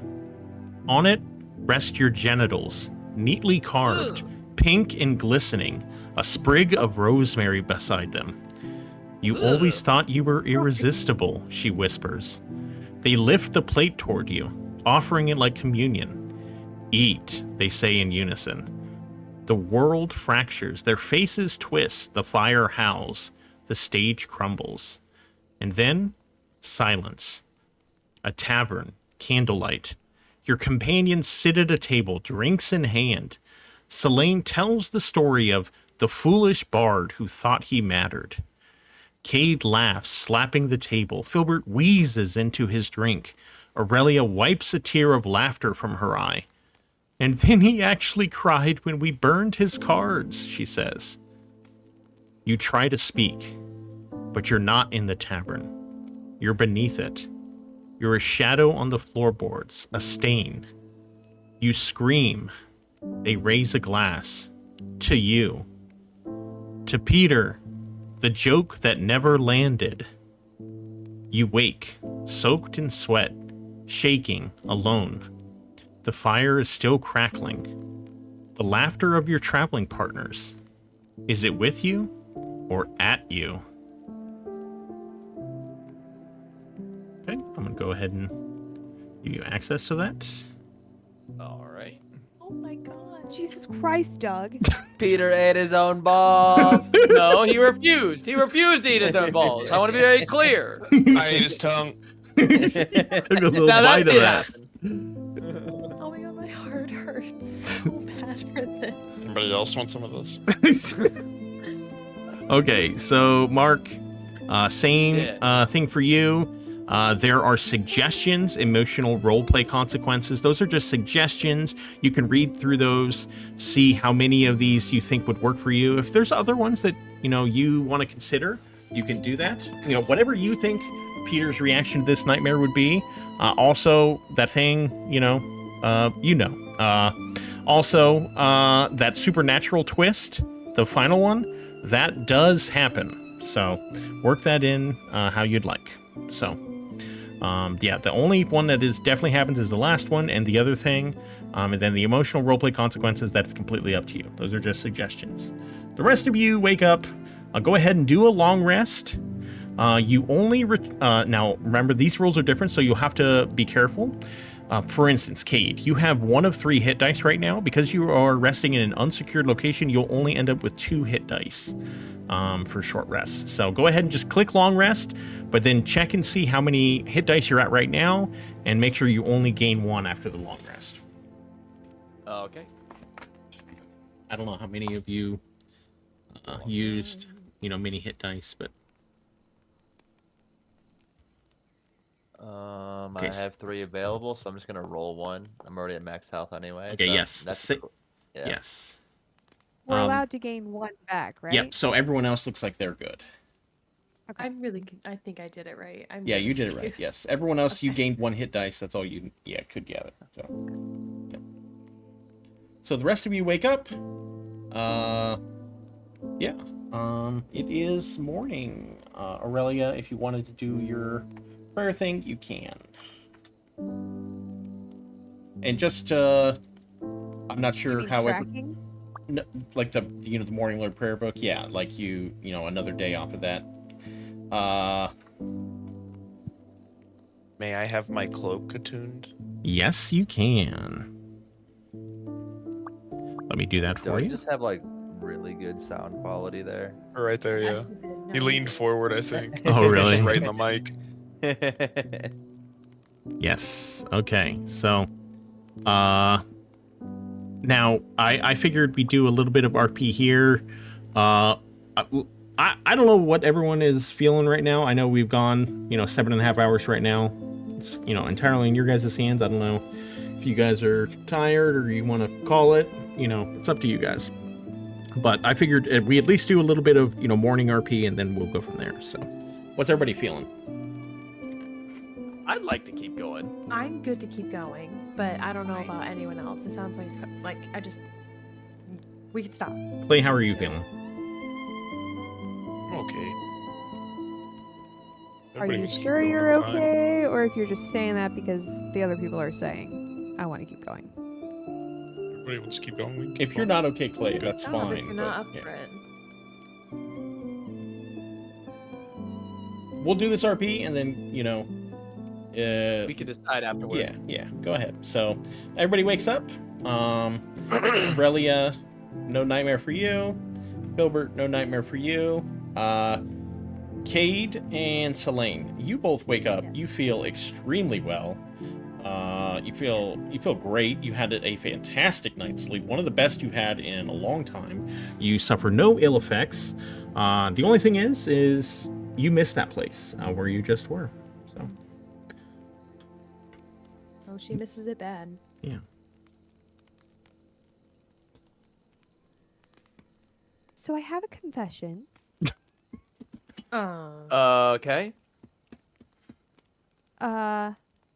We had a visitor last night. Excuse me? He was really sweet.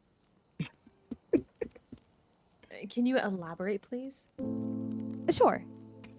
So it was my turn on watch, and off in the distance, about 30 feet or so, I saw a shimmer of blue. And in order to determine the threat, I wanted to approach it head on. I didn't want any of you guys to potentially get, attacked or thrown off in your sleep or anything. So it was my turn on watch, and I wanted to approach it away from the camp to keep everybody safe.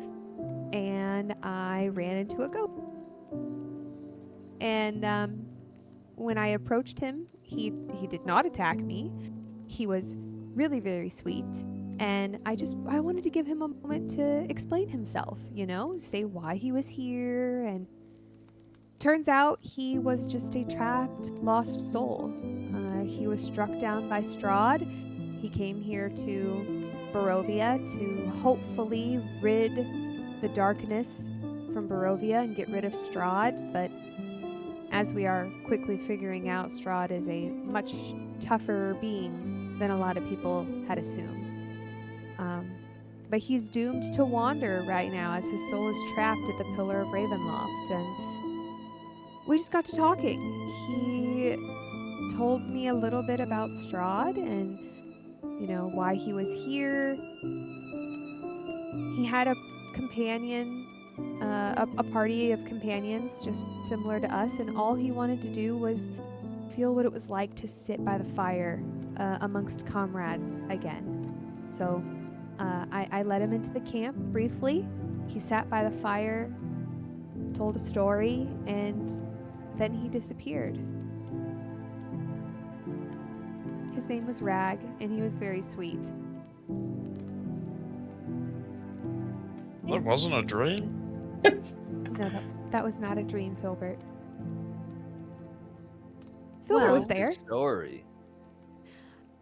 Well, he told me a little bit about, Strahd being this powerful being and the fact that he is not a normal vampire. He had to make a very powerful pact in order to become the being that he is. And what sacrifices it took to actually make that pact and to give up so that he has the power that he has.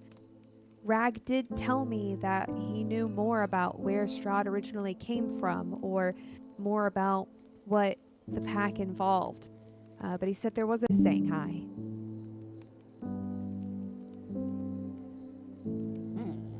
I promise I would never have put you guys in jeopardy. That's why I approached the situation away from camp and determined that he was safe enough to bring along for just a few minutes for him to sit by the fire. Oh, I know And that. look, nothing happened. I know you would never do something to hurt us. Thank you.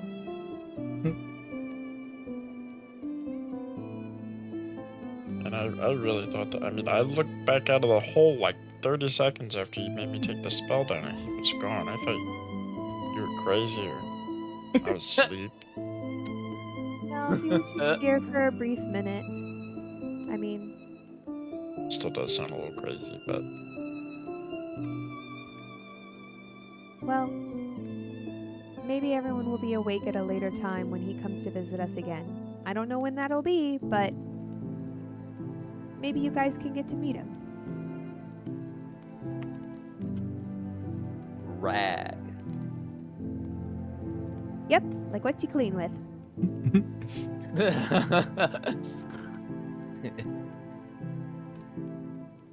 Okay.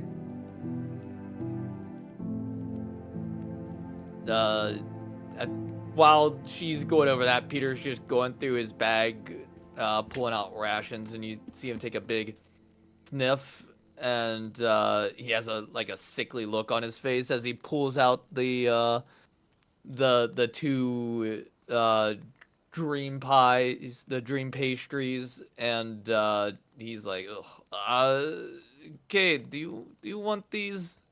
I don't like something about them. I don't like the smell I'm correctly. sorry. I'm not hearing a word. 1 second. Kate is looking through this bush. He sees these rocks over here, and he wants to find a nice thick stick that he can connect 2 rocks to on either side. Oh my perhaps. god. Fuck. Oh, oh, I get it. Are you making a dumbbell right now? Perhaps. Oh God. my god. Peter's just gonna place the 2 pies down on the log, and is like, if anyone wants these, they can have them. Peter, did we have any dreams about wolves? No, I did not. No? Oh, well, that's a good sign. Sure. What's going on? Nothing. Oh, okay.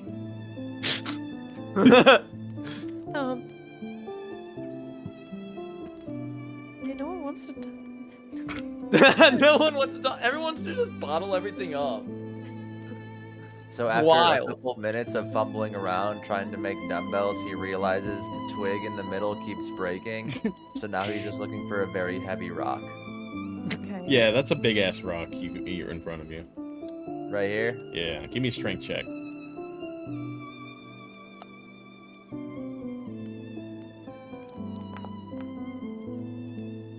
Damn, it's too heavy. Dude, you're so little. It's too heavy for you. Can I look for a slightly smaller rock? Yeah. Yeah, try this one. Yeah, yeah. There's some good rocks over here. Give me an athletics check. I should have done that. Athletics check. Oh yeah, you lift that rock up easy. Yeah. Your arms glisten under the Holy under the shit, dude. camp light. Are you bringing it back like Moves over your head? No, he's just tossing it like an exercise ball. You're just tossing it up in the air a little bit. No Damn. one saw that. I was hoping. Go ahead, sorry, Filbert. As you say, I was hoping that Brad was gonna carry it back like over his head because I was gonna cast Mage Hand and push it. And now he's using it like like what's it called? They're not Russian twists. Sit-ups with weights is what he's doing. Doing a sit-up and then he's tossing it up, catching it, going down and back up. Oh, very cool. Selene's making tea real quick.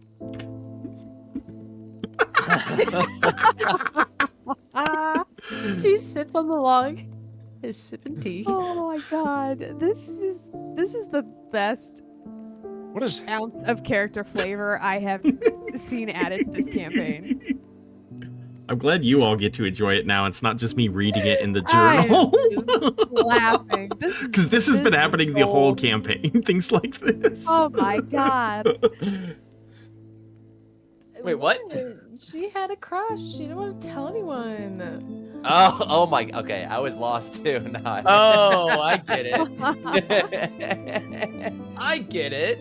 No, it's Guys, just she the had whole a crush campaign. It's for a good. while. It's only been me being able to appreciate because I read what Selene puts in her journal. So now you guys all get to share it. And now that Big the strong players man work know. out. Selene embarrassed make tea.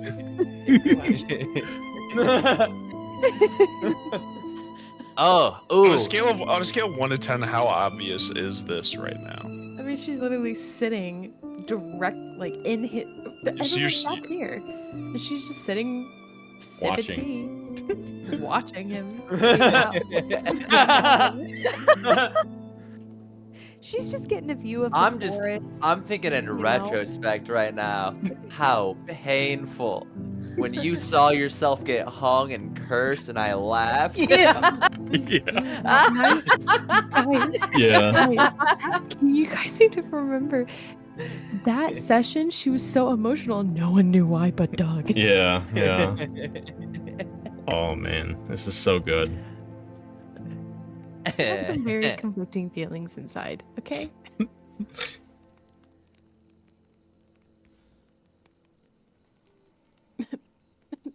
Does Morelia see this? Yeah. What's Aurelia's reaction? I mean, it's like blatantly obvious you're staring right at him, right? I mean, who else is over here? Yeah. Yes. Yeah, pretty much. Hi, how are you? Oh, I hi, grabbed Morelia. I grabbed the teacup from her Excuse and me. I just stare at her. What? What do you mean, what? What? Oh, Jesus. What? You act like we weren't born 30 seconds apart from each other. Damn, I man, know Mom when was something's pushing that happening. Holy fuck! Rapid fire. We're Eladrin. The birth process is different. Sure. Actually, it's not. I have studied up on this now that you say that. All right, we're retconning. That in is 10 far minutes. Is that outside agreeable to everybody? the normal. Is 10 minutes agreeable to everybody? I like 30 seconds. So that was No, good flavor. I like no, that. no, she's Nah, keeping 30 seconds because I she's like putting 30 emphasis on seconds. it. Just All right. 30 seconds. Fine. We're born 30 seconds apart.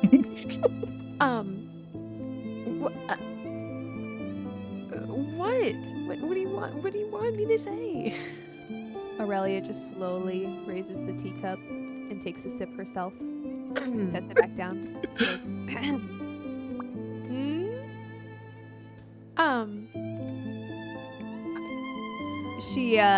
Aurelia's She gonna kind still of hold shrugs, there. like what? She's holding the teacup and she's gonna drop her left shoulder a little bit and kind of jolt her head to the left a little bit, like.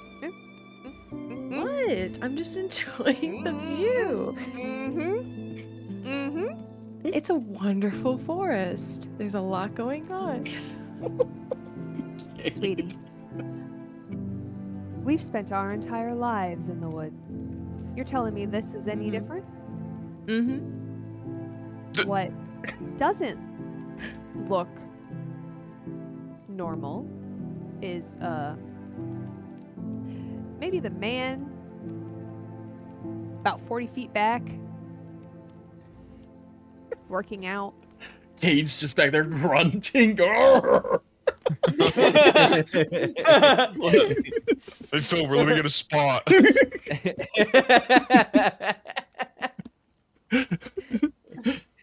Selene grabs your hand, and we're going over here. It's just so funny. Have any pre-workout? I'm just imagining like the camera is like behind Selene and Aurelia standing right in front of her. So like in the shot, it's just a close up of them two talking, but way off out of focus in the distance is Cade just like thrusting with a rock. Really convenient timing. As they walk away, Cade's getting kind of hot and he takes his shirt off. Oh my god. Dude. Selene's like, fuck, I'm missing it. I don't even know if she even notices. She was too eager to get her over here. Can you put that back on? It's kind of weirding me out. So, Why are your nipples shaped like that?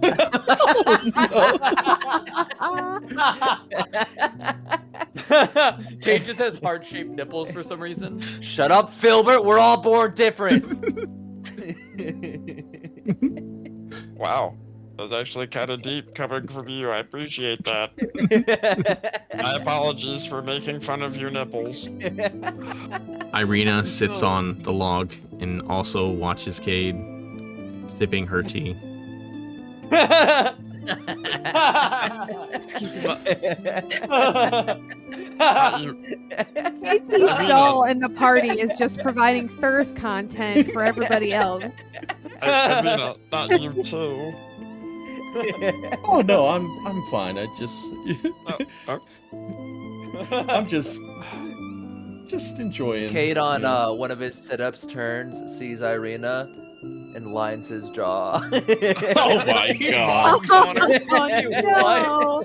Can you? Log at her. Can you? Okay, you need to roll a charisma check for that. I need to know how revulsed, if she's revulsed by this. You no longer get that sleep Yes, for the day. push her away from you and push her into my arms. You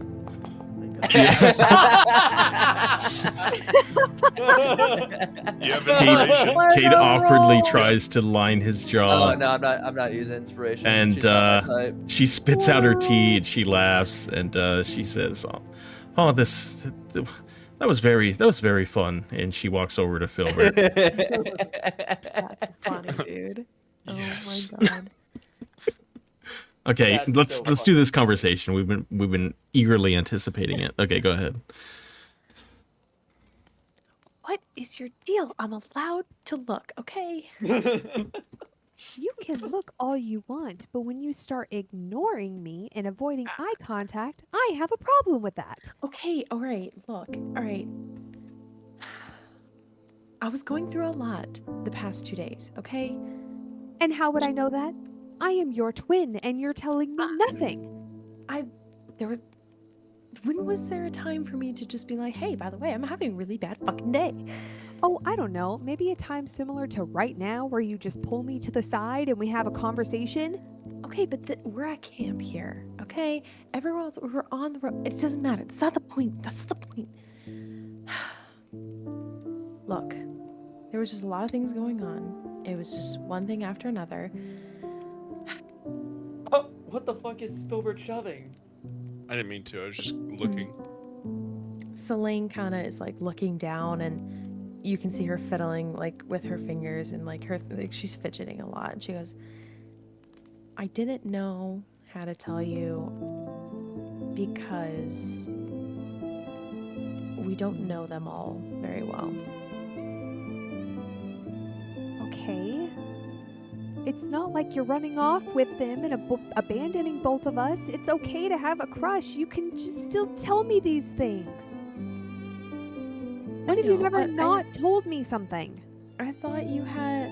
I could tell that you had like a vibe about him. Well,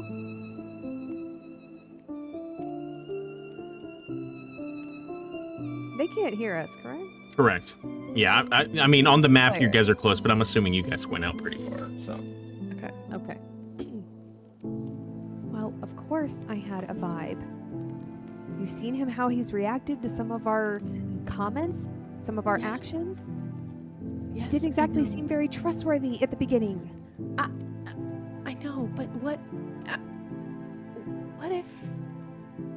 if these guys are actually more than just like companions, travel companions? Like, I don't know, I'm starting to really care for everyone, and I am too, and I really like having all of them, but it's been a week. It's been 7 days. 7 days is not enough to know whether we can really trust them or not. This is my life we're talking about. I know. That's why I've been weird lately. Just because I've been struggling between you and him. Well, I'm not mad at you for having a crush. I'm mad at you for not telling me. What was I gonna do? We are in Barovia, surrounded by dangers literally at every single corner, and we are with a group of people we have known for 6 days. And while we would love to trust them, and we hope that we can trust them, we don't even know them all that well. I am the only person here that you can trust. Fully.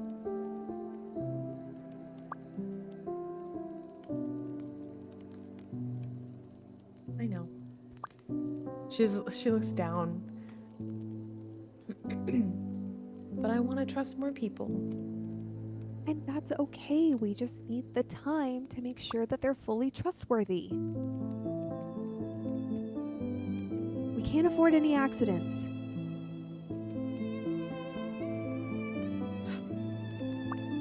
She kind of shakes her head. She goes, "Okay. But I can't help what I feel. I'm not So asking you to. I'll be careful." That's all I ask. You can have the crush. It's totally fine. Get to know him more. And if we can trust him, great.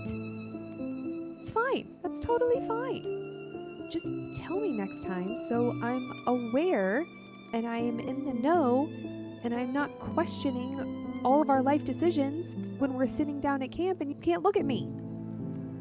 Okay, that seemed to be a little bit of a dramatic response.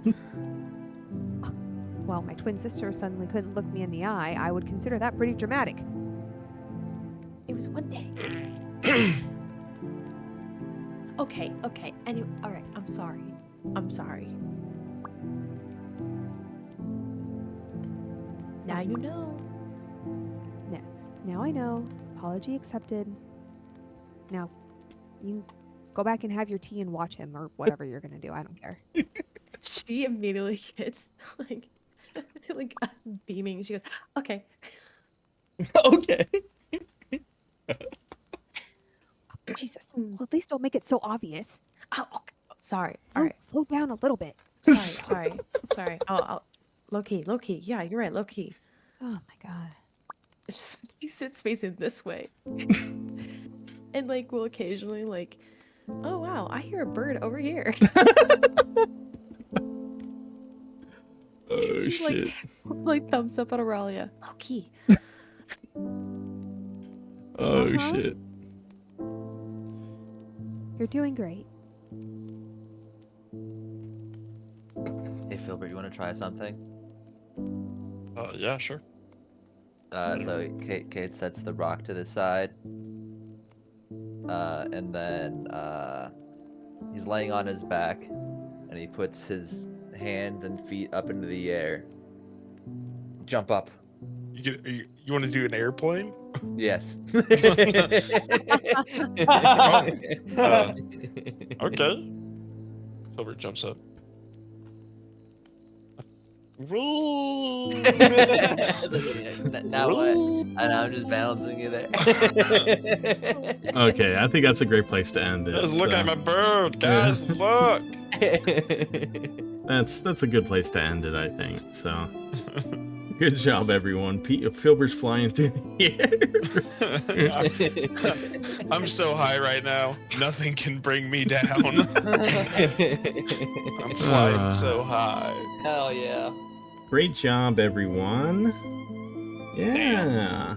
God, Peter, your nightmare. My Yeah. nightmare. I didn't get a chance to really roleplay anything out with that, aside from one small thing. Yeah. Well, I think it's a good place because it'll give you maybe some more time to you'll get to RP the whole day tomorrow. So Yeah.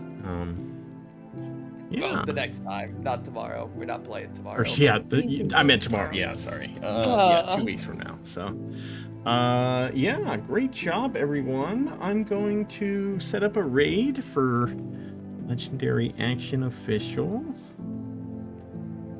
And our next session for this group will be the 19th, right? 19th? Does anyone have any? Shit. I'm gonna be missing it. What are you up to? I have a baby shower for one of my friends from high school. So just like that entire afternoon is a problem for you? Yeah. Okay. We can talk about this in the Discord, but like I said, I'm always flexible. So if you guys want to figure out another day, if not, we can just do that day. So Pretty flexible this month. Shadow Legends. Okay, so great job, everyone. How'd you like the 2 nightmares? Well, I didn't like Peter's at all. Dude, That was night traumatizing, bro. They were gonna be as intense as they were. Yours is way wild. Like Yeah. that was scary. By the way, Code Bug Rules, thank you for hanging out with us for so long. It was awesome. So, yeah, I hope you had fun watching us. But yeah, 2 more nightmares left. Filbert's and Aurelia's. They're probably not too bad. 50-50. They're probably not too bad, you dumb bit, you fucking liar. Don't even with that shit. Oh shit, so good. Okay, Doug well, said they're fine. let's raid. Gonna be raiding Legendary Action Official. Thank you, Kobug. We appreciate it. Yeah. Oh yeah. Hell yeah. Woo! Okay, so great job, everyone. I'll be back next week for the Black Campaign Saturday at 8 p.m. And then we'll be back the week after that, maybe the 19th, maybe the 18th. We'll figure it out. So just follow. That way you can catch the episodes. And if you're watching on YouTube, I post them on every Monday. So, okay, well, thanks, everyone. We'll catch you later. Let's go say hi to Legendary Action Official. Bye. Hi, Legendary Action Official. Raid now.